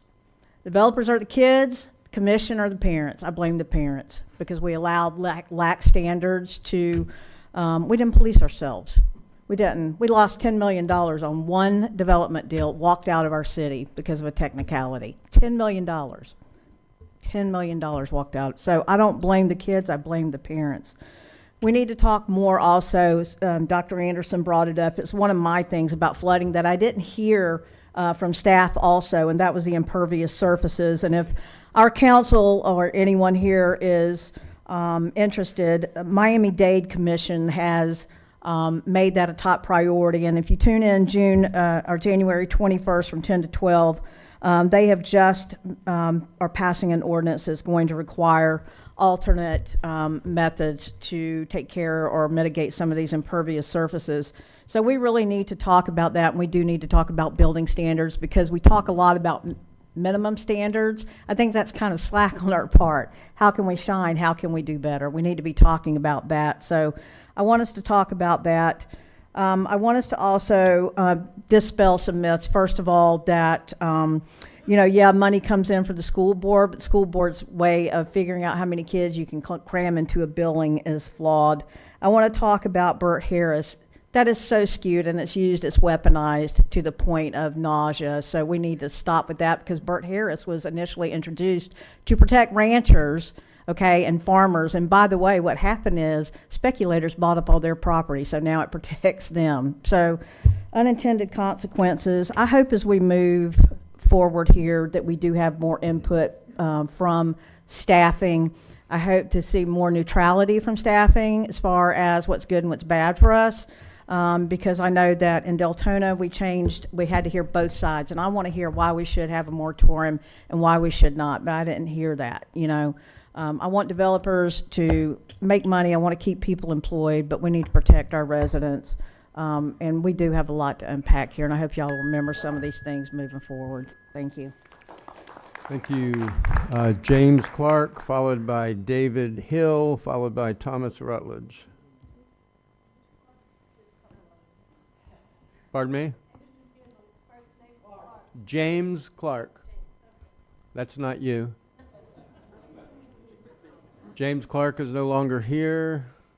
David Hill, Thomas Rutledge, followed by Tammy Wozniak. Hello, David Hill, Miller Road, Orange City, District 1, unincorporated in the county. Thanks for letting me talk today. I support a moratorium. I don't think it's going to take you a year. I think you already know what the problems are. I think you're already working on solutions, and you could do this quicker than a house could start and be finished. So I support that. I also wanted to let you know today I was at the St. John's Water Management Board meeting. Their staff gave a presentation on my community and the solutions and the things that they're doing. The board was very interested. They were asking for state funding. They were asking questions. I think they said that they are ready, willing, and wanting to work with the county or the cities to solve this problem. I got the impression that they were very eager to help. Now I think is a good time to get the city of DeBary, the city of Orange City, and the county in there, come up with a solution, and I think they're prepared to present it. So I just want to say, I'm a salesman. I could sense from the questions from the board, which they've never asked questions of us or the staff, that they're eager to help. So I think now's the time to get with St. John's, put a solution together, and make it happen. Thank you for your time. Good news. Thomas Rutledge, followed by Tammy Wozniak, followed by Donna Pippin. Good evening. My name is Thomas Rutledge, Wilbur by the Sea, District 2, unincorporated county. Thank you for your service to our community. You've heard about the human cost to the flooding. I'm a little bit concerned about the staff function. You guys don't run the county. The staff does. And so over the years, since this is the hottest topic on the planet, you guys should have been brought solutions to flooding for years. This should have been at the top of the list for years, and something tells me that that hasn't been happening.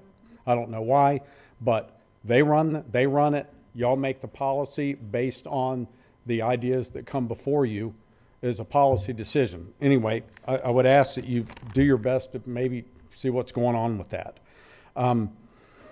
What we learned from the staff tonight is that we have inadequate standards, that we get a certain amount of rainfall, and it's a lot more than that. Well, that's the new normal. That's what the standard has to be. We can see that there's been at least one municipality that has decided to adopt that standard. Okay, that's a good idea because that is the new normal. We can say, well, the standard is, but that ain't working. Okay, one thing about a moratorium is that will fast track the best minds in the county to get this going. When you stop everything, that's going to make everything move at the speed of light. The best minds are going to come together. You're going to find the solutions. You can do the carve-outs. The carve-outs will happen fast. You'll be able to still do things, but the real problems will be addressed, and will be addressed quickly and hopefully with minimal impact to your community. Now, the legal, we talked about this Burt J. Harris thing. I was the mayor of Ponce Inlet. We were sued by a developer. We had a moratorium before my time there that lasted for 3 years for waterfront development, and we won, and we won big. We won the takings. We won the Burt J. Harris. If you do it right, you don't have to worry about that. That's fine. And let's talk about the political side of this. We're in a new era of citizen involvement in Volusia County. In the last election cycle, the old system was soundly beaten by citizen activism. This is only the beginning. There will be no more special interest candidates selected by the elite and automatically fill in the council seats. Those days are gone. We will continue to follow the money and vote accordingly. And I'm telling you, we have an army behind us. This is only the beginning. I would ask you to support this moratorium, to fast track the solutions, because that's what we're talking about, is fast tracking solution, and that only comes with economic pain. Thank you.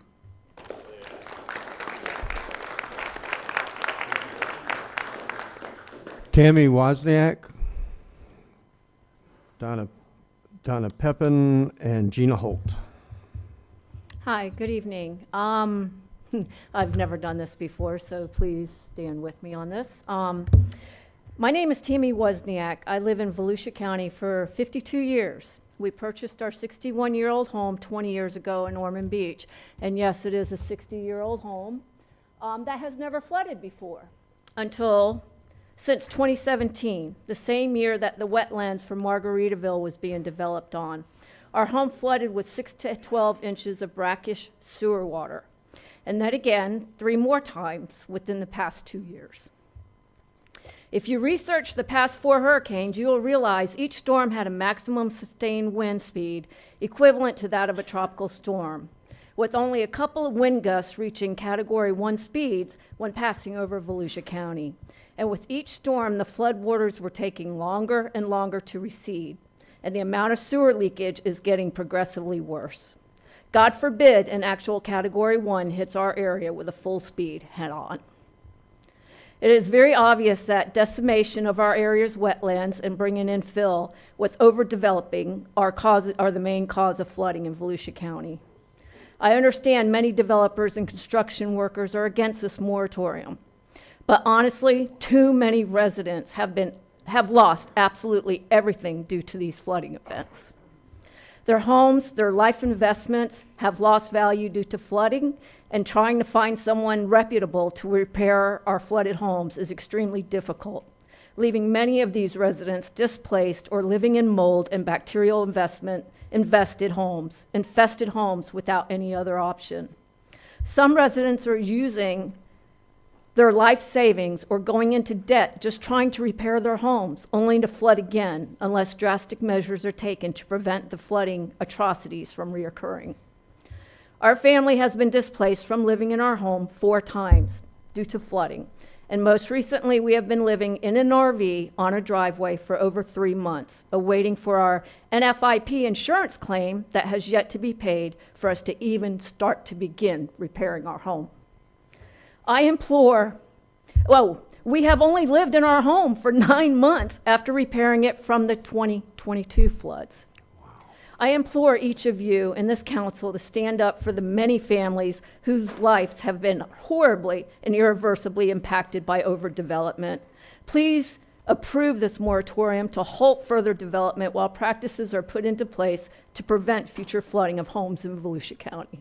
I agree with Mr. Rutledge. We do need to fast track this, and the only way to do that is with a moratorium. And I appreciate you for bringing this up, and everybody else who has come forward to say anything about it. Thank you. Thank you. Donna Pippin, Gina Holt, Ken Goldberg. Hi, my name is Donna Pepin, and I'm in District 1 in the county, over by Blue Lake. I'm on Blue Lake Terrace. I want to say congratulations to Jeff for winning. I feel honesty and integrity won over money and manipulation, and the people spoke loud and clear. And I'm really happy that you were able to bring this topic up and not let it go. A lot of people have been talking about the flooding, and I live near a lake, but I didn't have any problems with the flooding. I want to speak about other things with development. I think we need at least 6 months for a moratorium, because, you know, where I live, I can wait for 2 or 3 lights over by Kepler and 44 before I can get through that. And there's already going to be more developments, and it's going to be hard to even get on I-4. So there's the problem not just of the flooding, but there's problems with needing new roads. The schools are getting crowded. So those are other things that during that moratorium, I think that you all ought to look at. So the other thing that I wanted to bring up, which you will be hearing a lot more about in the future. I was at the Deltona meeting because I knew they were going to be speaking about the PFAS, which is the forever chemicals. DeLand has been tested, and we are very high. This is going to be, and now all cities are going to have to be tested. And the main thing that takes them out is osmosis, which would be a huge expense for the city. And when you have new developments, we still are using fertilizer on the lawns. We are still adding chemicals to the water which we drink. And then there's the problem of the aquifer, as Wendy Anderson brought up. You know, are we going to deplete the water? I can remember, I've been here 45 years, and right in this area in Volusia County, and I can remember there was a point where we were talking about saltwater intrusion. Maybe it was in the 80s or 90s, but people were very worried about it.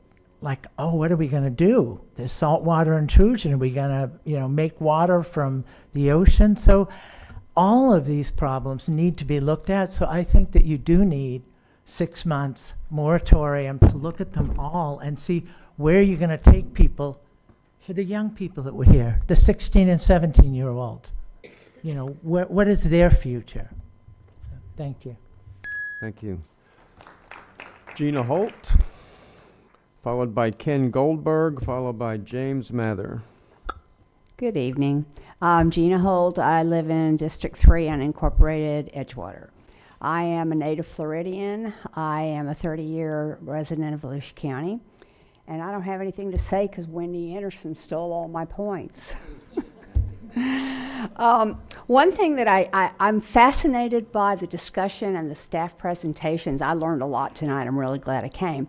One thing I did not hear discussed in any way was how these elevated developments displace the water that may have stood there for centuries. That is not something that I've heard any engineer address in their calculations. So you take 5 acres, you rape and scrape it, you fill it with clay that does not percolate, you cover it with impervious surfaces. There's no way for the water to be there anymore. And if you displace that water, where does it go? It goes on to the neighbors. I would like an answer to that question. How is the displacement of the water calculated in any of these engineering? Also, for years I was a residential appraiser. I know that developments charge a whole lot of money for those conservation views and those lake views. They charge extra money. They don't want those retention ponds to go dry. They want to keep them full. If they are full, how can they possibly hold all the water that falls from the sky that's in this calculation? It just doesn't work in my mind. So more impervious surfaces, more displacement of the water, more irresponsible, unsustainable development. If not a moratorium, what then? You guys have always had the power to say no. Make these developers shrink their developments. I'm reading in Bunnell, they've got 8,000 houses some developer wants to build. That's insane. I would hope that this county would never permit anything like that. But why do these developments have to be so big? If they weren't so big, they wouldn't ruin so much land and flood so many neighbors. So there's a lot of ways that you could control and manage development without a moratorium, but you have failed to do that. And at this point, I think all a moratorium is going to do is pause it to give you time to catch up, and I'm in favor of that. And I thank you for your hard work. Thank you. Ken Goldberg, James Mather, Patrick Fisher.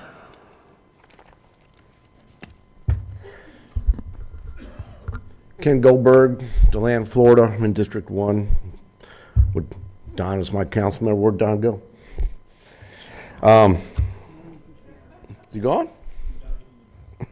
Every now and then we need a bathroom. Well, we all knew that. Yeah. Listen, since the last meeting, I just want to thank the staff for using that time wisely. I think Clay Irvin and the rest of them did a really good job. I think they did a fine job, and thank you all for, maintaining decorum throughout this proceeding on the dais here. Listen, I'm a builder and a contractor. I've been here 28 years. I'm a small businessman, and I think all the builders that are here, all the contractors that are here, they're all small businessmen. I don't see any major D.R. Horton development representatives here. I came up in the business building homes for big and medium-sized builders, though. I have worked on big developments. I was in Celebration for almost 3 years. I was up here at Vic Park for 2 with the St. Joe Company. I worked for Masterpiece Homes. Bob, he's gone now. I've been on my own now for nearly 15 years. I only build maybe 1 to 3 custom homes a year. I do a lot of commercial renovations and things like that. Nobody in this industry that's here builds homes and businesses for people wanting them to flood. And nobody here is greedy. Everybody here is just trying to make a living, not a killing.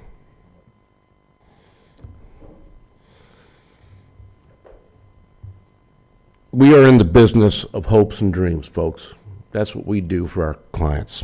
In particular, the American dream of home ownership. And with that, the security and stability that brings to our fellow human creatures in our communities. Now, we live in a place people are trying to move to in a big way. That's a lot better than living somewhere where everybody's trying to leave. The economy is good here and it's growing. Let's keep it that way. But we can and we will do better. I'm confident of that. It's possible to both manage stormwater and provide for more housing opportunities for Volusia residents.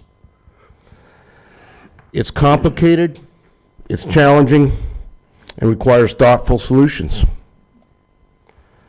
Moratorium is not a thoughtful solution and will hurt our economy in very bad ways. It will unleash chaos. We all have contracts with customers that have time limits. Best people in the business are right here before you. Let's work together. Thank you. James Mather, Patrick Fisher, Roger Bullard. Good evening, Council. James Mather in Ponce Inlet, Florida.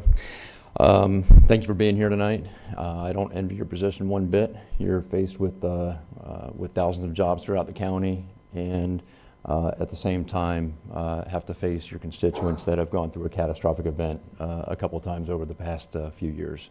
So I don't envy your decision. I don't envy what you're going through right now. But a building moratorium benefits nobody. Those that flooded last fall are still going to flood if we don't build any more homes for the next year. People are going to lose their jobs, and it's going to further increase home prices because you're going to limit the amount of homes that are available and that are on the market. It's an overall loss for the county and for the economy of the county.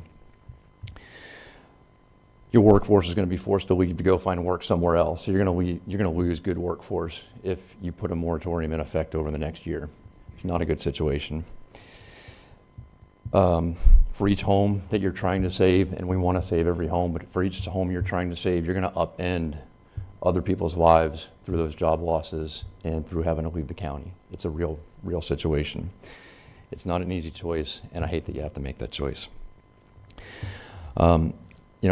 Every new home permit that's submitted requires the owner to sign a notarized affidavit that understands that their responsibility, or that they're responsible for the water that they're displacing in building that home. They have to do that either by retaining their own water, or they have to do it by directing that water to a storm system. It's not the builder's responsibility, it's the homeowner's responsibility to make sure that gets done. That's scrutinized by the county, and it's something that's in place, and it's done on every new home that's built throughout the county. Every new home that's built is built several feet higher than the homes that we're working through that were built 40 and 50 years ago. That's because things change over the course of the last 40 and 50 years. FEMA maps are updated every 10 plus years because things are changing. So things definitely have to change, solutions have to come into place, but a moratorium and putting people out of work is not going to fix the situation, and it's not going to stop the same homes that were flooded from being flooded again. So don't add to the problem and disrupt more lives. Let's find a way to fix the ones that have been disrupted.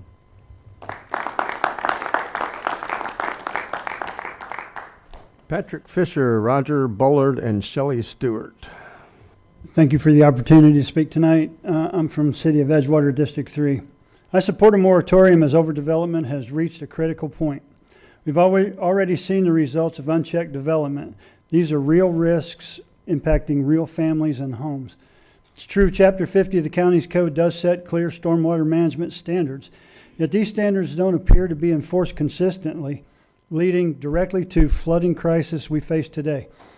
The fact that flooding continues to worsen proves that compliance has neither been achieved or enforced, and or your minimum standards are inadequate and outdated. This council has the authority and the responsibility to act. Chairman Brower has already proposed a rural boundary amendment and now a development moratorium, both steps in the right direction, but those efforts haven't received the necessary support. Nevertheless, you must take action. Strengthen the comp plan, update the minimum standards. I think fill and build development practices should be limited, preferably banned. There are more sustainable building methods like stem wall construction. Hold developers accountable to meet these higher standards. Second, require developers to contribute more towards flood mitigation and infrastructure improvements through impact fees. Development must pay for itself. Taxpayers shouldn't bear this burden. Implement stronger environmental ordinances to protect our wetlands and floodplains. These natural features are our best defense against flooding, and preserving them is essential long term. Fourth, expand land conservation programs to protect undeveloped areas in flood-prone zones. We don't need programs to elevate, rebuild, or purchase our homes. Florida law allows these actions. Counties have broad home rule authority to protect public health, safety, and welfare. Property rights cannot come at the expense of the welfare of existing residents. Responsible development is necessary. It's our homes, families, and our safety that are on the line. Strengthen the regulations, enforce compliance, and implement policies that won't leave our homes underwater every time it rains. A moratorium is not to stop growth, but a pause to ensure future growth is sustainable and responsible. Thank you. Thank you. Is Roger Bullard not here? Notice Roger Bullard. Shelley Stewart, followed by Paula Ackerson. Hello, Councilman. Thank you so much for your time tonight. And I agree with Mr. Mather. I don't envy your position at all. My name is Shelley Stewart. I'm in District 3. I'm not a builder. I run a title agency in town, so we handle residential existing home closings as well as new builder closings. I am here with the VBIA, but I just want to say that I do every day see the impact that buying a new home and new home ownership makes to people and their families. So I'm here in favor of solutions and not a moratorium. And I just want to say, as we go through, before I get started, is I'm hearing a lot of this anti-builder, anti-development. But what I'm not hearing is, what about the apartment complexes? There are more people in a per capita square footage put in an apartment building that are impacting our roads and all of that. And I don't hear anything about apartments, and I just had to make that point. My goal here today, though, is really just to put the light and focus on the financial impact a moratorium would have on our county. The National Association of Home Builders conducted a study in 2024 on the metro area impact of home building in the Volusia County area by income, jobs, and taxes taxes generated, which can be provided to you. I'm not going to focus in on the tax impact and the impact fees and all of that, because that's already been addressed. I'm going to focus more on not the general revenue to the county and to the cities, but to that of the jobs and wages that would be lost in the county. The study was broken down into 3 phases, and phase 1 was just the initial jobs that were created by new home construction. In phase 2, it was the ripple effect, which causes or impacts the profits for local area residents and earnings on new construction period spent within a year after construction. And then the third phase was the subsequent years following the new construction. The survey is based upon 100 homes. So again, taking out the government side, the local income that would be lost per 100 homes, is $21 million in the first year. Local business owners, $7 million. Local wages and salaries, $14 million, and the jobs lost, 263. Phase 2, local income, $10 million. Local business owners' income, $2.3 million. Local wages lost, $8 million. I'm going to hurry because I only have 36 seconds left. So I just wanted you to focus more on the jobs lost. We cannot afford to lose these jobs in this county. It would be financial devastation to Volusia County. It would cause mortgage foreclosures, people to leave the area, loss of income to families, and I have 18 seconds left, and on that I'm going to say thank you for your time. Thank you. Paula Atkerson, followed by Catherine Pante, followed by Catherine Levinson. Good evening. We're finally getting to the end. Can you hear me? We can hear you now. I'm such a quiet little thing. I want to talk to you guys about seeing this council have more power over the cities. And the reason I want to see that happen is my kids have lost their home twice. They live in Port Orange and they live near Spruce Creek. That city has had issues back in starting at, I'll just go up to start at 2004. At 2004, Spruce Creek flooded. And the main subdivision that I'm going to talk to you about is the Woods. In 2006, finally FEMA and the city agreed to put down 8 homes. So they destroyed 8 homes all over that subdivision. And those empty lots still sit there empty because they didn't plan how they were going to use a drain fill by buying those homes. So fast forward to 22. They didn't open the drain fills. They hadn't worked on the problem that's been there all this time. So again, subdivision failed and it flooded. So let's go to 24. But let's jump back. In 22, they decided that they would put in their budget to work on Spruce Creek in 25, 3 years out. So 24 comes along and it floods again. They didn't even have the sense to fix their tiger dams that they had because they were busted. So again, it has flooded. So if we were to have another storm this year, those kids are going to lose their home again. So I really would like to see this council.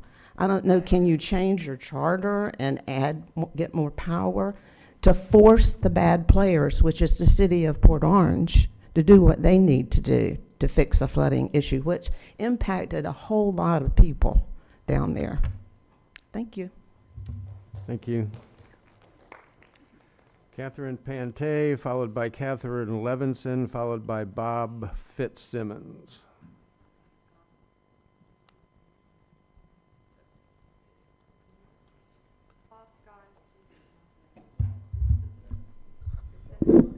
Bob's gone.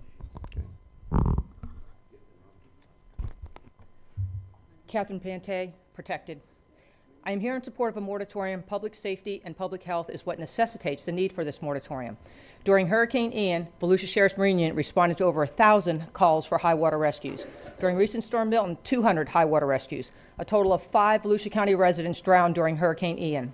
Residents are also flooding during typical rainstorms. Our most at-risk and vulnerable populations include flooding events that are becoming more dangerous the more we build, are the elderly, disabled, and children. Hurricane Ian was a wake-up call, and no elected official in our county or the 16 cities heeded that warning to pause development and come up with real solutions for flooding.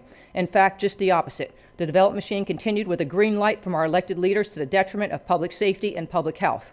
The inaction of our elected leaders to include both county and city staff amounts to negligence, malfeasance, and dereliction in their duty to serve the best interests of public safety, public health, and limit the damage to property during storms. Irresponsible overdevelopment has changed our terrain. You allowed wetlands to be filled in, paved over, creating the man-made flooding we now experience. Building in a floodplain to grow the county's tax base is pure greed at the expense of existing residents. Residents have homes they can't live in, rent, or sell and have to pay property tax on. This is driving people into bankruptcy and homelessness. VCARD, a local organization made up of developers and land use attorneys, wants to offer solutions to flooding in lieu of a moratorium. One of their approaches is to institute a sales tax, dedicated millage, as well as special assessments. That's rich. Tax the residents more to fix the problems they created with the help of our elected officials. Last night, at a community meeting held by District 4 councilmen, a resident asked how long it would take for the county to implement solutions. He replied, realistically, 3 years. Government moves slow. At least this was an honest reply. This necessitates the more urgent need to implement a moratorium now. We can't continue building at Mach speed for 3 more years while government drags its feet and development creates more dangerous flash flooding conditions. Currently, we are #1 in the state and 7th in the country for flood risk. This statistic does not make Volusia County a desirable place to put down roots or incentive for new business to come here. We have a legal basis for a moratorium under 2024 and 206 of our county code, as well as Florida State Statute 252. Volusia residents do not deserve the delay, deny, and gaslighting tactics coming from Councilman Santiago, Robbins, Johansson, and Reinhardt. We do not have time for stalling our inaction. Our lives mean more than the millions in revenue developers will make. It is time for Volusia County to put its residents first by creating a safe, vibrant, healthy community. Where do we start? By saving and not paving what's left of our green spaces. Every moment we are making decisions between right action or wrong action. You are tasked with making a decision on a man-made rule of vested property rights or doing the morally responsible thing of protecting the lives of Volusia County residents. Thank you. Catherine Levinson, followed by Doug Wenzel, followed by Suzanne Schreiber. I don't know how to follow that. That was so quick. Anyway, Catherine Levinson. I am in unincorporated Volusia outside of Orange City. They claim us, but no, they don't. I take that back. They disavow us. We claim them on our address, but they tell us we don't belong to them. So they won't help us at all. Thank you to you guys who have helped us. I'm District 1 with you, but both of you have come out and helped, and I really, really appreciate that. Today, I also was at the St. John Water Management meeting, and they are very interested in helping us. They're going to send you guys letters, and they want to stop what's going on in Miller Lake. At least that'll stop our flooding. My home was built in 2018, so it's not an old home. It's brand new. So I don't know why you guys think that it has to be an old home to flood, because that's not true. 2018, and it's a beautiful home. I don't want to lose it. I don't. So the thing is that we've got to work together. And if it takes slowing down, and I mean slowing down for 6 months at least, stopping the building, figuring out what is the rules, what rules should we have, what do we got to do to stop the flooding, to stop this craziness. I don't care about people moving in. That's great. I would like to have, people moving in and more businesses and all that. That's great. But we have to fix our problem now. You cannot hemorrhage and then try to keep going and still you're going to bleed out and die. You have to actually stop the bleeding. And there's only one way to do that, and it's to pause. Pause, make some rules, fix what's going on, fix it, figure out what the problem is, and then start over. Because we can do that. We can do that as a group. We can all do it together. I know we can. So please think about that. Thank you. Thank you for your comments. Doug Wenzel, Suzanne Schreiber, and Joy Brinley, who I think left. So good morning. Yeah, not yet, but it's close. Doug Wenzel, Ormond by the Sea. Let me start by saying that the flooding situation is terrible, and the builders do have empathy for what people are going through with the water. It's devastating for the affected, and solutions are absolutely necessary. However, the proposed moratorium unfairly targets a vital industry, home building. Everyone lives in one. It contributes significantly to our economy and community development. Let's not forget, this is America. Property rights are fundamental. I wish the attorney was here. If the goal is to stop home building in certain areas, then the solution is clear. Buy the land and preserve it. The issue isn't new construction. It's not. It's the unprecedented amount of rainfall, and more importantly, the neglect of our stormwater infrastructure over the years. Clogged canals and drainage ditches stand as evidence of years of insufficient maintenance. Is it the city? Is it the county? Is it the state? Who's responsible? I can see the finger pointing now. By the way, I thought staff did an excellent job presenting. People who didn't know anything about construction and development should have learned a lot of how everything is processed. Flooding issues won't be solved by halting home building. They'll be solved by addressing the root causes and implementing long-term infrastructure solutions. The people affected by the floods want communication. And the thing, if you go to your website, it's not user-friendly. I would think if you put a little window that says flooding updates on the front page of your website and then update it with information would be incredible. People are in the dark. They don't think anything's being done. I went to a meeting last night with Mr. Kent. I talked about the $108 million already allocated to mitigate flooding. And the people in there kept turning and looking at each other going, what? They did not know that. And that came from the Transform 386 funds. I had to search seeing what is happening with the flooding. And you need to make just a central location. It'd be great if people could put in their emails and you would force feed them some information, okay?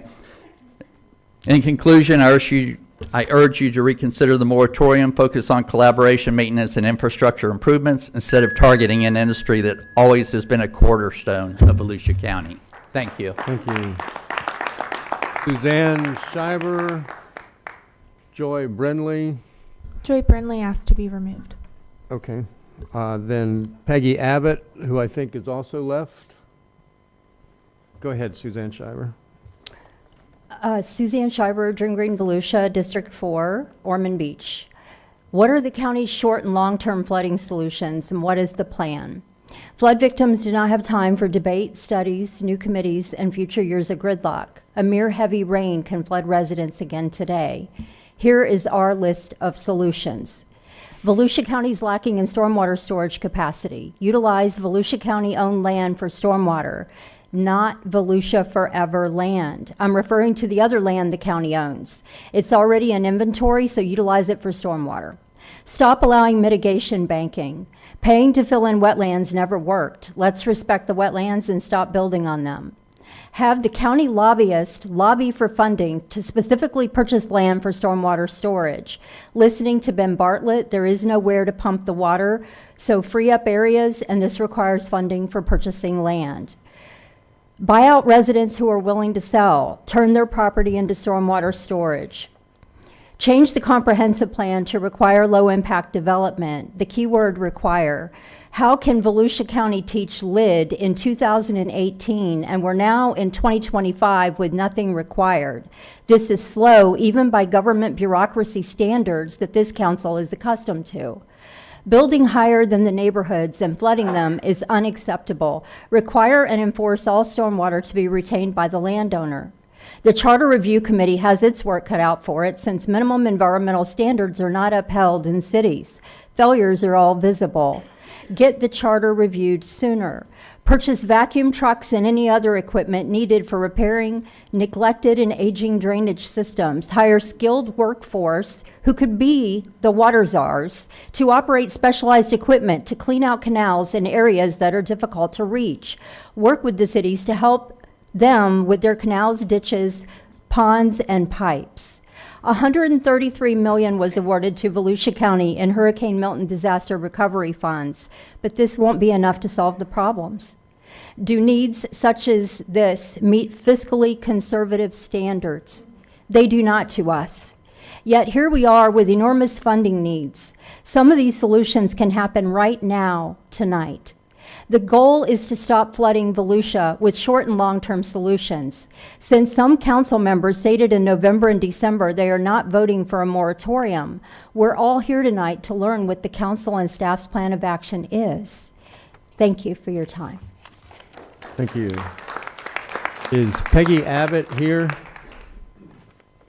I thought I saw her leave. Carla Black, followed by Robert Fortner, followed by Kathy Turner. And while Carla's coming down, I will say if there's anybody downstairs in the rotunda, there's plenty of seats up here. Nobody down there. They've all gone.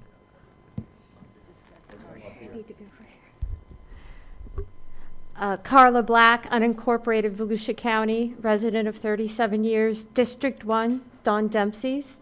State Farm is a headline in every media platform as it drops 1,600 homeowners in Pacific Palisades, not a typical location for fire risks in the summer of 2023. State Farm named climate change and the greater intensity and increasing risk of property devastation caused by fire is the reason. If an insurance giant can have the ability to predict the Pacific Palisades fire a little over a year in advance of it becoming reality and take action to protect its interests, then there is every reason for our citizens and local elected representatives to use the same type of data to protect our residents' interests, our properties, and our way of life. Why am I speaking about Pacific Palisades? Because Florida's insurance giants did the exact same thing. They reviewed the data regarding Florida's increased risk of negative impacts of climate change, the greater risk and intensity of hurricanes and named storms, the increased risk of flooding in locations that had not flooded previously, the likelihood of locations that will succumb to climate disaster, and many of them dropped out of our state, dropped out of our county, dropped our residents based on logistics, or doubled and tripled the rates. Volusia County is the most flood-prone county in the state of Florida. Insurers were well aware of this before it became a headline, and they have been protecting their interests. It's simple business sense. They took action and did what many would call extreme measures to feel secure. By the same token, our residents deserve actions to secure their interests. And it makes business sense to preserve the beauty. People come around the world. They come from around the world to see the beauty here in Volusia County, to enjoy it. Considering there is data telling insurers we are at great risk, I am asking you for a building moratorium, to take the time to implement preventative measures with our cities, to stop the fill and build development over watershed, for low impact development plan, and to upgrade our stormwater management. We can do this. Look at Edgewater. Destructive flooding caused by fill and builds on watershed has been documented since 2019. I would prefer our taxes pay to protect our residents' interest than for another cent towards fill and build development over watershed that's sending our beautiful county into a cycle of being flooded out, uninsured, and undesirable. I hate to see this happen on this council's watch. I appreciate every one of you, especially a shame considering Chair Brower's preservation efforts, his long, hard preservation efforts. Thank you for listening.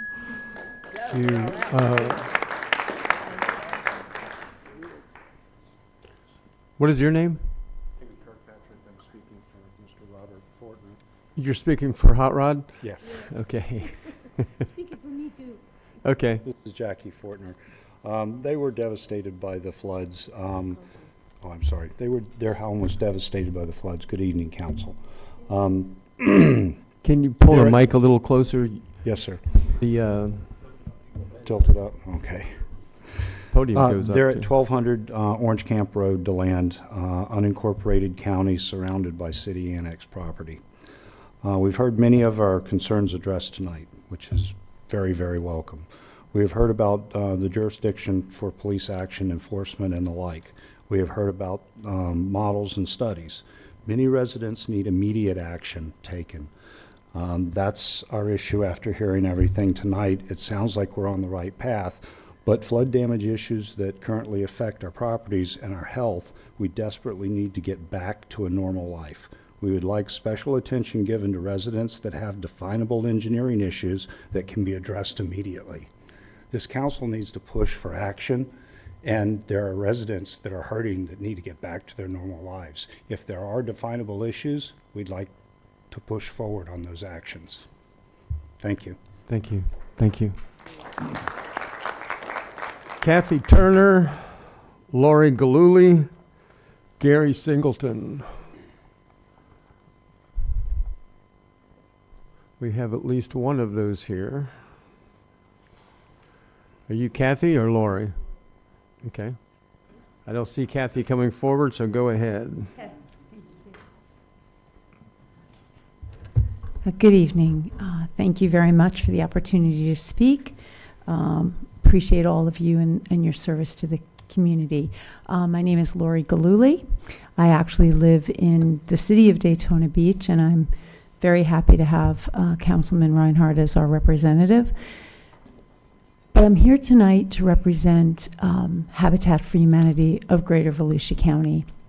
And I'm here with my colleague, our Director of Operations, Pamela Greenhaw. She also handles all of our construction activities. The mission for Habitat for Humanity is to create opportunities for affordable homeownership. We are both the general contractor and the bank, providing a zero-interest mortgage to every homeowner that we work with. In Volusia County, we have built more than 195 homes, working with 195 families and more than 400 children who now have a safe, decent, quality-built home that they can afford. We are also in the process of development of Legacy Woods, a 40-unit development that you approved after very serious and complex conversations with you and the county staff. You do have a number of very complex and stringent regulations in place, and we do, in our experience, we have had to comply with all of them for each of our infill building, with all the municipalities that we work with, and certainly with this development. However, we are certainly mindful and empathetic with everyone in this community who has had a flooding issue. There has been some horrendous issues that I know personally of. We understand the severity of that. Habitat for Humanity's work with our earlier homeowners whose homes were built in those areas, and we've done our own mitigation in recent years. We do support and encourage everything and anything that you can do. We encourage a collaboration. We believe VCARD and the Faith Organization has been working closely with you as well, and we support that. But we do not believe that the answer is a total moratorium. The homeowner families that we serve represent many essential workers here in this community, and we ask you to consider them in this decision. You all know how much affordable housing we still need in this community, and a moratorium would shut that down. We have great momentum. We are working hard to build that. We have 5 houses under construction and the development infrastructure underway. Please consider all of your essential workers and the people who need more affordable housing in this community when you consider this moratorium. Thank you so much. Gary Singleton. Is Gary still here? Carmen Rosamanda, has left the presence. No Gary Singleton. Edward Teschner.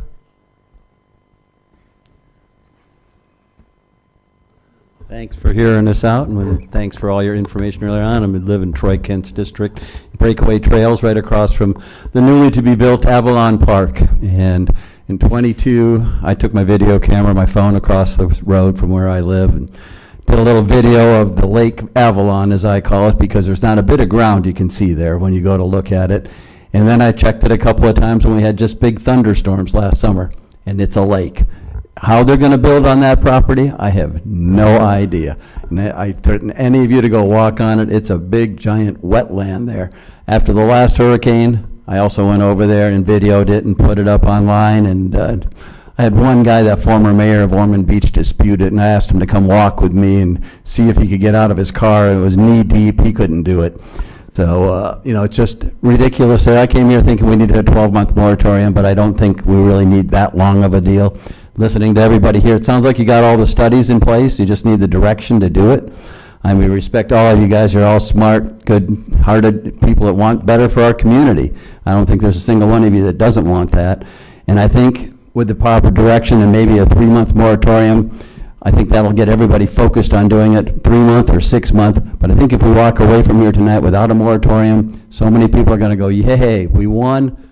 Business as usual in Volusia County. We're not going to do a darn thing. All these builders, I know a fair number of them, they've got great ideas. And if you got a moratorium on there, they're not going to have to stop building, as I understand it. All the contracts that have been signed and the things that are under construction are going to keep going. And the 6 months will go by very quickly. They really shouldn't lose any jobs or anything else. They should be able to maintain that and go. And God knows if you try to get anybody to your house to fix something, an electrician, a plumber, or a carpenter, you know, there's nobody out there doing that. So those folks can find some work in the interim. But I would say focus on it. Get these guys that are builders. The faster you do it, you'll lift the moratorium earlier if you come up with a plan that's going to attack all this. And it sounds like all the information's there. You just need to spearhead it. And I want to thank Jeff and everybody that put it out, because if we didn't have the meeting in November saying we're going to have a meeting now in January, it would have all been just shuffled away and nobody would have been targeted. And as everybody said, you know, Volusia's the #1 county in the state of Florida for flooding, #7 in the nation, nothing to be proud of, and we need to take it on. We've got the people and the manpower to do it. And again, thank you. Thank you. David Smith, followed by Karen Clark, followed by Mark Watts.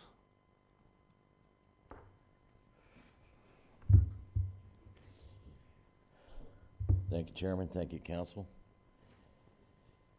I'm Dave Smith. I'm in District 4. Been in Volusia County for 52 years. I'm speaking on Ormond Beach's saturation impact. We're in lowlands, we're in wetlands. Volusia County has, well, not only the statewide standing in the likelihood of flooding, but now national ranking too. Our aging and non-functioning infrastructure in the cities and subdivisions, and the choked canals that go through that are not managed by SJWMD are a main problem. The tidal influence has been severe in Tomoka River, Tomoka Basin region for the past few hurricanes. Statistical rainfall increases established and demonstrated by graph tonight. The clear cutting and paving are known contributors to flooding. I'm concerned hearing from Ben that we are still using 1950 figures to estimate today's expectations. It almost sounds like government can't care enough to evolve with the severe weather pattern changes. So also Ben Bartlett stated that county engineers are identifying flooding issues and discussing the issues further with SJWMD. The dragged out discussions, they're not making gains to date. So I'd like to know when this partnership between Volusia County and the SJWMD is going to come to some fruition of action.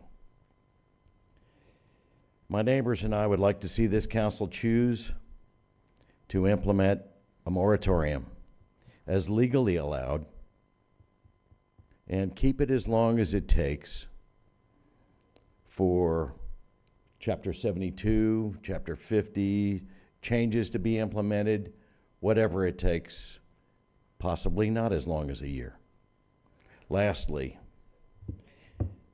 on creation of a new entity, can we not call it a czar? As in the communist bloc, as a veteran, I find the usage offensive. Thank you. Karen Clark, Mark Watts, Joe DeLubac. right? Thank you for being here and listening to all of us. Whether you leave the room, fall asleep, read your emails, it doesn't matter, you're here. So that's good. There's all these people that gave all your technical things about rule this and rule that. Just see how it goes. Jeff brought up in one meeting about smart development. When you have 100 acres, 40 acres, 20 acres, don't rip out all the trees, because 10 times the amount of water that you see on top, the trees hold it down underneath where it's supposed to be. So if you're going to have any kind of additional things with this moratorium, which is maybe good for a couple of months, because the one fella said, then you'll see everybody getting off their butts and see how fast things can get passed, instead of saying in November, oh, let's wait until March or April. Well, I'm glad that you guys have it now, because that would be a whole lot quicker that you guys can go through a partial moratorium, or whatever word you want to use, because I know there's like a million different versions. But just pay attention and let it see how it goes. You'll see how fast things are moving along and get approved. We know that. And also, when the fuel farm went in, you asked Jeff Brower, he said, why didn't we know about this sooner? Well, it's because the staff goes at their own pace. And by the time you all hear about some of these atrocities, you would have known it months ago instead of 6 months ago, from when you were plopped in your land, you know. Oh, anyway, I gotta go. Thank you. Mark Watts, followed by Joe Luback, followed by Deborah McShane. Good evening, members of the council. For the record, Mark Watts with the law firm of Cobb Cole, and I bring you glad tidings from the City Commission meeting in Holly Hill. Let me start by saying I think all of us know people or have friends and family that have been affected by some of the flooding that we've seen in recent events. And each and every one of those instances, I think, is an absolute tragedy. And I think all of us agree on that and are working daily to try and avoid repeat and try to come up with solutions. You'll hear from some of my colleagues here in a few minutes about some of the specific things we've been working on and recommendations we provide, but I'm tasked with standing up to talk about your legal authority. So with regard to the proposed proposal of a countywide moratorium, Article 8, Section 1G of the Florida Constitution outlines the general scope of authority granted to charter counties like Volusia. The scope and authority can be vested in charter counties may include the supremacy over municipal authority in specific instances. The last sentence in Section 1G provides that a charter shall provide which shall prevail in the event of a conflict between a county and municipal ordinances. It's possible, therefore, for a county charter to define the order of priority when it comes to the hierarchy of county versus municipal ordinances. Section 202.4 of the Volusia County Charter empowers the county the county council to enact with specific authority to enact ordinances that apply countywide, including within municipal jurisdictions. To understand the scope of the authority granted by Section 202.4, review the specific language is required. First, the county's authority is not unlimited. In order to exercise the authority enacted to enact standards in countywide application, consideration of the advice and comment of the various municipalities is required. Let's see. Second, the authority granted by the county charter speaks to the authority to enact standards, procedures, requirements, and regulations that relate to specific enumerated areas of regulatory authority. There are several examples countywide standards. We've talked about a lot of those this evening.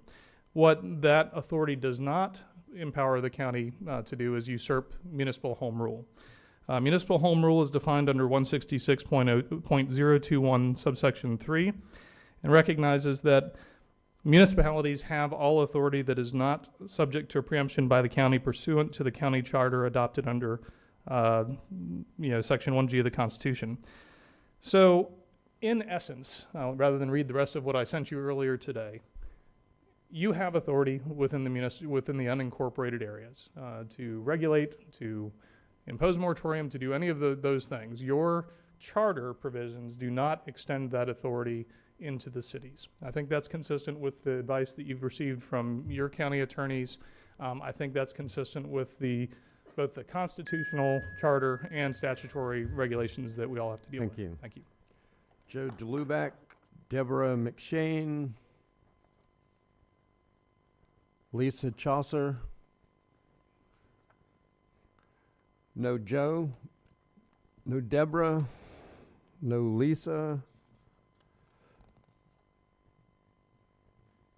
Kelly Correntino. We've got one that's here. Winner. Followed by Jessica Gow. Are you still here? She's here. Followed by Chris Rowley. Okay.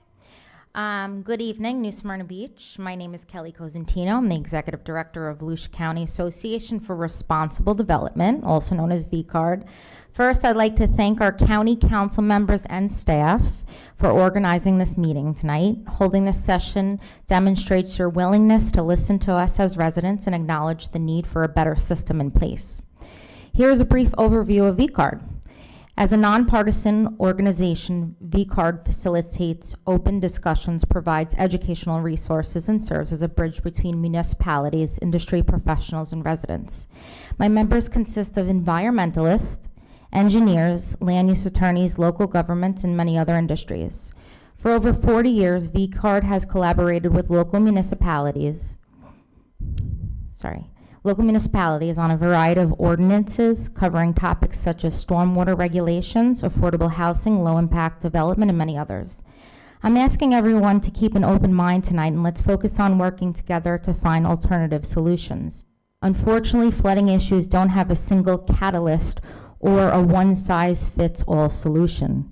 VCARD's Technical Review Committee has formulated strategies for flood mitigation, and we'd like to share them again this evening. While these strategies have been emailed to all council members, we'd also like to share them with everyone here tonight.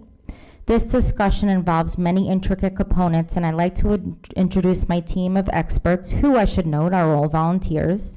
They will provide technical insights to help alleviate the challenges that we are facing. The following members who will be speaking after me are: first, Jessica Gow, who practices environmental, land use, and zoning law. The second, Chris Rowley, a professional engineer. And the third, Mallory Tatum, an environmental scientist. I'm confident that our alternative approaches to protect our residents and safeguard our homes from flooding.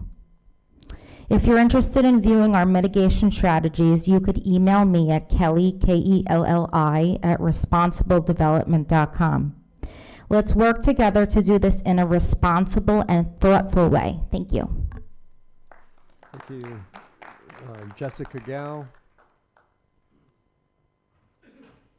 Followed by Rhonda Hobbs, followed by Jose Rivera. Good evening, Council. Jessica Gow with Kopko Law Firm and current chair of VCARD. First, I want to say I hope you appreciate that I've shifted from very long emails to colorful infographics. I think it works better.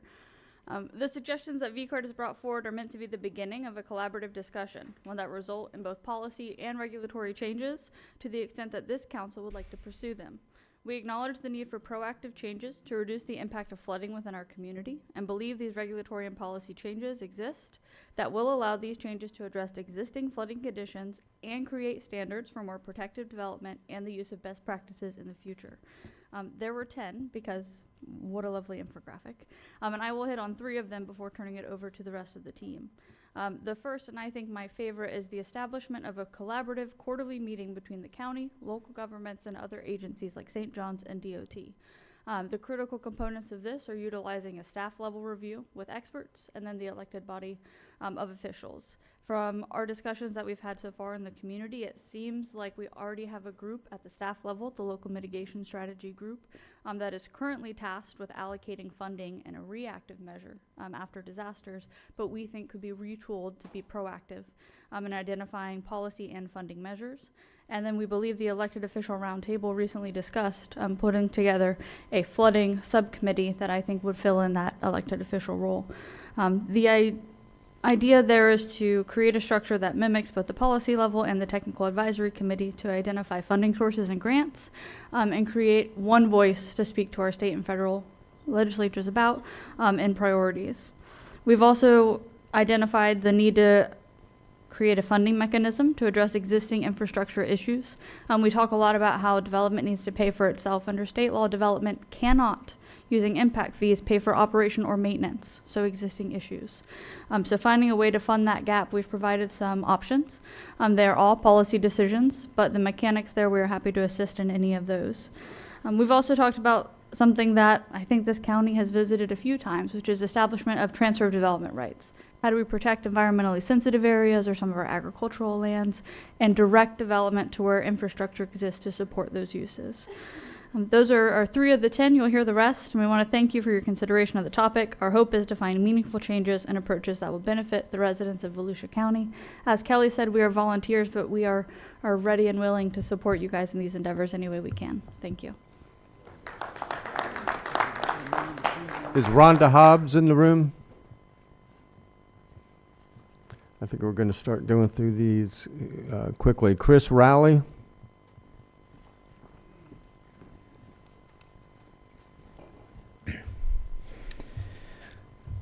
Good evening, council members and chair. My name is Chris Rowley. I'm a professional engineer with Zev Cohen & Associates. I also serve as vice chair of Volusia County Association for Responsible Development, or VCARD. As Kelly mentioned earlier, VCARD's technical review committee worked collaboratively to develop these flood mitigation strategies. We appreciate the opportunity to share them with you tonight. As a professional who studies stormwater and flood management daily, I know the importance of addressing these challenges proactively. Regulation, whether new or enhanced, is not something we shy away from. It's a necessary tool. We all live, work, and play here, and we want what's best for Volusia County.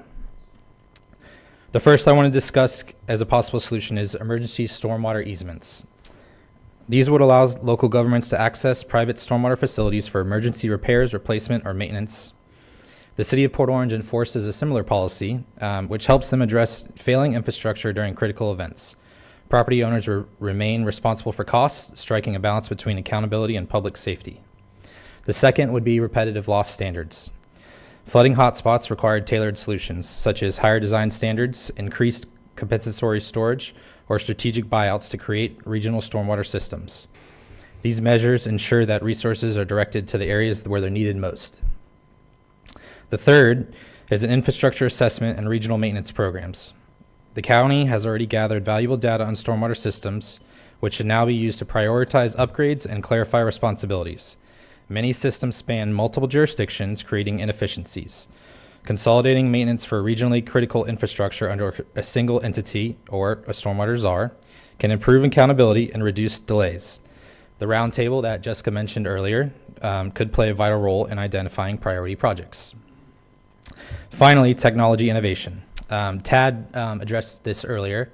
There's actually new technology out there that ties to the weather and will pre-pump down systems that are tied to the weather forecasts, where they will measure the amount of inches that rainfall is, basically creating that storage before the storm comes. These systems have been approved by the St. Johns River Water Management District, which they have not previously, but they have just started getting approved, and they will create additional capacity as discussed. Combining the predictive modeling and automation equips us to handle increasingly unpredictable weather. Thank you for your time and focusing on these important issues. Together we can ensure Volusia County is prepared for future challenges. Thank you. Thank you. Okay, however I say this, it's going to be wrong. Is it Josu Rivera? Is it, you'll tell me when you get up here. Rodney Hagler, Jackie Vanderlip. Josue Rivera, Josh Rivera for sure, that's good. I support the moratorium. If not now, then when, right? Volusia County is number one for flooding in the state. I think that's more than enough right there. Means that we have a big problem, right? Today is 96 days after Milton. Miller Lake is still flooded, 7 feet in some areas. Water still currently flowing in right now as we speak. Raise the minimum standard for building and the flooding. You know, just like they said, we have all these land they're developing on. Clearly there's water coming off of those lands and flooding the surrounding properties, right? Whatever formula that's currently being used is not working. We know that. You guys are pretty intelligent. You just got to start acting, make things happen. Stop flooding people's private property and essentially stealing people's property. bringing property values down. Everyone's worried about building new homes. If you continue to build new homes without addressing the major flooding issue that we have, you're just building future homes that are also going to be flooded. So, no one wants to live in an area that's being flooded. You got to address this is our number one problem we have, clearly. So we got to do everything we have together, work together and make it happen. Thank you for your time. Thank you. Rodney Hagler, Jackie Vanderlip, Brett Aaron, Brett Aaron asked to be removed. Jackie Vanderlip, Rodney Hagler, Jake Sujanovich.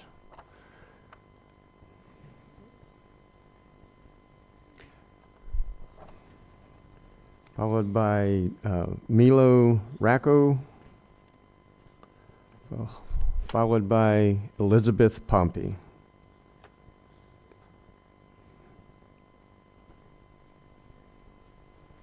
How do I show my slides? You don't unless you had given to the clerk 24 hours ago. Too late. Sorry, they had to be checked for viruses. That's okay, you can talk. All right. My name is Jate Satyawanich. I spoke in November, and this time I was able to bring my mom. So the story was our house flooded. She's like 80 years old. So I just wanted to remind the council of the people who have had their homes flooded. Right. So it was that 3 a.m. phone call. So we're here to just tell the council that we're in support of the building moratorium. There's a lot of people in the community who've suffered when their homes have flooded, and they've lost a lot of stuff, including my mom here. I found a document from which the Florida Department of Environmental Protection, they wrote in, I think it was the 90s. So I found it, and then they gave some flooding guidelines, what you have to do in order to prepare for floods. So there's a quote from the document. It says, "It is much easier and much less expensive to prevent stormwater problems through proper planning than it is to restore water bodies and rebuild flooded properties." So I just wanted to read that statement for everyone who's here so we can, as a community, try to take those kind of actions and hopefully reduce costs of flooding in the future. That's all I have. Thank you. Thank you. Mila Racco. I see movement. Eric and John. Try it in a minute. Okay. Good evening, Council. My name is Mila Rocco Griffin. I am a senior in the Environmental Studies program at the University of Central Florida and a land management technician for Brevard County. Whether we like it or not, we are inextricably connected to and dependent on our Earth. With each action we take, we interact with nature, often leaving the environmental impacts of our actions as an afterthought. Whatever we do to the environment, we do also to ourselves. If we destroy the Earth, going to Mars won't save us. There is no second chance, and there is no planet B. It is high time we acknowledge that our GDP is not the most important thing here at stake, for our futures are also on the line, and the decisions made today will decide the kind of world we leave behind for our children. So, it is imperative that the Council resolves to place a moratorium on development so that there is ample time to consider the implications further development would have on flooding, water quality and availability, biodiversity, habitat fragmentation, and our quality of life. When you give developers permission to cut down and pave over our forests, you are exacerbating the severity of flooding events, putting human lives at risk and causing millions of dollars in property damage. Hurricane Milton alone caused $267 million of damage to structures in Volusia, largely due to flooding. Furthermore, the increased stormwater runoff caused by the inaction of our government to limit expansion carries pollutants into our waterways and our aquifers. These contaminants diminish our water quality, lead to toxic algae blooms such as red tides, and deplete seagrasses which are vital to the health of our Indian River Lagoon.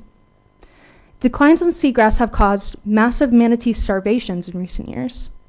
Starvation remains the leading cause of manatee mortality on Florida's Atlantic coast, as a 70% decline in seagrasses from 2007 has been recorded. Obviously, the stormwater regulations in place are not working. If the council decides to allow the further construction of housing developments, which increase the population of Volusia County, enormous strain will be placed on our aquifer, which is already being depleted at an alarming rate, as the average person uses 100 to 150 gallons of water per day. I am afraid that if we continue to expand at this rate, we'll just turn into another Orlando. Attempting to make money by prioritizing industry over environmental protection is a false bill, and is one that will be paid many times over. To quote Martin Luther King Jr., "For in the true nature of things, if we rightly consider, every green tree is far more glorious than if it were made of gold and silver." Thank you so much for your time. Thank you. Are you Eric? Good, okay. My name is Eric. I'm speaking on behalf of Pipeline Enterprises. I've lived in Orlando, Florida since 1998 and in Volusia County for about the last 8 years now. I bought a farm not that long ago. I'm a plumber by trade. Been in the construction industry for over 25 years in Central Florida on projects, buildings, theme parks. I was the foreman for the Universal Studios water park. Hospitals, custom homes. I did custom homes that were 9 to 13 bathrooms. I've done big projects. I know how water moves. During that time, I've witnessed it. I've witnessed firsthand the difference between building a quality home, quality structures, which takes time. It takes a little bit of extra work, a little bit of extra input, and just building quantity, you know, stuff that just gets slapped up and no problem. I see a lot of that around here now. We are here today because the citizens are worried about a couple of things that impact our lives with the proposed development you guys have. We are concerned about a couple of major topics. Building without regard for surrounding properties too quickly with profit in mind instead of the people who've been paying taxes. Quality of life for the citizens who have lived in Volusia County and helped build it. We've built our lives here. We love this town. We're always here. We're not going nowhere. Highway 44 used to be a one-lane road. Turned into 2 lanes, 10 years ago, 15 years ago, something like that. We didn't have much traffic on Highway 44, if you guys remember in the past. Now we can be backed up for 2 hours trying to go to the beach. That's saying that we got a lot of stuff going on without infrastructure. Well, the traffic is a sign of too much growth, too fast, without concern for infrastructure and safety of the citizenry already here. There are new subdivisions and construction projects popping up everywhere, and our taxes are going up. In some cases, 400%. That's crazy. Quality of life in Florida wildlife. If you were to ask any longtime Florida resident what their favorite beach to go to is, it used to be New Smyrna Beach. They would tell you how much they love the Garlic JB's Fish Camp. If anybody been here around for a long time, I mean, if you remember Flip Flops, which is now a Dunkin' Donuts and Starbucks, and they're about to build a high-rise apartment complex. Let me ask you, how do you think that's going to affect the mangroves right behind it? It used to be that a fisherman could keep most of what he caught in the day. The regulations have changed so much and so often that every time I change my fishing location, I have to look at my FWC app and see what I'm allowed to take and what I'm allowed to keep. I mean, come on. And the regulations are kind of odd, too. Thank you. That wasn't Thank 3 you, minutes. Eric. Yeah. Time flies when you're having fun. Well, the Thank you. solution is- Thank you for coming. John Zetrower? Is Elizabeth Pompey? I was told that she left. Rob Pasternak? We have movement. Followed by Chelsea Pasternak, if you want to come up with him, and Melissa Cox.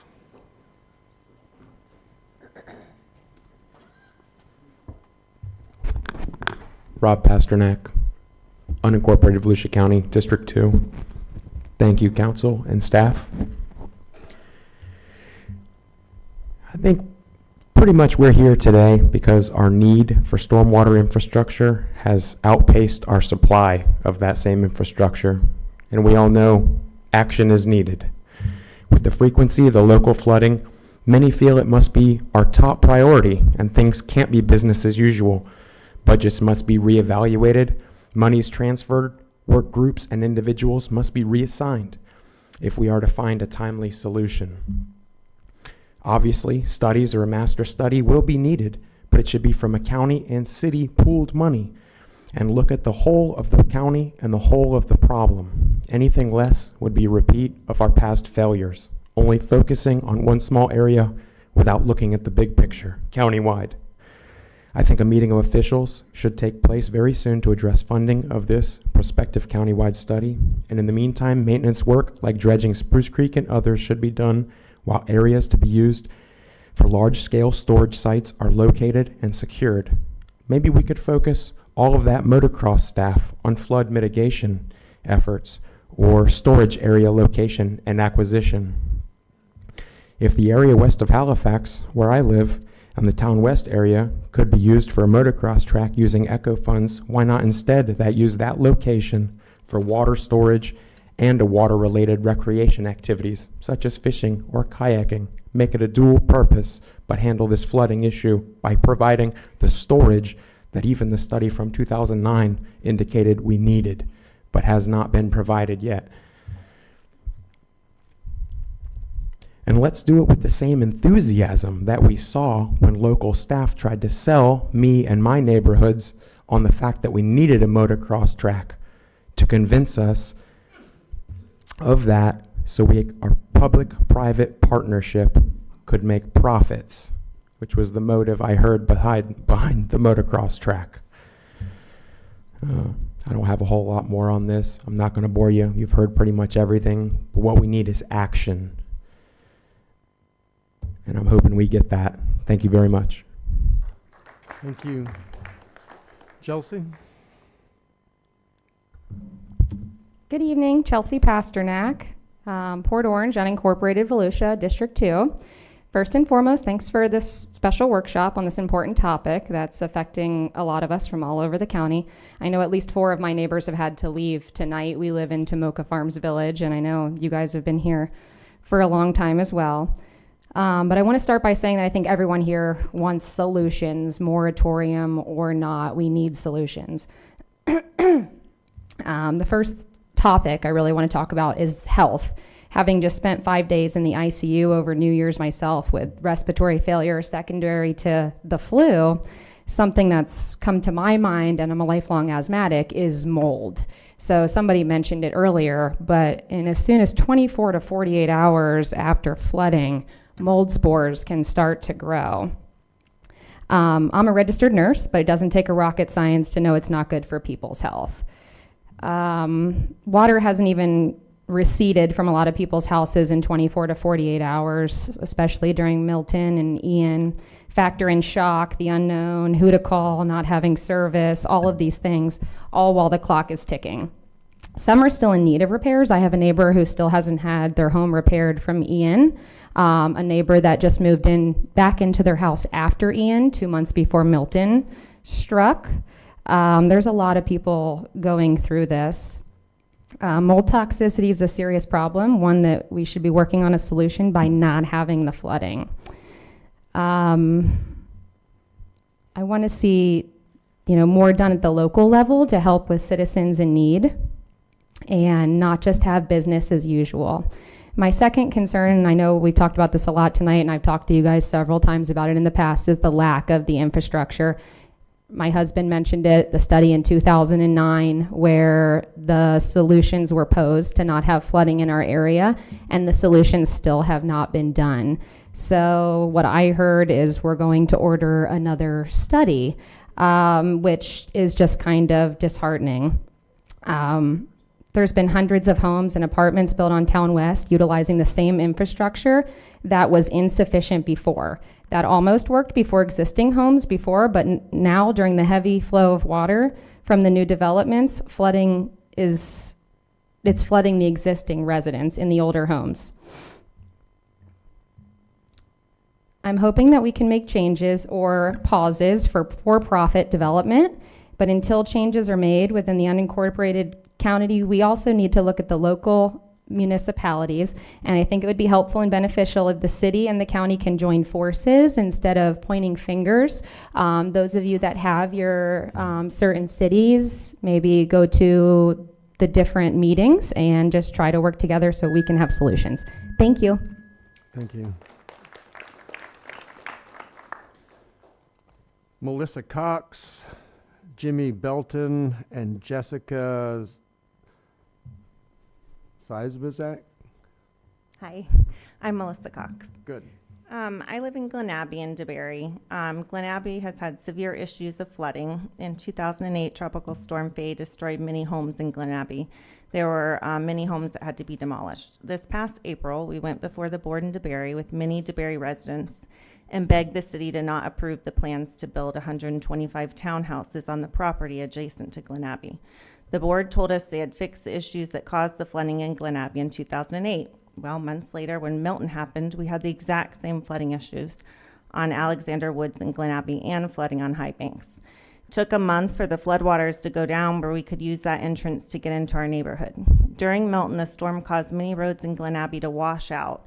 We had one house in our neighborhood where the rushing water washed out the foundation of the house and caused a massive hole in the road. The roads in Glen Abbey are caving in from the amount of water moving underground. Directly beside our home is property that has wetlands on it and has recently been purchased and approved by the city to build 125 townhomes, which will take away the wetlands and areas for all the existing excessive water in Glen Abbey to drain. That doesn't take into account the flooding that will take place when they build the land up and the waters flow into the established homes in Glen Abbey. In their plans, they're building 6 townhouses that have 6 units each in them right along our property line. So that will be 36 homes directly on our property line when we walk out of our house. I'm extremely worried that building this many townhouses directly beside our house will cause flooding of our home, and I'd like to have my concerns on record with the city of DeBerry and Volusia County. The city of DeLand has seen the issues when newer housing developments have built up the land, causing flooding into the older developments. I feel like other cities and developments need to learn from the mistakes and do their best to prevent this from happening to more homeowners. I think a moratorium is necessary for the city to take some time, figure out the problems, and create some new laws to protect the Volusia County residents and their homes. We can't stop the hurricanes, but we can stop building huge multifamily developments in wetlands. We also need to work on holding accountable the engineers and developers who are causing the flooding into existing homes. When the question was asked tonight if there's a plan in place or a timeline to hold engineers or developers accountable, no one knew the answer. We need to recreate the laws and hold accountable the developers who are being greedy and creating quantity over quality and are destroying the homes of the taxpayers in Volusia County. And I also heard the lawyer come up here tonight for the development who's building beside us and say that the county cannot hold the city of DeBerry responsible. And I feel like that needs to change. You know, I feel like, we pay our tax dollars to Volusia County. And I feel like, the city and the county need to work together because it is scary that they can come in and build all those townhomes on wetlands. So, Thank you. Thanks for coming in. Jimmy Belton. Jessica from Port Orange. Michael McGee.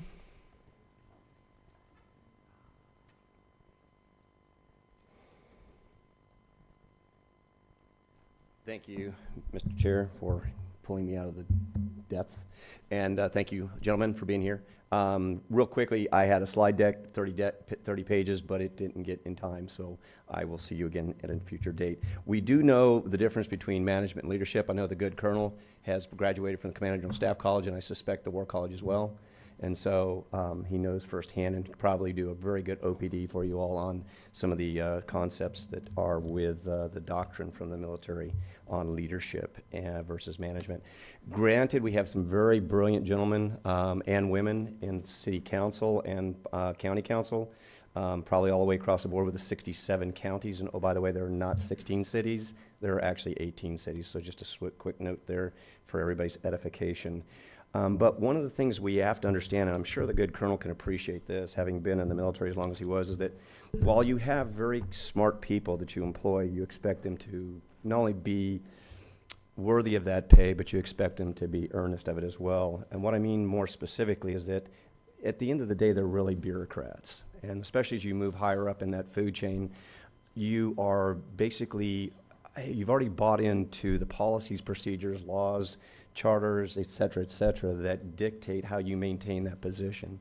So consequently, are you going to do the job that you're actually supposed to be doing when you're actually a public servant? Which if your income comes from taxpayer dollars, then you actually work for that citizenry. So you really shouldn't be called a czar. And like a previous veteran that spoke, please do not refer to a former dynasty that obviously did not go very well and ended in other bad industry called the Communist Union of Soviet Socialist Republican States, or Russian states, I'm sorry. I'm a little bit nervous here because I see my time is dwindling.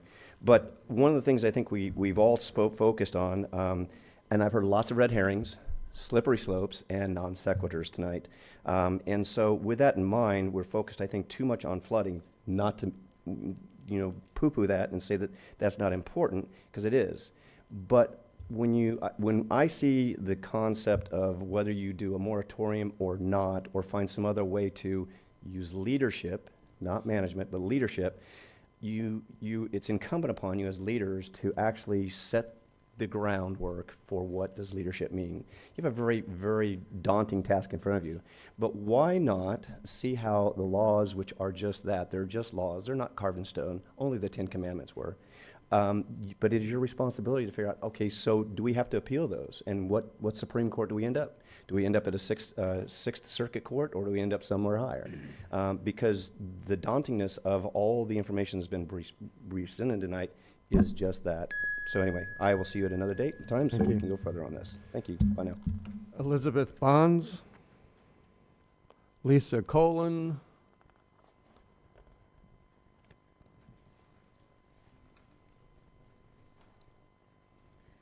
Hi, thank all of you for listening to us tonight. And in June, I noticed an article in the News Journal that said the governor had vetoed a lot of projects for Volusia County, included Daytona Beach Shores, $1.3 million for the sewer force main improvement and replacement, Deltona, $1 million for a sanitary sewer collection system rehabilitation, Holly Hill, $800,000 for water main improvements, Holly Hill for $1.8 million in wastewater improvements, Oak Hill, $500,000 for stormwater ditch cleanup, Ormond Beach, $225,000 for stormwater improvements, South Daytona, $750,000 for sewer system rehabilitation pipelining. And you hear all this about lawsuits, that you're worried about the developers like suing us, but you guys don't even have a countywide comprehensive stormwater plan. And I think that the existing residents, this was going on before the storms, still not fixed. The governor vetoed this money. We didn't have a plan on what we're going to do, and you keep on building on this land. It's like hanging wallpaper, like when your sewer's busted. It's just, why are we building on this? So I just think that you guys need to end the practice of filling the wasteland, the watershed and wetlands. 1 acre of wetlands holds 1 million gallons of stormwater. So I think it's very important that we take that into account. And there's plenty of room for construction. I mean, we keep on hiring Orlando. Just in the paper yesterday, we hired this Orlando company to redo the Daytona Beach boardwalk. We've hired that same company from Orlando to fix like the pier and everything else in Daytona. Like, why do we keep on hiring people from Orlando to do this construction? We can hire our own people. There's plenty of construction, and there's no incentive to revitalize the blighted neighborhoods. So that's all I had to say. I just really hope that you guys push forth with a moratorium. I know you're not going to, but thanks. Lisa Colon.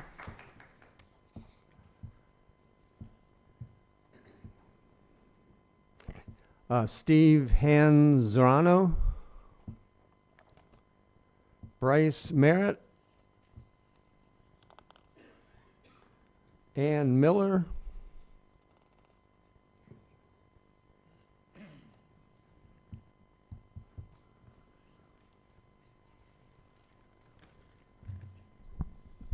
Good evening. I'm from District 1. And like most residents in the Taylor Road area of DeLand, my property is unincorporated Volusia County, but it's being flooded by developments in the city of DeLand. And this is what happened to us. This is a photo of our home after Hurricane Ian. We had a puddle in a corner of our property. It was at the deepest, 5 inches. And please note that post that's circled there. This is our property after Hurricane Milton. We woke up to 2 feet of water across an acre of our property, 27 inches at the most.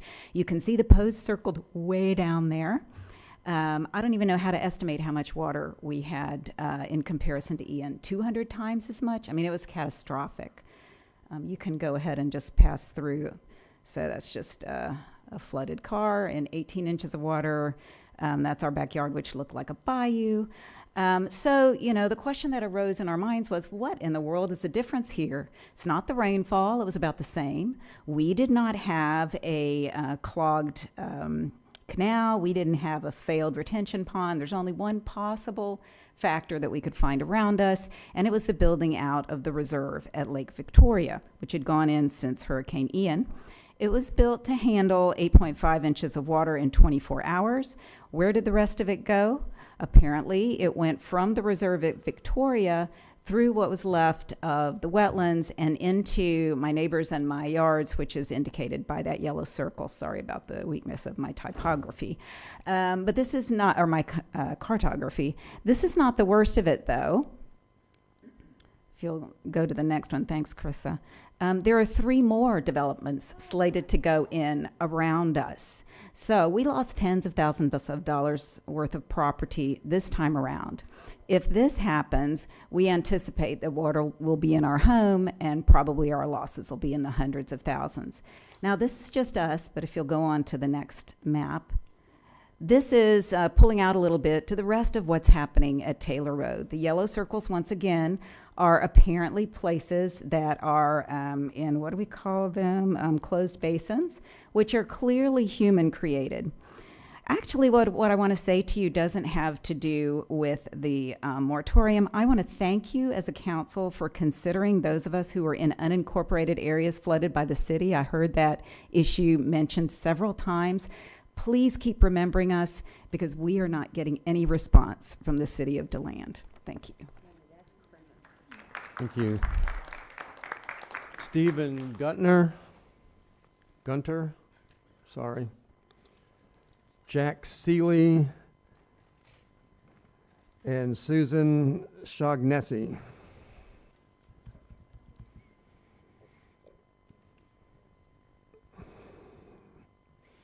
Stephen. Wow, you guys, hour and a half driving, 100 miles from the last one that got canceled. Now this one, this late at night, it's a real burnout for some of us. We definitely had water in our home twice after 40, 50 years, never any flooding, but I won't go into all that. You've heard plenty of it. You know what's going on. That's why we're here. I would just like to say that the moratoriums, I'm neutral. You're not going to solve anything with the moratorium. You'll get a good breath. Maybe you can get some codes changed before people sign a permit. But I'm kind of confused how every building project goes through a plan review. And this has been going on for decades. In 2005, Volusia County banked $1.5 billion in permit fees. They had major bragging rights with no end in sight. 2005. Fast forward, this is 2025. You must have banked $10 billion in permit fees. Now, what I don't understand is I've seen the engineers having to go over plan reviews. How do you go over all these plan reviews and then have as many failures as we have with our homes flooding? Now, your consultants had told you from the 90s, do not build in your wetlands and watershed. If you do, you're going to flood the older homes out and you're going to destroy habitat. Here we are, you're building in the wetlands, building in the watersheds. There's nothing wrong with development, but you can't develop in the wetlands. I mean, it's been there for decades. I could just say that HB 503-403.814, close parentheses 12, the law is you cannot develop, cause flooding, and impact adjacent to lands, and you have to have the storage capacity and the conveyance routes. Around my house, you've used the same ditches for 30 years, and yet the development has like been 10 times that, but the same ditch. It can't hold all that water. Jungle Road is a dam, yet you send all your stormwater from the south side of 44, from west, all the development comes to that area within a mile. Every conveyance route dumps into that same spot, and yet you have the small culvert bridge dam on Jungle Road that backflows, and that's what's pushing water into our houses and basically up and down. There's 2 feet of water on Otter, Colony Park. The whole area is just underwater. You're not going to solve that. You're just going to have to elevate our houses. Thank you.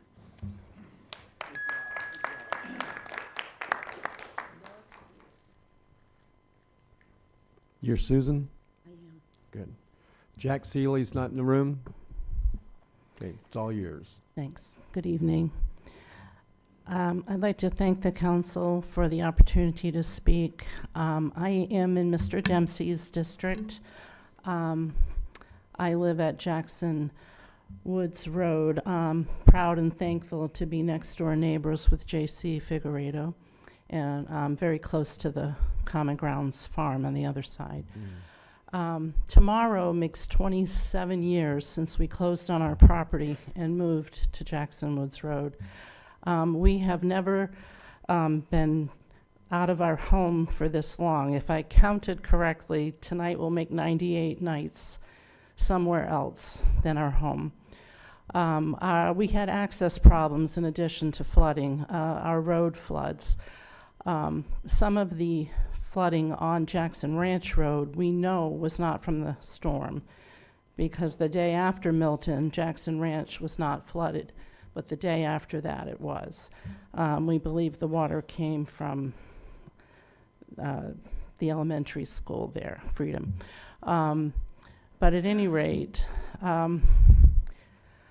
my husband Thomas and I, we don't really have the capacity to dig ditches in our yard anymore. I'm a former educator, homeschool mom.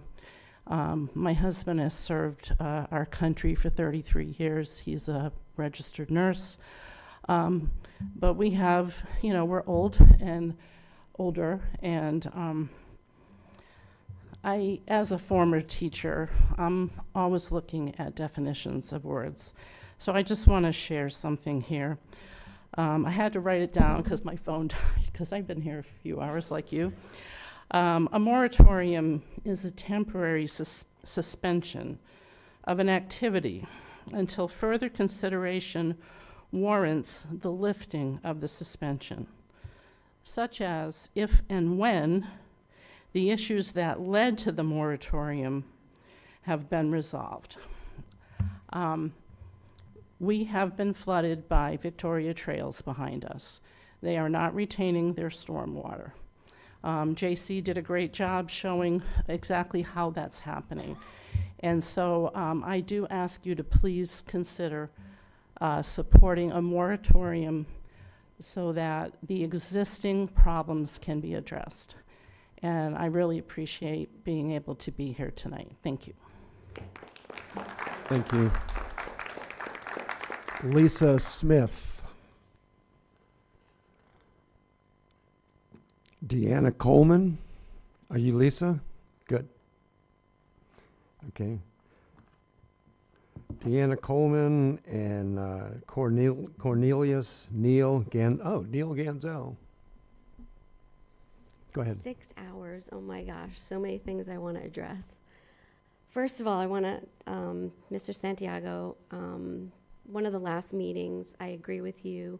You guys got the heat for a lot of the building around us when in fact the city was the one that approved it. As far as my understanding goes, you all denied these builders on 3 different occasions, and they filled out whatever paperwork was needed, and the city annexed them in and let them build. Adjacent to my property, I live down Rockingham. Don Dempsey is in my District 1, and he knows, you all know, adjacent to my property is wetland.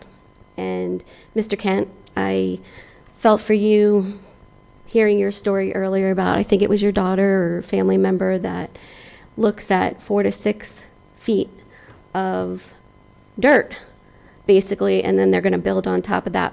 Ours is like probably anywhere from 8 to 10. And they have flooded us out. I have a neighbor, she had a moat completely around her property. I mean, there's just so many things that you all know and have heard about, but it is criminal, as I say every time, what is happening to us longtime residents. It was our American dream too, to have our homes, and our home was built, and just like these new homes and the newer generations coming in want new homes, and that's great, but it's not at our expense. We should not be flooded. We should get help. You all have been, at least you look at us when we come and talk to you. The city is of no help. I've gone to all the city meetings. They're not paying attention to us. Nobody, we feel like nobody cares. And I want to thank you all for at least hearing us out and trying to look for some resolution. That's all we're asking. We don't want the land and the building to stop here just temporarily until we can fix the problem.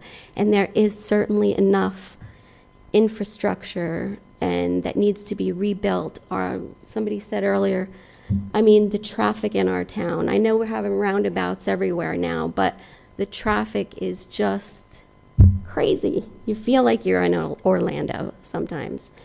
So thank you for listening. I really hope that we can all work together and get something done. Like Pat Jocelyn said, hurricane season will be here before you know it again. So thank you. Deanne Coleman. Cornelius Ganzel. Jeffrey Root. Uh-oh, we hit on one. Are you Jeffrey? Yes. Okay. Good evening, Chair and Council members. My name is Jeffrey Root. I am a resident of Deltona. Just 2 years ago, while I was still in high school, I heard about all the construction jobs available in our area, and I knew I wanted to be a part of that. I made the decision to pursue a career in the construction industry and started working for a local builder right after I graduated. Now I'm engaged and working towards buying my first home, but I'm really worried about what a 12-month moratorium on new construction could mean for my future. If this moratorium happens, I could lose the career I've just started. I would have to leave Volusia County to find work or even consider switching to another career path, which feels really discouraging after all the effort I've put into this one. I want to build a life here, start a family, and support my future wife. But if I can't work for up to a year, It could have a huge impact on my finances and savings. It could actually wipe them out completely. I hope you understand how devastating this moratorium could be for young workers like me who are just starting out. Thank you for your time, and thank you for your consideration. Thank you. Jeffrey Graham.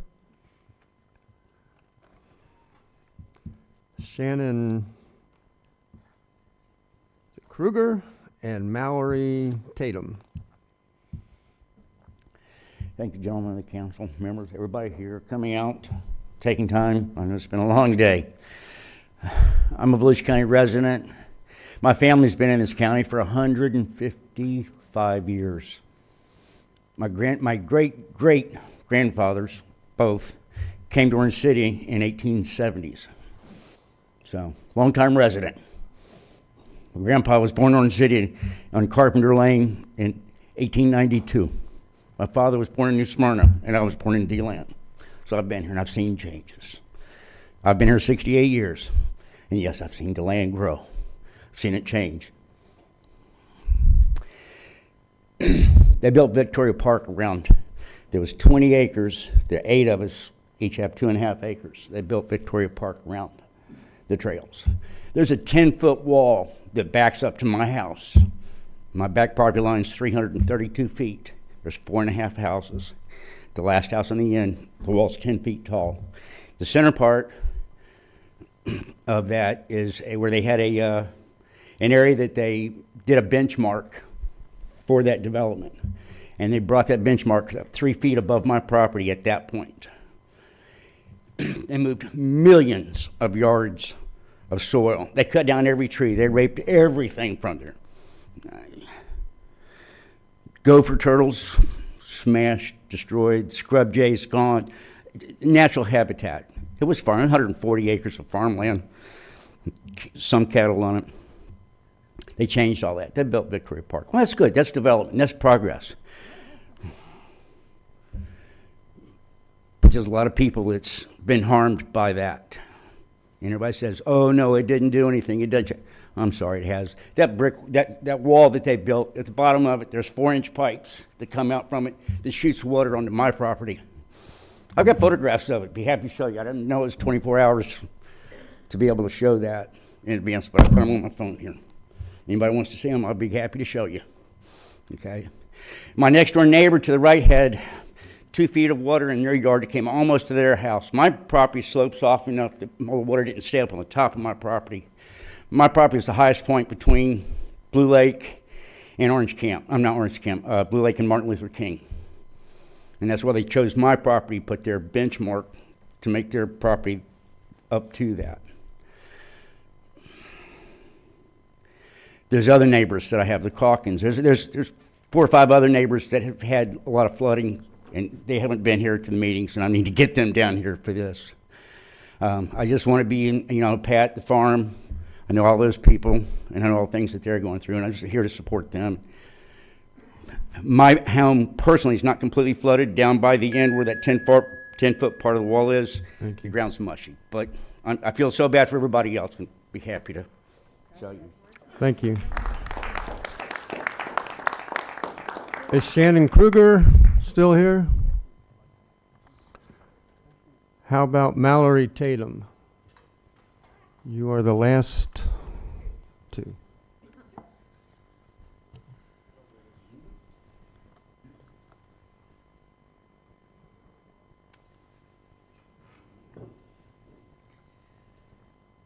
Hi, my name is Shannon Kruger, and I live in the north end of DeLand, so District 1, but in the county, out in the county. I did not personally have a flooding event, but I know so many people that did. I got calls. I'm a fairly recent resident. I've been here about 7 years. But I've gotten calls from people that, talking about, oh, I would never move there. The flooding, da-da-da-da-da-da. Because that's the reputation we're getting for having these huge flooding events. Mm-hmm. I'm really, really strongly in favor of a moratorium. I sold real estate for 30 years. I'm not totally anti-development, but we need to pause because the definition of insanity is to keep doing the same thing we're doing, which is approving under the regulations we have, and then expecting to get a result that will be different. So if we continue to build under the regulations for large developments that we have now, it's just going to make the mess worse. I do believe we keep talking about the moratorium, and I think everybody here, we're talking really, we want a moratorium on large developments. I see no reason that you should have a moratorium if somebody wants to build themselves a single-family home. We could have, yeah, you know, that would help Habitat, that would help, actually, I think a lot of the small builders, if we allowed, you know, you could have an exemption for small lot, you know, I don't want to say small lot, that's not the right word, but small developments with maybe at least a 1/4 acre each, like the old time ones, that are not going to make a huge addition to the problem during the moratorium. Allow that, could be a window for people that want to build homes, because right now it's hard to get anybody to do anything. So allow that, have a moratorium on large developments, because we have two major problems we have to solve. We have to figure out how to solve the problems we've already created with the regulations we already have in place that are not working. But we also have to come up with new regulations that will allow some smart development that will make sense for the county to be able to grow. But we can't grow the way we are now. It's just going to make the mess worse. So I think a moratorium, maybe 6 months with, you know, maybe 2-month extensions or whatever is needed till we can come up with a solution for the flooding we have and how we can make sure that any new development does not make future more flooding. We need to solve, I absolutely believe we should not be building on the wetlands. I don't care how many extra feet of dirt they put on it. Those wetlands are meant to refill the aquifers. And we need that. I mean, it's not always going to be raining too much. There are going to be drought times. We need those too. Thank you.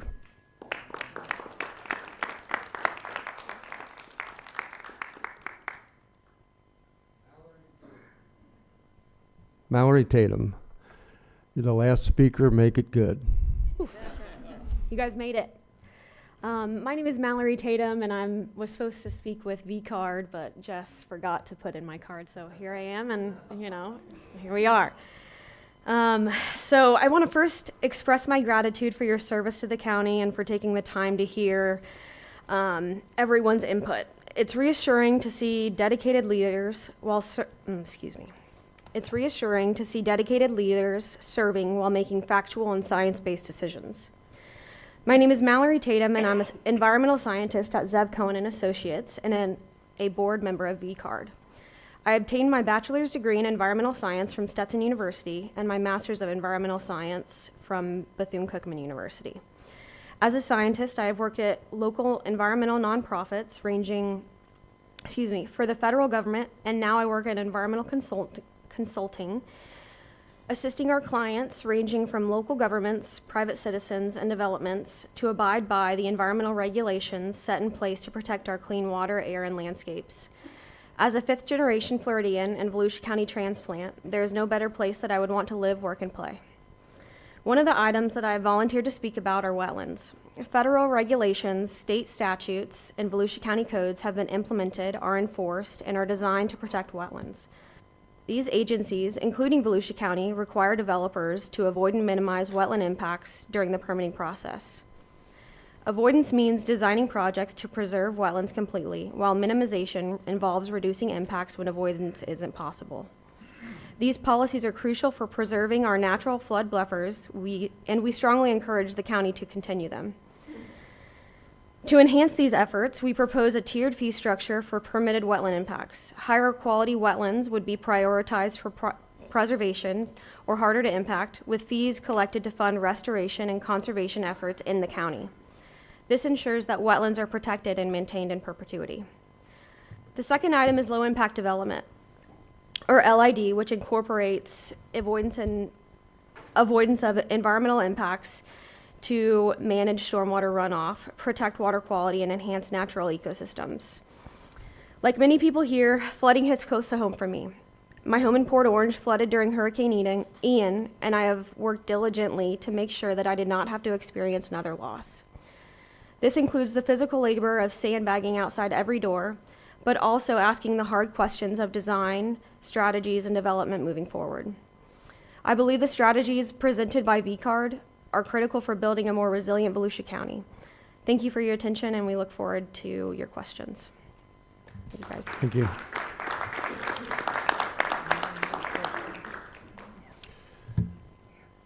Okay. Several names up to start our conversation. We call it debate. First up is Troy Kent. Thank you, Chairman. And I am prepared to start the debate, which is why I put my name up there. But, Chairman, to give you the courtesy, this was your item, and I applaud you for bringing up this healthy discussion for us to have. Your name came up right after mine. I will yield to you if you wanted to start and kick this off. If you don't want to start, I'm happy to, but I wanted to make sure that I offered that to you. I'll go after you if you want to go first.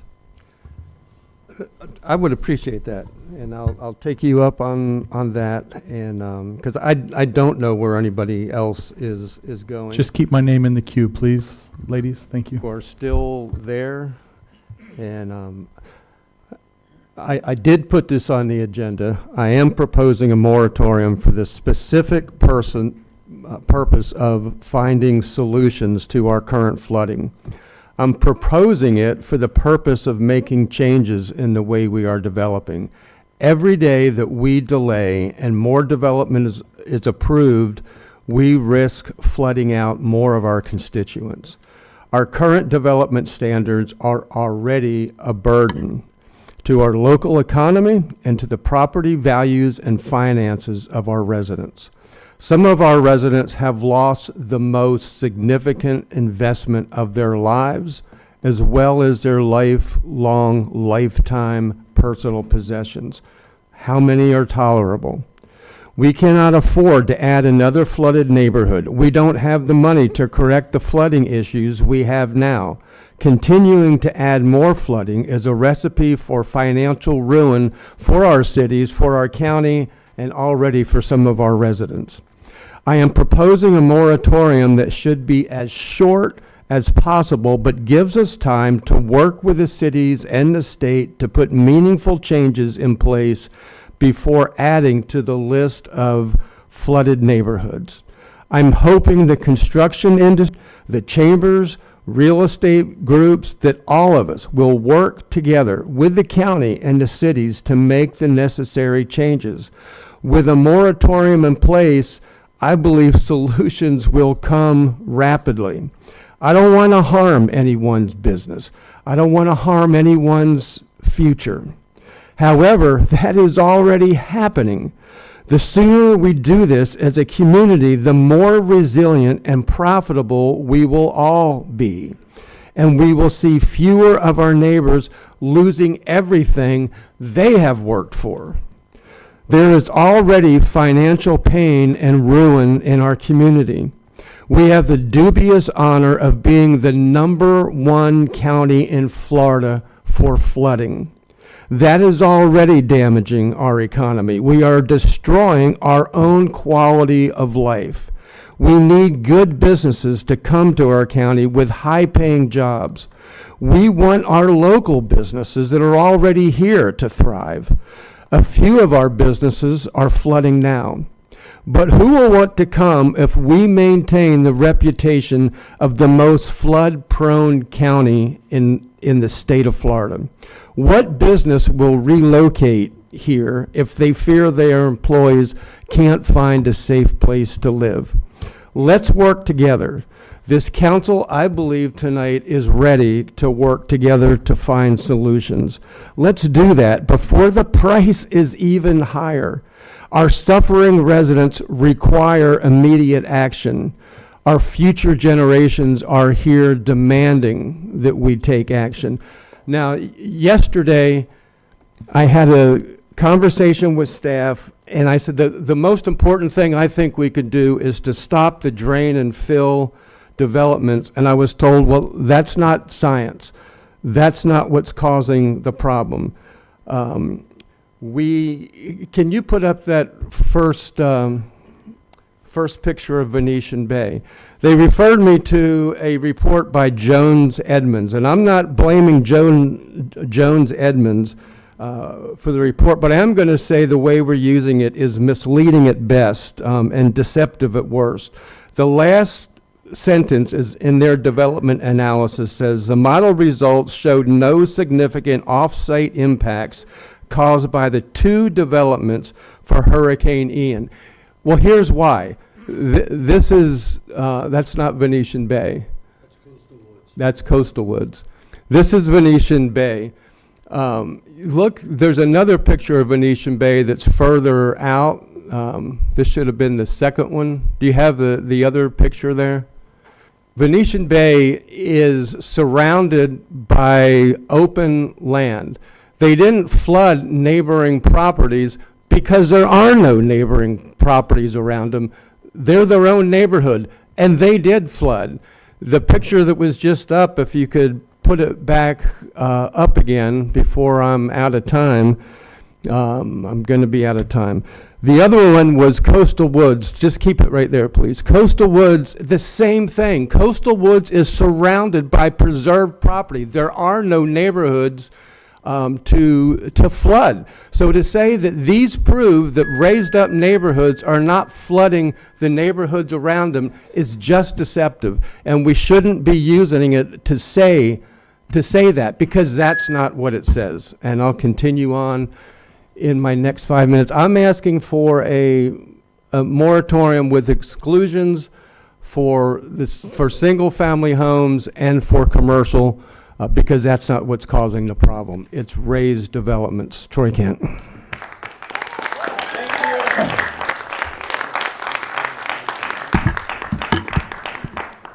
Thank you, Chairman, and I do applaud you for having the guts to bring this up and talk about this, because it's a real problem in our communities right now currently. And I want to thank the public for showing up tonight. There wasn't an open seat for those of you listening online. There was not an open seat, and I believe that the overflow downstairs was probably full as well. I know at one point we had 92 speakers signed up to speak, and this is one of the reasons that I love local government, is that you have direct access to your elected leaders that you put in these rented seats to represent you, and you get to come forward and tell us what's on your mind. And I appreciate each and every one of you for sharing that, because that public testimony piece is hugely important, I know, to me when I'm formulating a decision, especially one as big as this. I'm going to come out and just tell you, I'm no to a moratorium. Okay. But I bring solutions, and I appreciate it. You don't have to yell out from the crowd with any snarky comments. I'm a no to a moratorium, but I bring solutions that I think that this county should adapt and implement immediately. I come to you tonight with a multi-pronged approach, and there are 7 things that I want this council to consider. And I'm hopeful I can get all 7 of them. We can get all 7 of them. But here they are. I'm going to lay them out for everyone.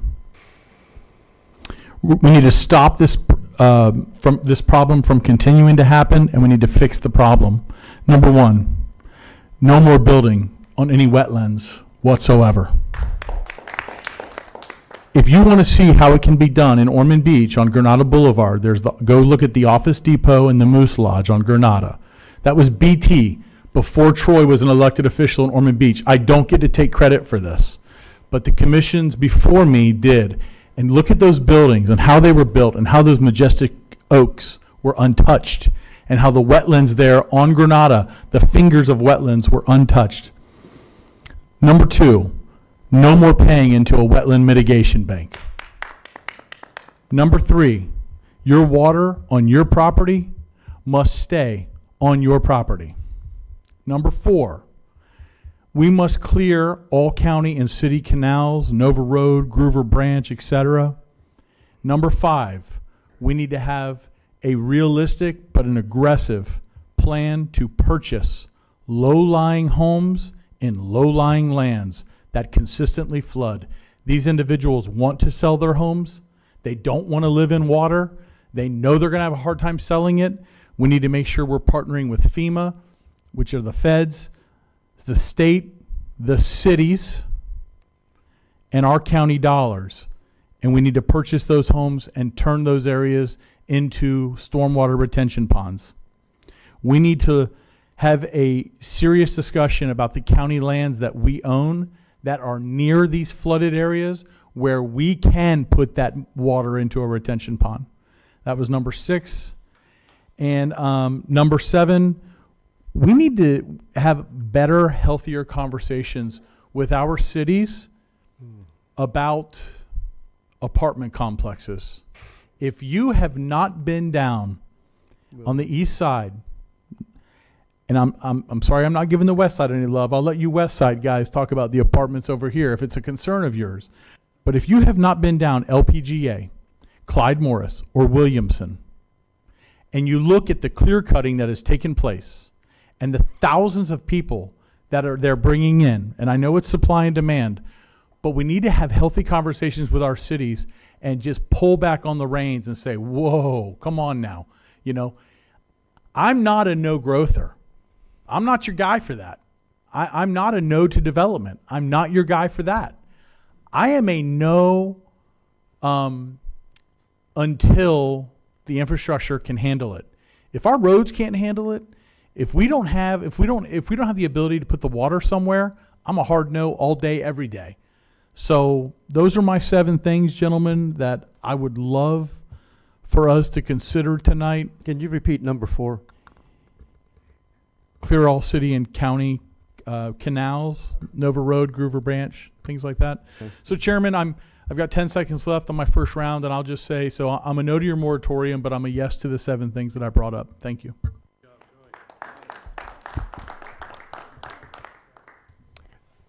Councilman Santiago. Thank you, Mr. Chairman. Sad, it thinned out outside. I was hopeful that more people would stay, but I guess it's late, right? It's long. And that was just so those who questioned why I wanted the 1 minute. I wanted to give everyone the opportunity to speak. And if you heard the cards, a lot of people left because of the duration, what I predicted. I wanted to hear from everyone. It was not to stifle any speech. And also, this conversation would have started an hour and a half ago, and many people could have heard it. Unfortunately, most people won't hear that. So now I'm a little bothered by that. David Hill, thank you for sharing your experience, and Kathy on the meeting at the St. John's Water Management. I'd like staff to certainly follow up on their comments with St. John's to see what are they talking about, willing to engage with us, so we can get on that right away. I'm hopeful. George wanted to say something, but save my time. If that's okay, Mr. Chair. George wanted to chime in. Yeah. Can you hold his time, please? I had conversations with St. John's, with the chair this morning, I think before their meeting. And yes, we'll continue those conversations, but the chair wants to also send a message that she is on top of it and ready to help out however that she can. And again, we had those conversations this morning, which I probably contributed to the good experience that everybody had. So Awesome. That's good news. We're out ahead on that. Awesome. Thanks. Thank you. And I've had the opportunity to meet with the Miller Lake folks and a few others, just so you know. And I think I shared with Mr. JC earlier today that what I found that the people that I've met with, their problems are a little different. The causes are slightly different and different from the Miller Lake area. And I think I agree with what we've said, is that what we need is action. I wrote down some of the comments that people said. If you really followed along with a lot of the commentary and the questions and answers that our staff were being answered and providing to us, I hope you picked up that there's a lot of things going on. There are several things going on. There's hundreds of millions of dollars that are getting ready to be invested. This didn't start yesterday. This has been going on for over a year. The NRAC committee, almost 2 years. They started on this low-impact development focus a little over a year ago, I think. So this wasn't yesterday that we picked this up. I know some folks don't think that we just started this. There's been a lot of work happening. There was commentary about disappointment with another study. Also, if you listened into some of the feedback we received, the purposes for the studies, it gives us solutions on how to fix each of the individual areas. They have the individual basins. These studies are going to look at what the root causes are and what potential solutions are in place specific to those areas. That's how we come up with the ideas to the fixes. That's why we need them. I wanted to address that.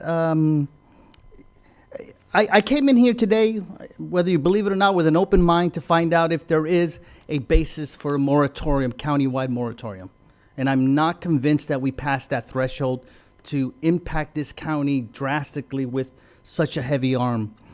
First, also, in relation to that, I hope you also learned that our legal department made it very clear we have no authority to impose a moratorium on any of the cities. It does not exist. I don't care who tells you anything otherwise.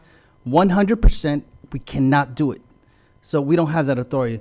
With that in mind also, I think it's important for the public to know that in the 2 years that this council has been joined, I think we've only really approved 2. From what I recall, I asked staff, so I stepped back and did a little research. There have only been 2 development projects that I think you can consider maybe significant. I think, don't hold me to the exact numbers. One of them was 162 units. Another one was about 20 units. Outside of that, we had several small ones that's a 10-acre parcel divided into 5 for a family member. But we only did 2 in this county. Even if we put a moratorium today that could only be imposed in the county, you will see no results of that. Because the county can't and not enforce it in the city, there's no real development happening in the county. Those are the realities. I'm not trying to insult anybody, but that's the reality of what we're dealing with. What we need are solutions. I've met with many of the residents. I'm all in finding solutions. I met with JC again today. I said, I want to find a solution. I don't want to worry people more. I don't want to think people or allege that this county council is not, or staff is not doing anything to it. I meet with them. I think my colleagues meet with them too. They're working hard. They've been doing it for years. Now, I don't agree with everything they do, but that's life, right? And we try to redirect them. I can tell you, I'll speak for myself, and I'll probably say the majority of the council, only because I didn't talk to them. We take this serious, but a moratorium will not solve anyone's problem that was here today talking about their flooding. I am sorry you flooded, and certainly we have a huge task to implement some new standards. I agree with almost everything staff said today that we need to do. I threw out some ideas, and I think we need to run with them. A lot of them are already in the pipeline. Within the next 3 to 6 months, probably less than that, you will see a lot of these things start to fall in place. They are in action, and we can continue to work on more and more as we learn more. Moratorium will not solve anybody's problems. Thank you, Mr. Chair. Don Dempsey. Yeah, and I'm going to lead off the same way that Troy did. I'm a no again, for a moratorium. I don't believe a moratorium is going to do anything except take away people's livelihoods, and I just don't want to see that happen. I had the benefit. I grew up from a broken home. My mom took me up, and I was raised in a coal mining town in southwestern PA. I came down to visit my dad here in DeLand. I got, through my childhood of visiting my dad, I got to see DeLand rise, go from dead land to almost triple its population in the last 30-some years. And I also got to watch what used to have the most millionaires per capita, being a coal mining community, go from that to nothing.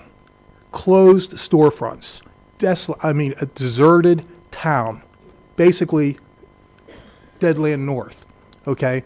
So the fact that we are in a growing community, I don't want to say we're spoiled, but I'm saying we ought to really relish that, because we have it's a good problem to have, because I've seen both sides of it, and I don't want to do anything to inhibit growth. If we shut down the building community, they're going to leave. These guys here are going to go find a job in Tampa or Orlando or Miami. They're going to go, lumberjacks got to go where the trees are, and they're going to go to where the work is. And when this one-year moratorium's over, good luck getting them back. That's the problem we had with COVID. A lot of businesses had problems. I talked to a lot of guys who had thriving construction businesses and other businesses, and when COVID was over, They only got maybe half their staff back. It's hard enough now to find workers. And to give them an incentive to leave the area, good luck getting them back. Okay, so we don't want to do that. We need to, these are heroes, in my opinion. I mean, they are the ones that actually get out there and get dirty and do the work for us. So we don't want to run them out of town. I don't have 7, I have a 2-step plan, and I got a long-term and a short-term. I keep hearing repeatedly that it's the cities. I think from when I first started here, our county is 700, and please correct me if I'm wrong, and Clay, if you're still here, our county is 700,000 acres. Back in 1990, we had 100,000 acres of municipal, the rest county. Now, the municipalities have doubled. They're now 200,000, which is annexation. I submit that, and I hear this all the time, the cities don't turn down annexations. All of Kepler, that whole area, Taylor Road, I think was all turned down by county, and they just annexed right into the city, and there you go. And yet we're left to clean up the mess. And so I don't necessarily appreciate that. So in the short term, I would like to use every single dime we have of this federal money for infrastructure, like I've been chiming for the last year. Infrastructure, infrastructure, infrastructure. Then use that for strategic land acquisition. From what I've heard from Mr. Bartlett and other people, it seems like the quick fix is going to be strategic land acquisition and demolition and expand stormwater retention. And I agree with that. I mean, I'm flattered that you guys think we can find a fix in 6 months or a year. I don't think any of us are that smart. But from just the year and a half or whatever of listening to our experts and other experts, it seems like land acquisition is the best choice. I spent an hour and a half with Dr. Anderson yesterday. Thank you for that. And I appreciate NRAC. And they're working on this. And we've got all these basin studies coming. $8 million we spent? Wait till that comes back. But I want to be cocked and locked and ready to pull the trigger. That when these studies come back and they say, you want to fix Taylor Road? You got willing sellers? Buy these properties. Create immediate stormwater retention. And let's have the checkbook ready to write that check. Miller Road, Lake Gertie. I mean, it seems, I hear quick fix problems, but they're expensive. But we're getting $328 million from Transform 386, another $100+ million from this Milton relief money. And maybe I'm overconfident in our new administration, but if we rank #1 in the state in flooding and apparently 7 in the country, maybe if we turn them down and say, you know what, I know that's earmarked for low-income housing areas, but how about say thanks but no thanks, unless we can put it all to infrastructure. And I have a feeling that President Trump and whoever else is pulling the strings up there would listen to us. I just, we're a strong Republican state. I don't think he's going to turn our backs on us, and I have a lot of faith in that. And I'm sorry, I'll be quiet. Before we go on, you said you had a long term and a short term. Which was which? That was short. Both of those. Land acquisition. I'll wait till my turn and I'll use the other 5. And infrastructure are short term. Yes. Okay. Councilman Johansson. Thank you. I want to discuss and clarify a few things. I hate to mince words, but I don't want anybody that's a colonel out there to think I was a colonel. I was a Navy captain, same rank, just a different name. Secondly, I keep hearing about this, we're #1 for flooding. And so for me, in the military, one of the things we always talked about is read reference A. So I went to the company that did the research, and they're a landscaping firm, lawnbuilder.com, and they don't have a research arm. So I really can't give you the details other than they went to FEMA. So I went to FEMA, and nowhere in there does it say we're #1, but what it indicates and what that study they had showed was that we are one of the most vulnerable cities or vulnerable counties for flooding. And that isn't because we stink at infrastructure. it's because of our location. A lot of Florida counties were in there. You know why? Because we get hurricanes. So we're pretty low on the fire thing, a lot lower than California is. So that's kind of, I just wanted to clarify that. On the moratorium, I'm a no for the moratorium for a lot of the same reasons. But one of the things that I had a problem with when I was doing my research is if development is causing flooding, and I drive down 95 and see that Amazon distribution center, I drive down Highway 4 and see that distribution center and the big hospital out here, and I look at the impervious land that's just decimated with asphalt and then I think, why the poor homes that people live in, but not that big slab? What makes it okay for them, but not okay for them? And I couldn't find myself a good reason why it was not good for raising land for residential, but it was okay for raising land for Amazon distribution. And nothing against Amazon. I got some stuff today. So that was a problem for me. I want everybody to know, a lot of people talk today about getting the cities together and getting the county together. In my opinion, we should have done that years ago, but definitely before this meeting. You know, just throw it out there. So what has been done is the roundtable of elected officials, which a lot of you all may not be aware of or definitely don't go to, because I go to them. It's all the mayors, for the most part, or an elected representative from each of the 18 cities, but there's only 16 of them. I don't know who the other two are. I'm going to talk to the lawyer about that later. And the chairman and the county manager and a lot of elected officials and city managers in the wings.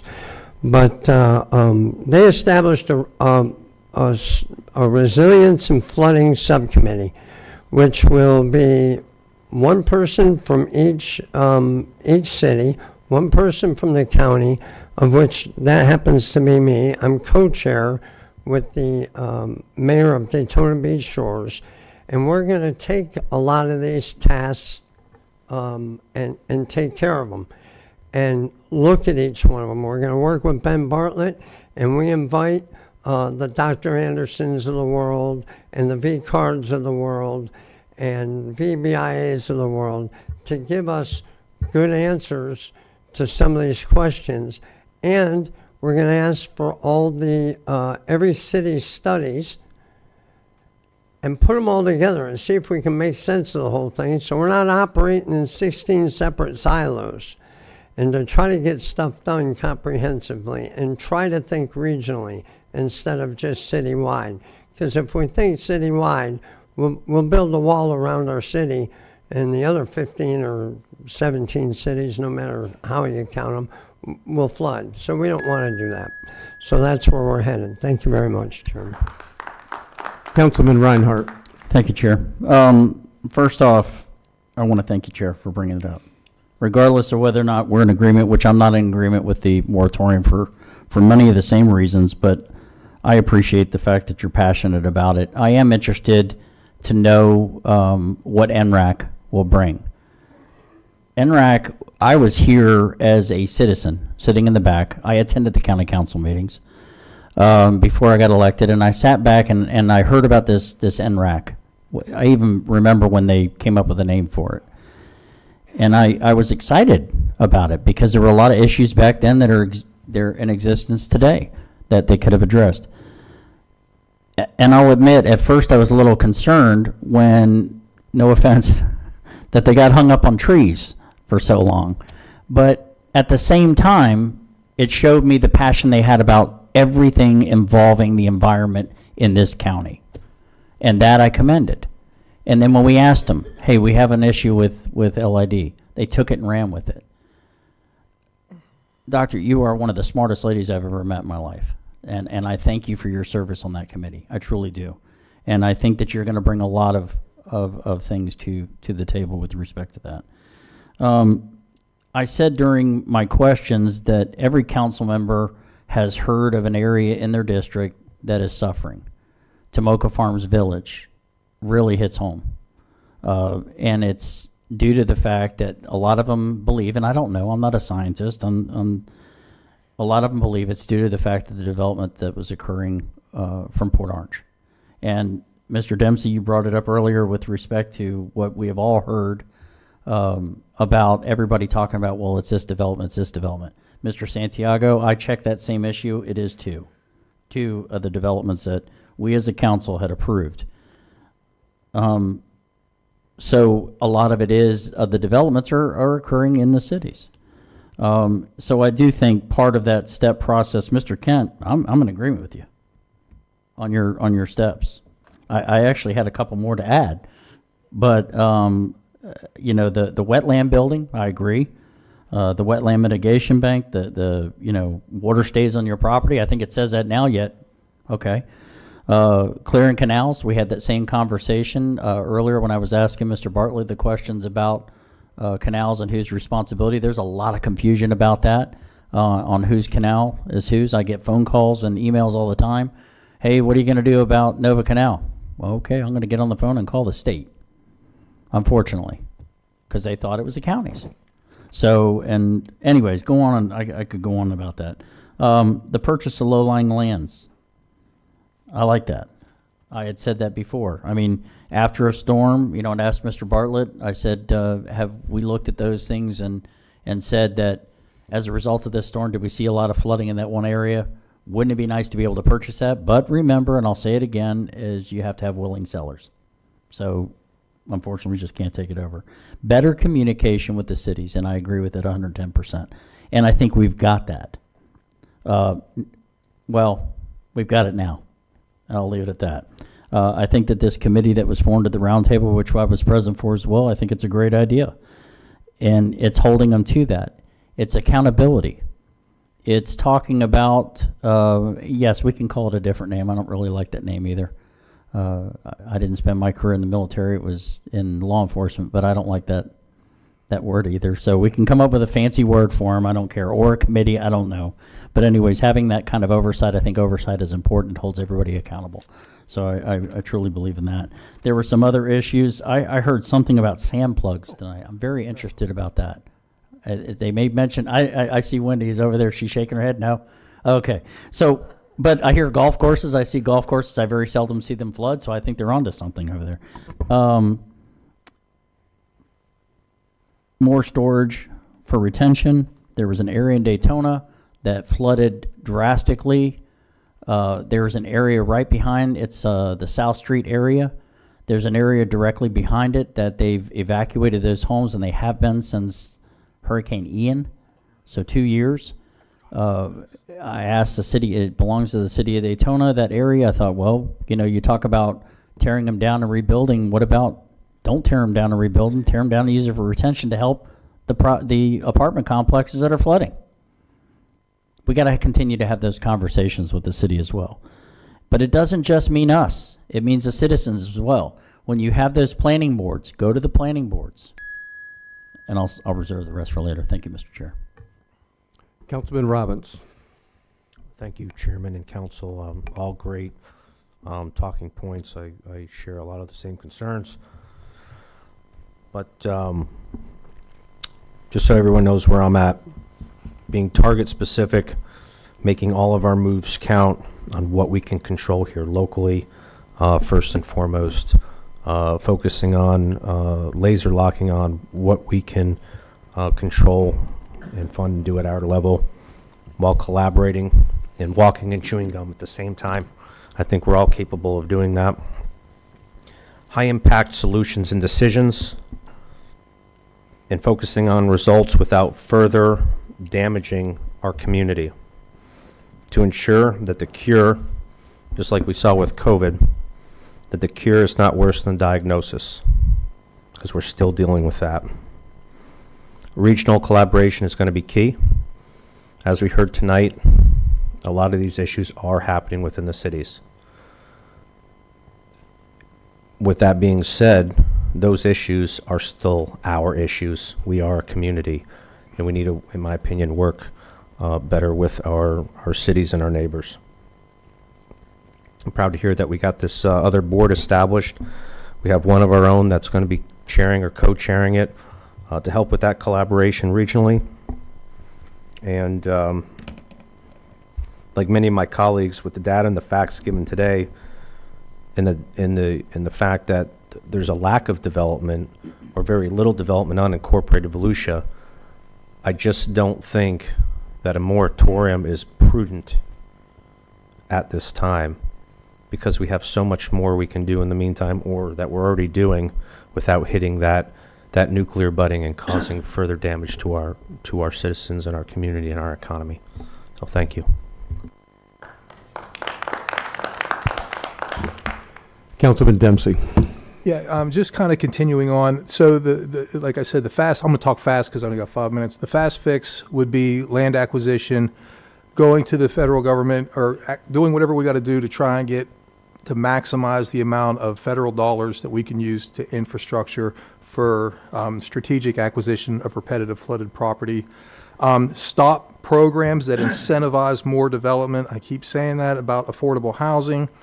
We're waiving impact fees or putting permitting to the front of the line.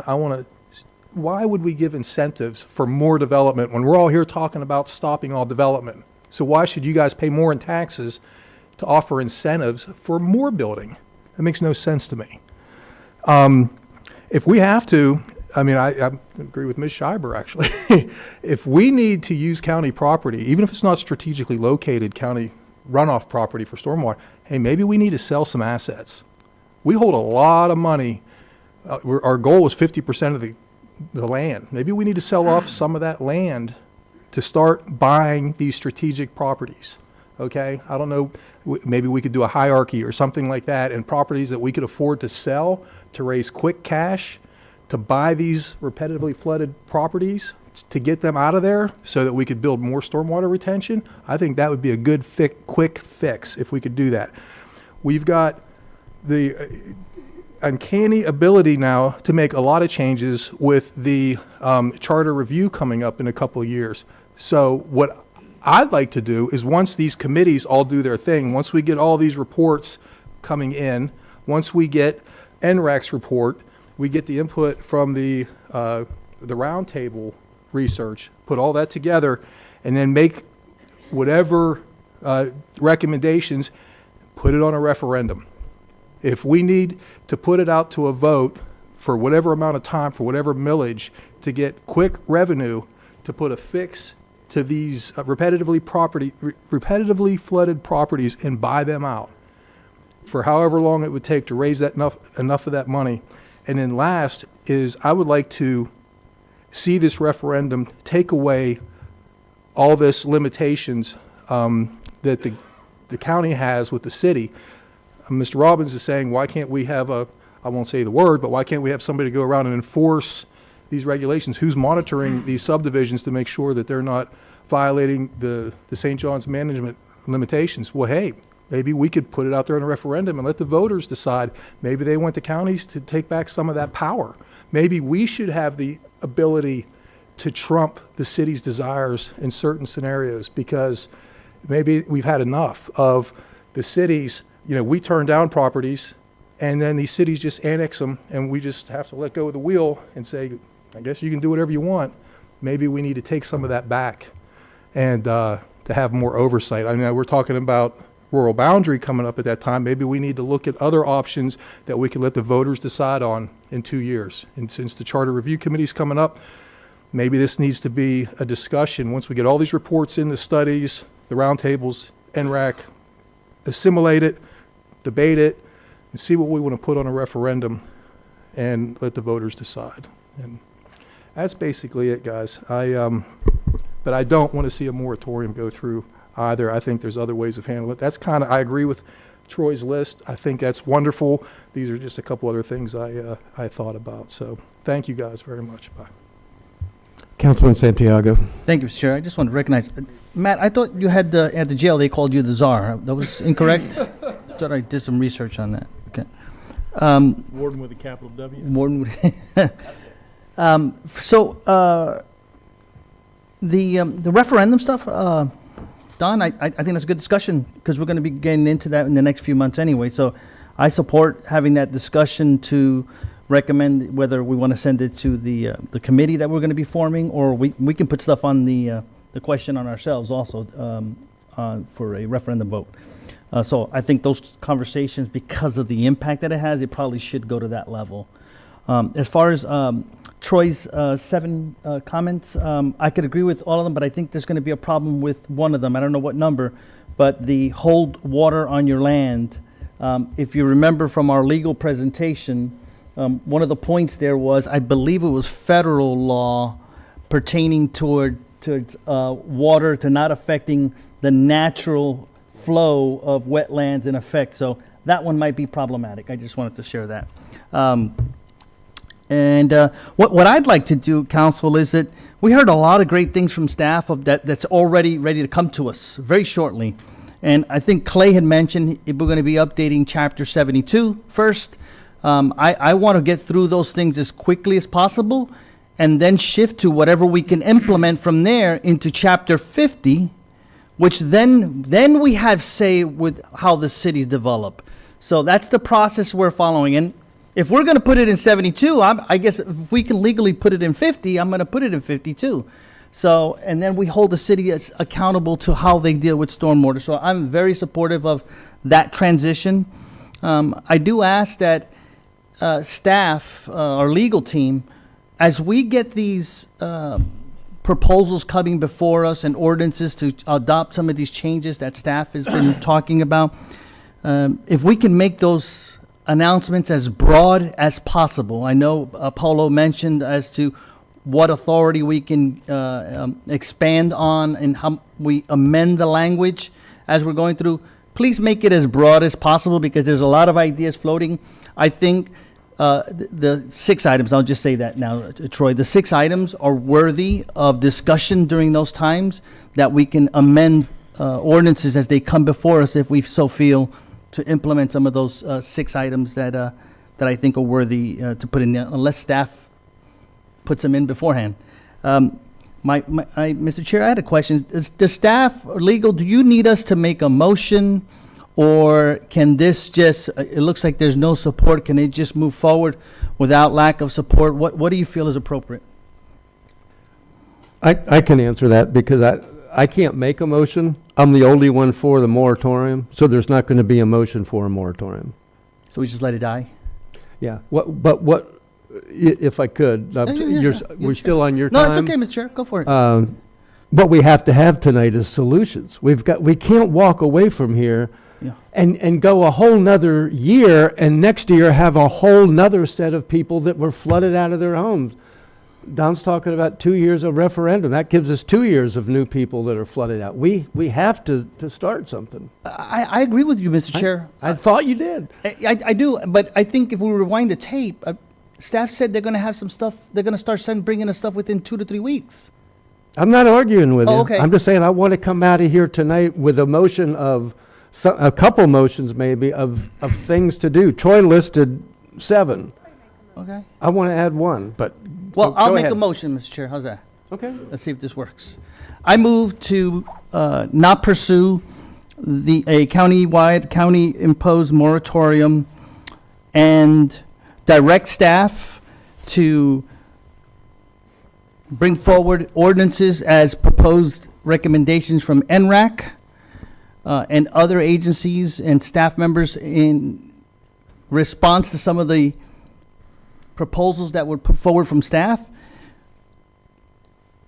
I'm missing one thing. And to incorporate, I'll say 6, Troy, the 6 items that you said there minus the hold your water on your land as a recommendation, because I don't think we comply with federal law. And that's my motion.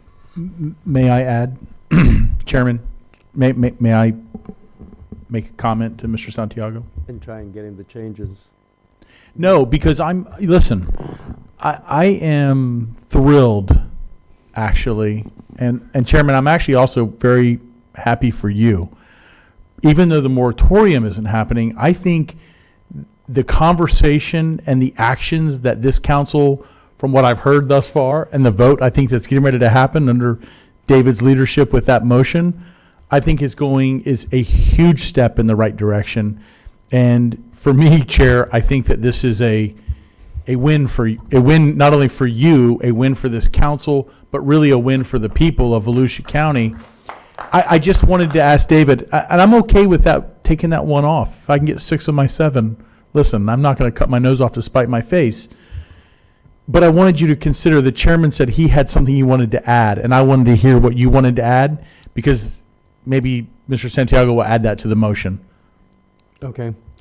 And also, since you let me have the mic for a minute, Mr. Johansson, I found out yesterday at my district dialogue that you were leading this new board. And I got to tell you, Suzanne Schreiber, I don't want to put words in your mouth, but she was super excited telling me about it with your leadership. And I just publicly want to say it made me take like a sigh and weight off my shoulders, because you're the right leader at the right time to help direct that group of leaders into doing really good for Volusia County. So I just wanted you to know I totally endorse your leadership on that, and I'm excited for what you're going to be able to help mold in Volusia. Thanks for the latitude, Chairman. He's the colonel, remember. Go ahead, Mr. Chairman. We still have you haven't got a second on the motion. It's still out there because Troy asked me to add to it. Excuse me. I think it was Matt, maybe all of you said that, it was Matt, said I appreciate that you're passionate about a moratorium. I'm not. I'm passionate about finding solutions. No, I'm that's passionate about moving forward. But what we're talking about now is what led me to a moratorium, because I don't see action for 2 years. So we need to find a way that we start with action with your motion here. What I wanted to add, Troy, was you said stop building on wetlands.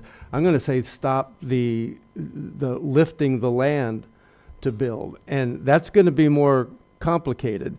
But I pointed out the 2 developments that Jones Edmonds says it proves that well, I don't really think they say this, but they said those 2 developments aren't causing flooding in neighborhoods around them. They're not. There aren't any neighborhoods around them. There's no neighborhoods around Amazon, so Amazon's not causing flooding. But if all we have to do is look at Sawyer's Landing and Victoria Park and look at the flooding, you can follow the water and see it flooding. There are Point of order, sir. what is your point? Can we get back on track? We are. He asked me a question. Didn't have a yes or no answer. We need to look at Oak Leaf Preserve in Edgewater, Lake Winnemucet and Crestwinds.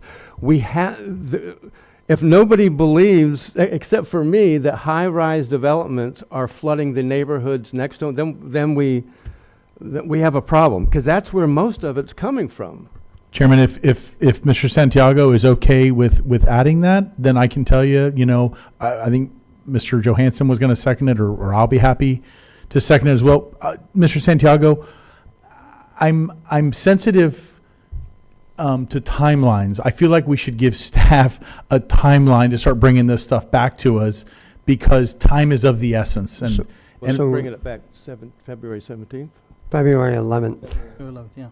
We were going to propose a special meeting February 11th, which is the GAP meeting there in February, to attack the Chapter 72 and the LID, the NRAC recommendations. We wanted to bring them forward and go over them, and that would be getting those in motion towards being put in place.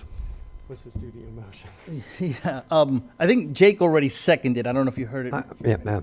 But Mr. Chairman, on your points on those communities, I'm hopeful, and I don't know the answer, that some of those answers will come with these basin studies that may be around those areas so that we get the answers to the questions you made.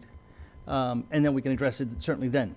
Okay. But I also asked staff in my motion, or in my comments, is to make their notice very broad, so it gives us a lot more latitude to make changes Yeah, during the meeting. We heard you. So, I mean, the purpose would be what I mentioned.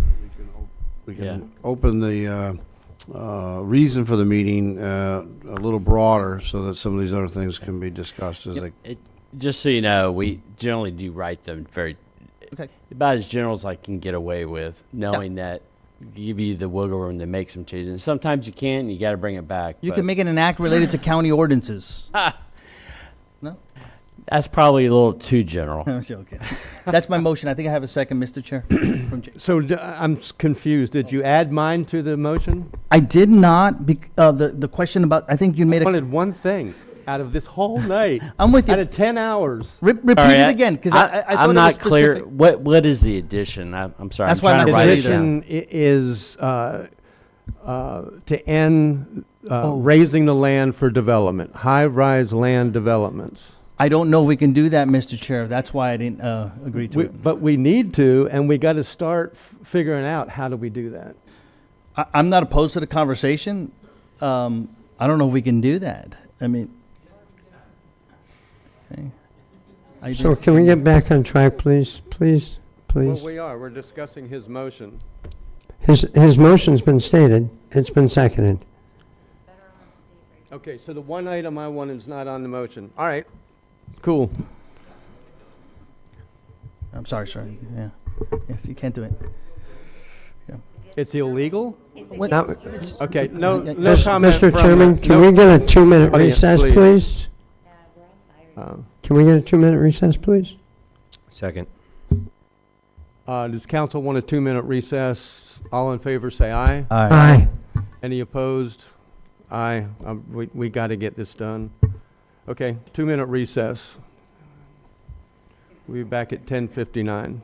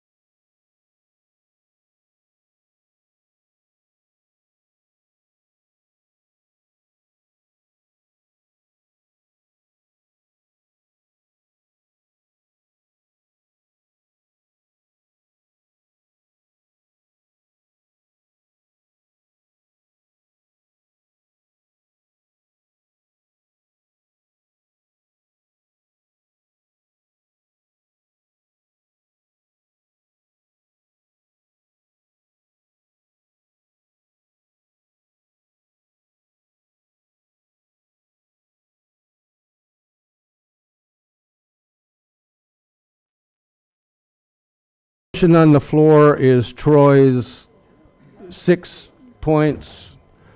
You struck your water stays on your property, because you don't believe we can do that with the state, and, No, because the legal department said we can't do that. yeah. So make sure. Okay.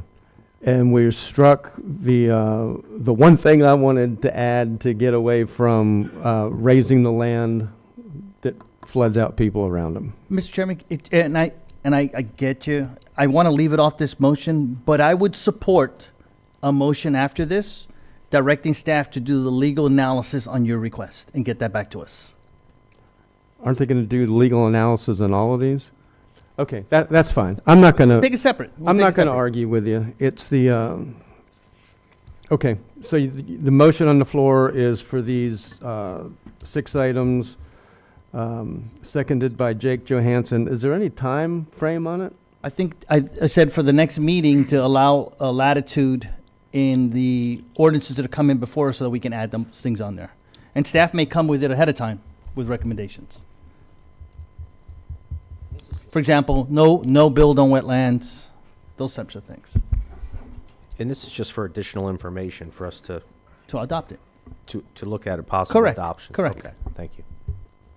Okay, so the motion is to get additional information. To create ordinances for it. Now, we already have ordinances being proposed coming on February 11th. All right, that's the motion on the floor. Again, I'll just say that, again, this is why I've asked for a moratorium, because we're looking at years now. I hope I'm wrong. I don't see that, Mr. I hope Chair. I'm wrong. That's what I see. I hope I'm wrong. February 11th, we're going to vote on a few things. Yeah, That's not years, that's 3 weeks away. yeah, Okay. on a few things. So, it's a really long, really long motion. Can you reiterate it before I call for the, please? Mr. Chair, I think the council understands the motion. I think we're ready to vote. Was there any debate on it? I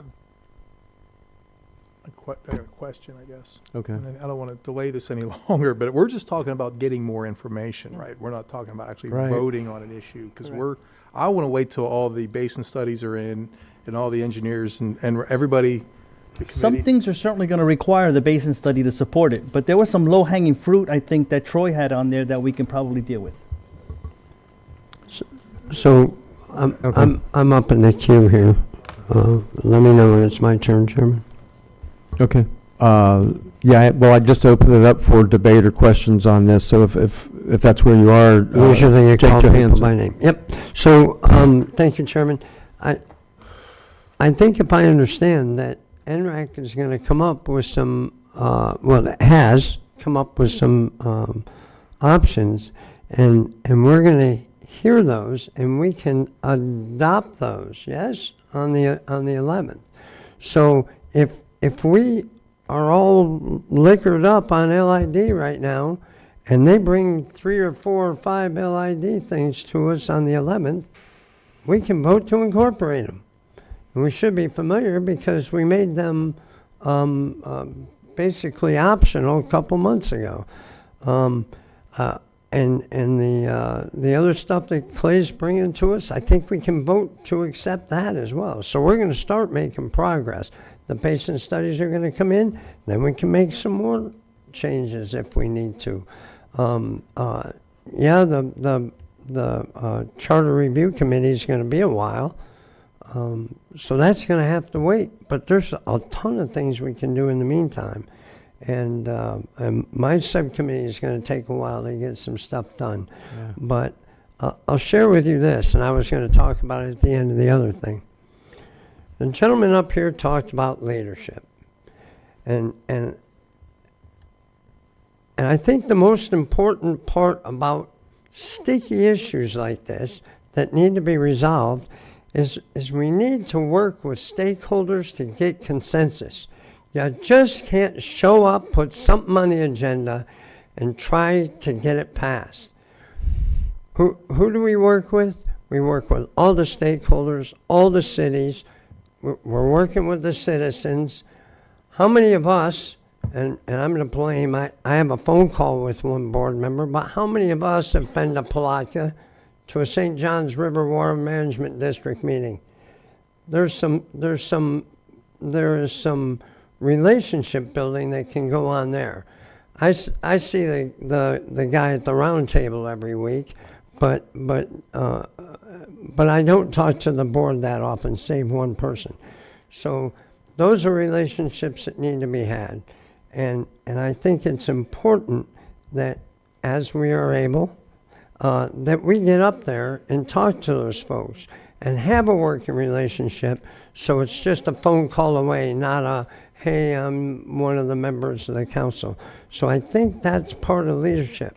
And when we say that the cities are to blame, at the end of the day, I think it was Troy that brought it up, or maybe David, that at the end of the day, we are the county. And although we don't have legal authority over a lot of things the cities do, geographically, we represent the whole stinking county, all 18 cities. So it's our responsibility to kind of lead them in this collaboration.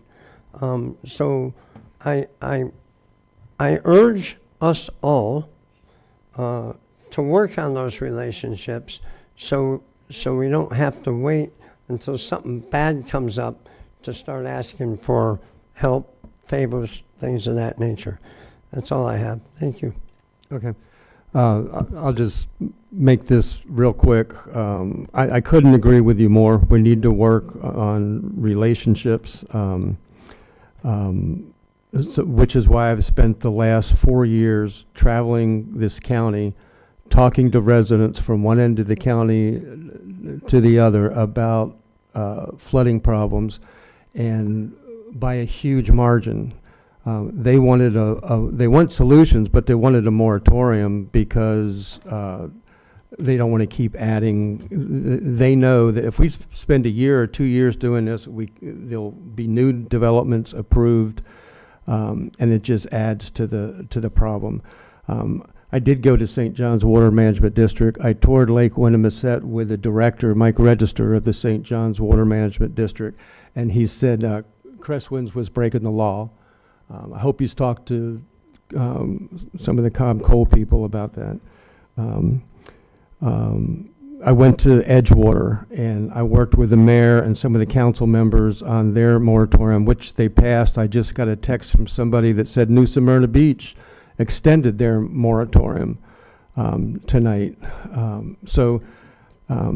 I'm talking to people all over the. I went to Pearson, talked to the city council there. They supported the moratorium. We're not going to get a moratorium. And I'm not going to cry about that. I just want some kind of a push to get these things done so that we're not back here next year with a whole new chamber full of people that are flooded out. So we've got a motion on the floor that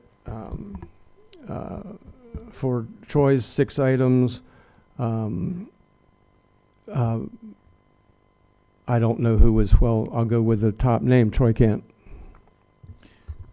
Thank you, Chairman. And I've got 5 minutes, but I'm only going to take, I think, one, if that. Publicly, I want to thank you. And I can't tell you how to think or how to feel, but to me, just my thoughts, what a huge win for Jeff Brower's agenda to help our county tonight. And I say that because we're here tonight because this was what you brought up. As the chairman, you get to add things to the agenda. And we have a special meeting about this. And we have 6 things that I know are going to help this county. And when I'm done talking and we're done with this vote, I'm going to follow Mr. Santiago's lead. And I'm going to make a separate motion to direct staff to look into your idea. So I guess I'm using my second 5 minutes, my last 10 seconds here, to tell you, thanks for bringing this to the forefront, because now there's action and change, and it's a huge part of it is because of what you did. So, hey, Chairman, thanks for that. You've said that twice. I appreciate it. I think I want the same thing that everybody that I'm looking at wants. We want results for our people.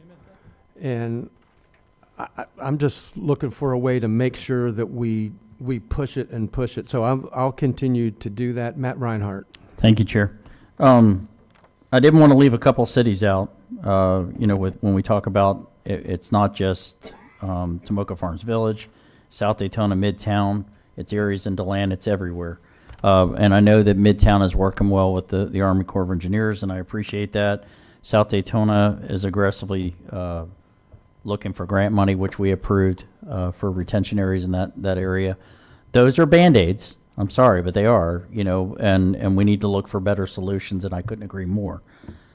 Just for clarification, on February 11th, what exactly will come to us? Just so there's no confusion, because I see a lot of faces out there like, oh, what will happen? What did we do? What did we accomplish?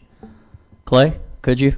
I'm sorry, Chair, if you would entertain that, if that's okay. No, you're good. Just so there's clarification on exactly what we are accomplishing with this vote this evening. On February 11th, one item will be the presentation on the recommendations for the LID standards to be added for our stormwater as an alternative. It's gone through NRAC. It's made the recommendations. The Planning and Land Development Regulation commission has reviewed it. They've made their recommended changes. It's coming to you. It's an ordinance. You can take action on that, in that the comp plan amendment and the first reading of the ordinance will be available for there. From that point? On that. Okay. On the LID. Oh, the first reading, okay. And then the second item will be the items that are going to be presented this Thursday to the Planning and Land Development Regulation Commission, which are the recommended changes from NRAC for our stormwater standards in Chapter 72 of the Code of Ordinances. Which is what you were talking about, Mr. Santiago. Then we could apply to Chapter 50. Thank you. And then NRAC is right now beginning, and we are working on the analysis to get them for their February, how the changes could affect to Chapter 50, and also looking at how surrounding counties and the 16 cities have as far as their standards. So we are working on trying to do a comparison and analysis of how other local governments are following through with stormwater regulations to see what could be incorporated into Chapter 50. Based on that, we may also have subsequent changes to Chapter 72. Well, and what exactly are we bringing back to with the 6 issues that Mr. Kent brought up? Well, obviously, we're going to have to start digging into those. Some of those factor into the discussion that NRAC is having, and we'll basically follow through on that. And see if that can be something that we could actually vote on? Yes. On that day? Okay. Not on the Not on that 11th. day, I know. For you to bring it back, I understand. Okay. Some of Sorry, I these didn't are want to get ahead of pretty myself. broad. I guess I'm eager like the chair is, but I get it. So, all right, so we'll hear more information with respect to that and hopefully vote on that soon thereafter. Yes. Okay. Thank you. Thank you, Mr. Chair. You're welcome. No other discussion. I don't think we need to call the roll. All in favor of proceeding with these 6 solutions, say aye. Aye. Aye. Any opposed? Okay. We'll start with that. Mr. Kent. Chairman, I make a motion to direct staff to bring back to us, have legal look at and have management look at your idea of not allowing, I think it was infill on any new development. Is that what you were talking about? What do you mean infill? Raising Yes. the Okay. Raising the land. raising the land. Want me to word that differently? I'll word it how you want. This was your idea, but you can't make a motion because you're our chairman. That's right. Unless I pass the gavel to our vice, but I don't think it's necessary. I Right. think we're heading to Is that this. worded okay, or how would you like it? I would like more information on how do we end raising the land for new developments, 3 feet, 5 feet, whatever the footage is. And I think it's going to be a major issue and problem, but I'm okay asking the question so that it can come back to us. And Wants to say I something. might add that if you're number 2, no wetland mitigation, or number 1, No, stop building on any wetlands wetlands. is probably going to be as difficult Right. as the one that Maybe. I had, but it would solve it. It could solve the problem, because it's when we develop wetland is when we have to raise up the land. Okay. So So council, to make sure that it is addressed how the chair would like it, my motion is for staff to bring back to us the feasibility to not allow the land to be raised for development. I'll second it for staff, come back and give us their analysis. Thank you, David. Thank you. For debate or questions, either one. And let me say this before I call on you, Don. Yeah. I'm not sure we can finish this with each of us taking, because we've each probably taken 5 and 5. What we need right now is this back and forth to try and get solutions that we all want to see. So until somebody calls me out on it, I'm going to be lenient with everybody. Don Dempsey, you wanted to. Jake, if I'm allowed to talk, I don't know who's policing this, but basically, can I ask Ben? I'm sorry, Ben, I didn't mean to interrupt your I think it's still his birthday for another birthday 40 minutes. celebration. Yeah. These basin studies and everything that we just allocated all that money to all these cities, I mean, are they going to be talking about that very issue about filling in wetlands and raising? Is that going to be part of the studies? What they will look at is you can model the impacts to wetlands and things like that, model impacts to the floodplain. And so if you take an area that's low-lying and you raise it up 4 or 5 feet, you can model what that does to the surrounding properties and take a look at that if that is a concern. If you know, they take a look at future land use, and if there's low-lying areas that have a future land use that are potential for development, you could take a look at that and see what kind of impacts that would have if those areas were to be elevated with fill.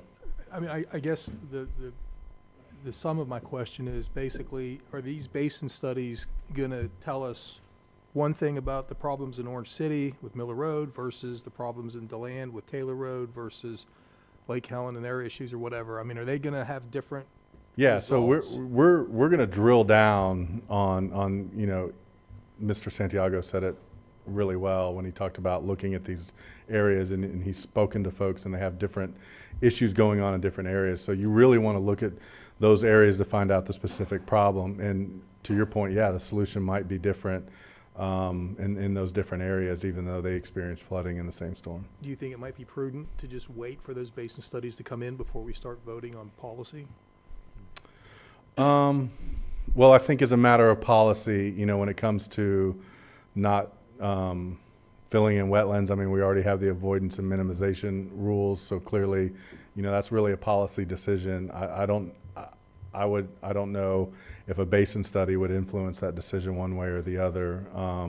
Anytime you fill in a low-lying area, that's why we have rules on compensating storage and avoiding and minimizing impacts to wetlands and things like that. So I would say policy decisions like that and the legality of whether or not you can prevent any sort of fill being placed for development purposes, I don't think those discussions need to wait for a basin study. Okay, thank you very, very much. Appreciate it, guys.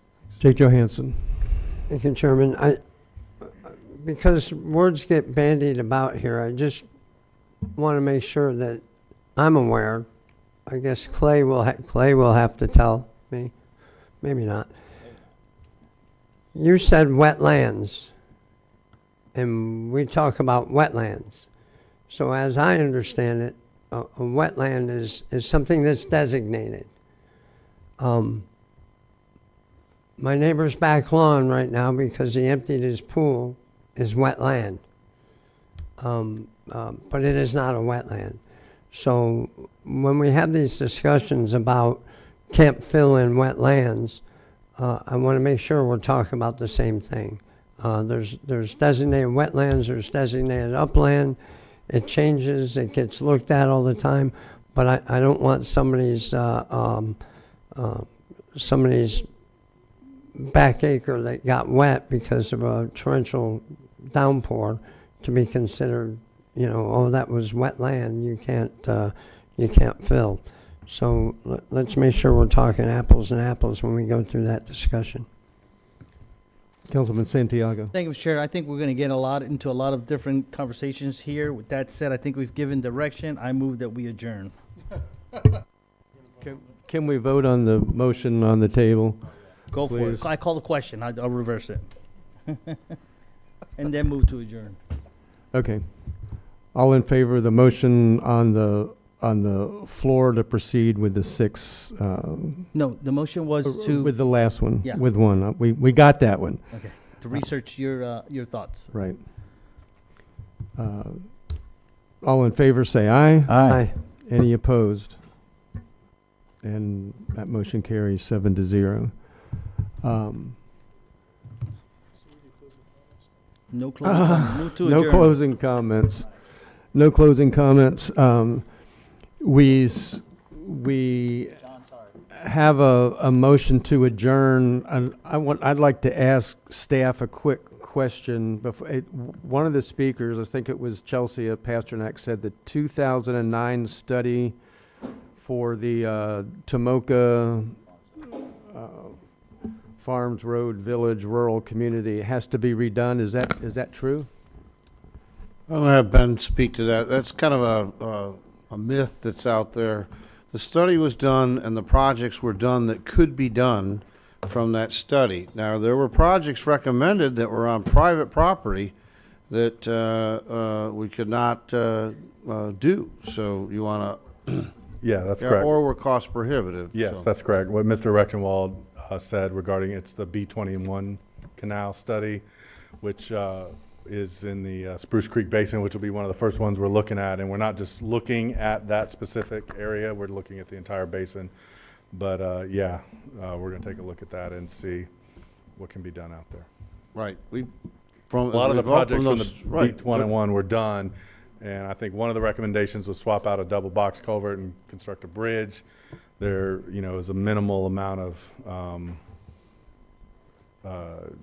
gain you would get from that in terms of flow versus the cost of constructing essentially a new bridge. Plus, I think we had just put the box culvert in a previous study. So, that's...